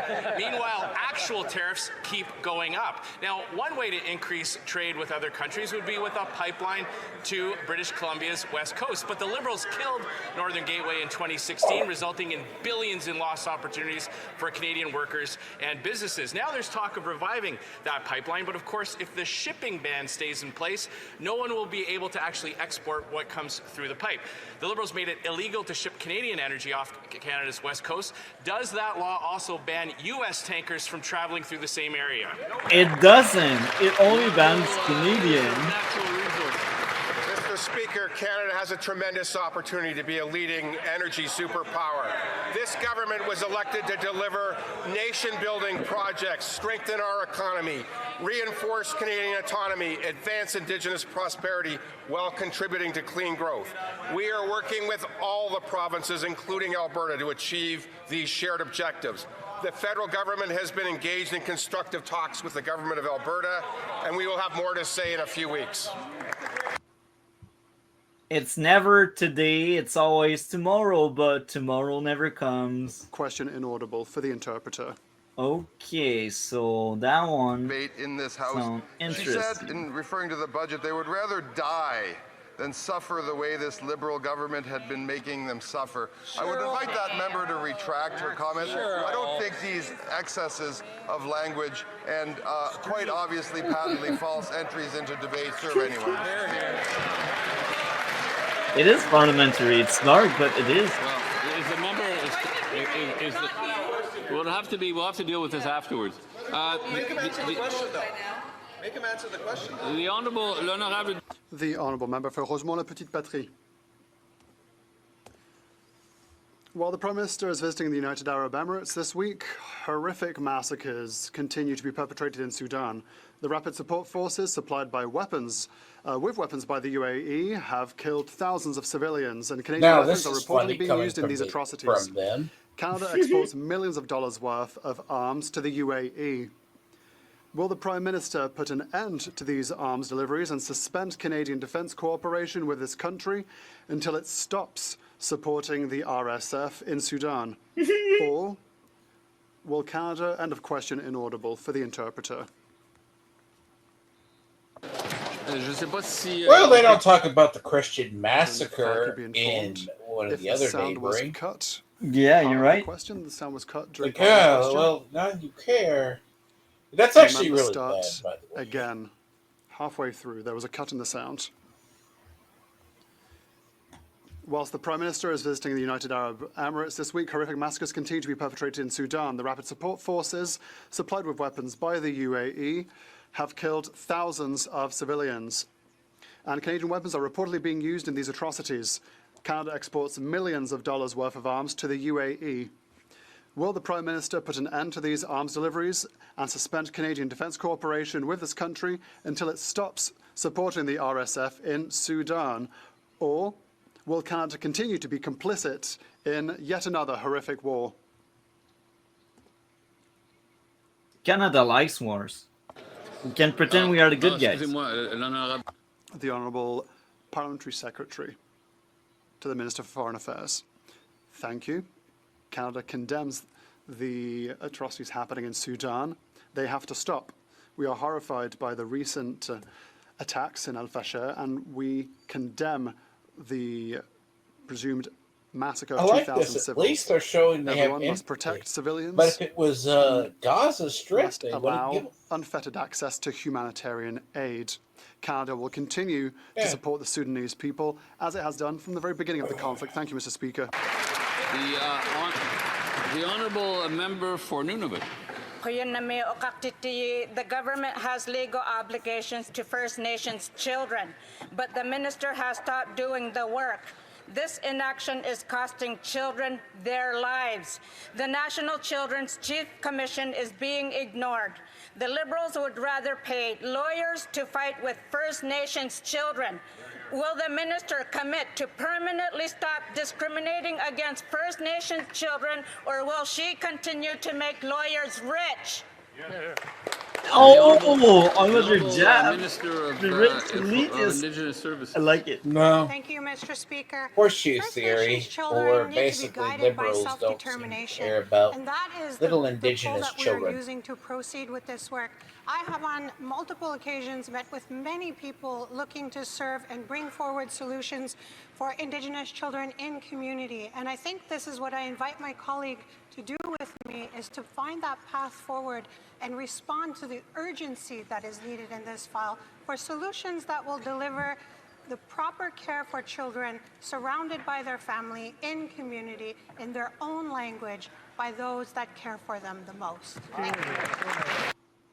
Oral questions. There we go, the Around. final The question member for period Dufferin from this Caledon. Friday, and we caught up with question period. In a mere 8 months, this globe-trotting Prime Minister has actually now circumnavigated the globe 4 times. And it wouldn't be so bad if he actually delivered some results for Canadians. But every time he meets with a world leader, things get worse. When he met with the Premier of China, they slapped canola tariffs on Canadian farmers. When he met with the Prime Minister of India, they slapped fees on peas. He's met with the U.S. President how many times? And tariffs have only gone up. Every time this Prime Minister gets near a plane, Canadian farmers clutch their wallets in a panic. If all his travel results in worse conditions for Canadians, why does he keep doing it? Honourable Minister for Artificial Intelligence.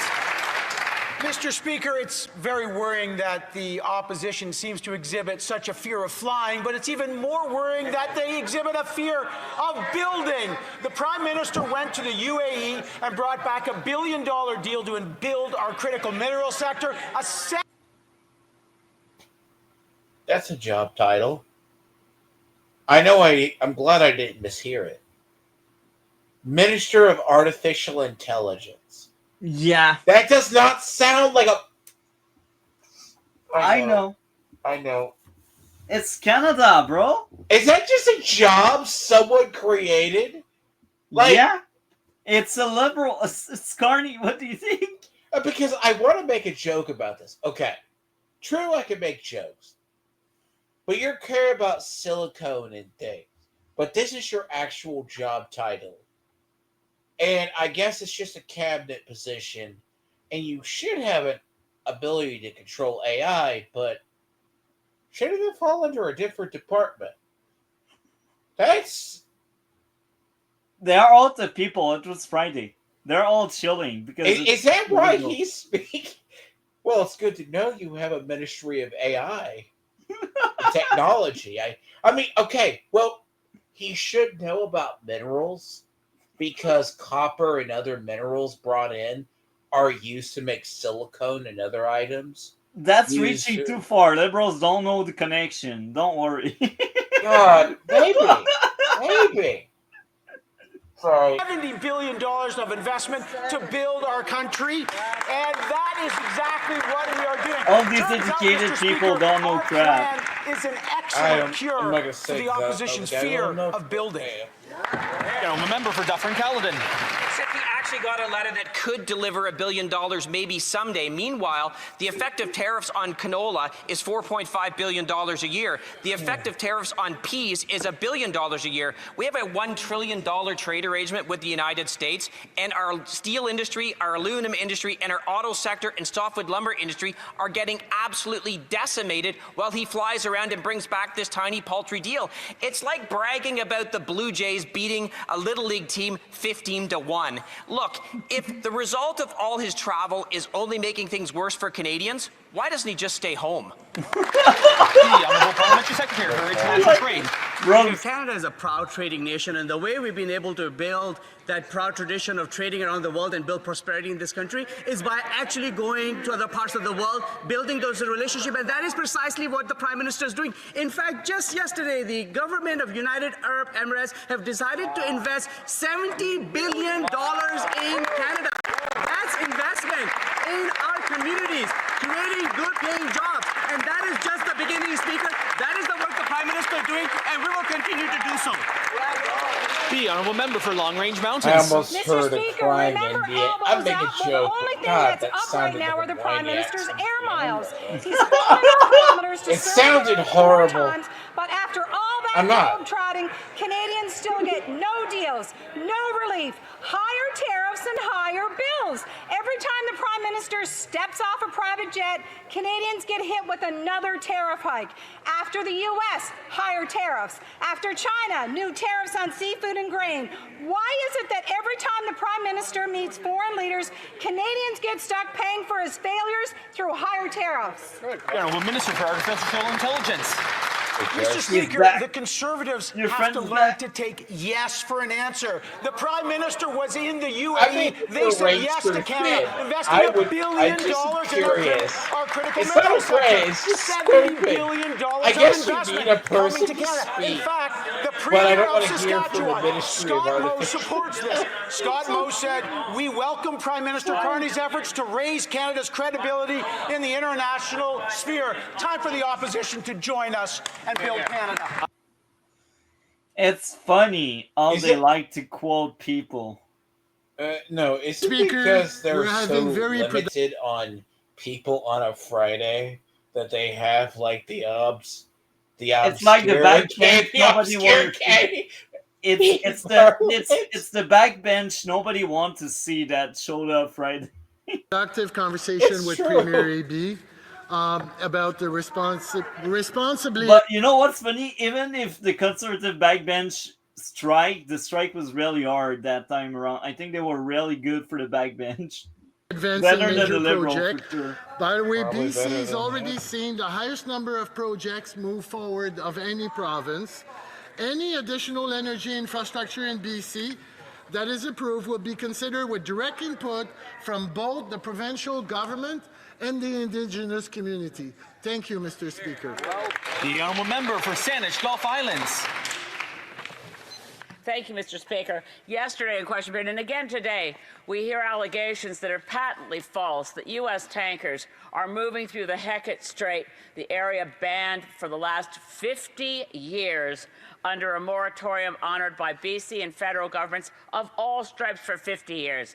Any suggestion, as the member for Regina Capel said yesterday, that U.S. tankers are moving through, quote, the exact same place is patently false. Can anyone from the Liberal government benches explain if the Liberals understand the tanker ban? Here, here. The Honourable Parliamentary Secretary, the Minister of Environment that and Climate real? Change. Thank you, Mr. Speaker, and thank you to my friend. Like the tanker ban is real for Canadian, but not for American, because it only affects Canadian. So she lied. Yeah. So she literally, no, let's just get this straight.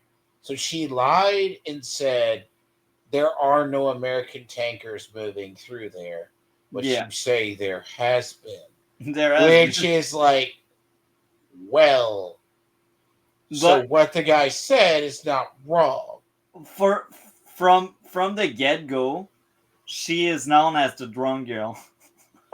So she was probably on the substance right now. So she's Santa Skull File. basically like, so the idea, And she's also more left-leaning than the Liberals. So, and the weird thing too, as I say, no one checks. I guess they know she's gonna lie and ramble, but shouldn't she know that? Unless it's just like, oh, optically there are no American ships going through. Okay, I would buy that more, but the funniest part is all these bastards, pardon language, contradict each other every other thing. There, one will say something. At least the Liberals are unified.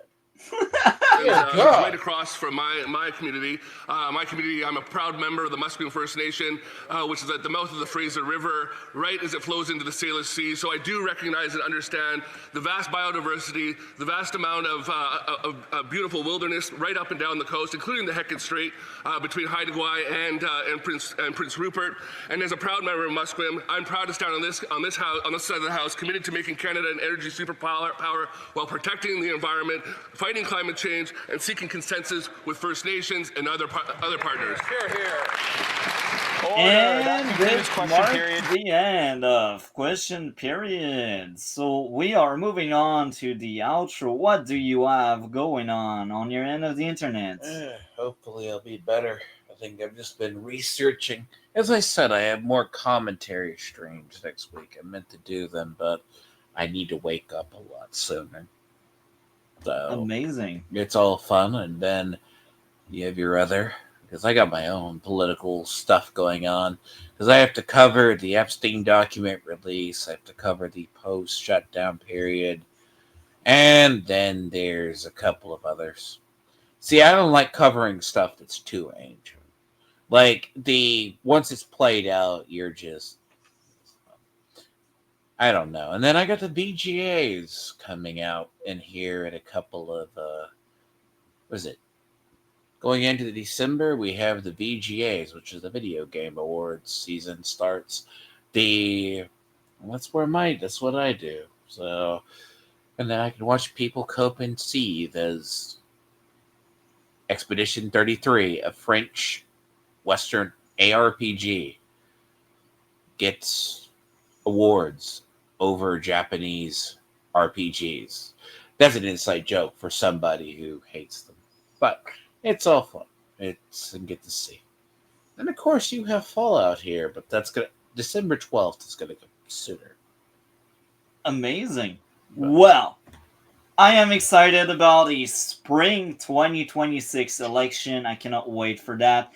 Before we arrive there, what I have going on, well, next Monday or Wednesday, I don't know yet, I will be doing a mainstream movie review, but that won't be a new release. That will be a movie that came out this year. Well, several movies, actually. That will be a live-action adaptation.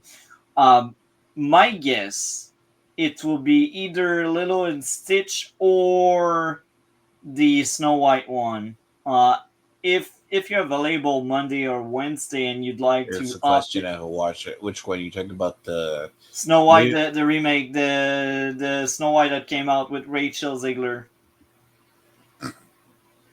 Watch it. I have seen it's. Watch it. Lilo and Stitch. That's the only other one. I have seen the one with Rachel. So yeah, Snow White with Ziegler Wednesday or Monday. We will talk backstage. Monday or Wednesday. What's best for you? Outside of that, well, next week is a special week because I get to see friends for their birthdays. So Friday will be the political stream we do right now, if that works for you. Friday, but earlier than tonight, like a lot earlier. Like probably instead of midnight, we could aim for a 10 p.m. or 11 p.m. around that time. So an hour to 2 hour. Yeah, you guys do your Thanksgiving early, but I don't really have family I go and see. So if that works for you, Friday we talk politics. We will cover whatever comes up this week, and we are caught up with question period. So the question period we will be covering Friday are actually the ones we had this week. So that's the plan. And also, I talked about Smallville on Tuesday. Tuesday, Smallville season 3 and 4 on Film and Shows adaptation. I read lots of Superman comics for that. Anyhow, we are out, and that was a great stream. We talked. See you Friday for another one like this one, but probably shorter.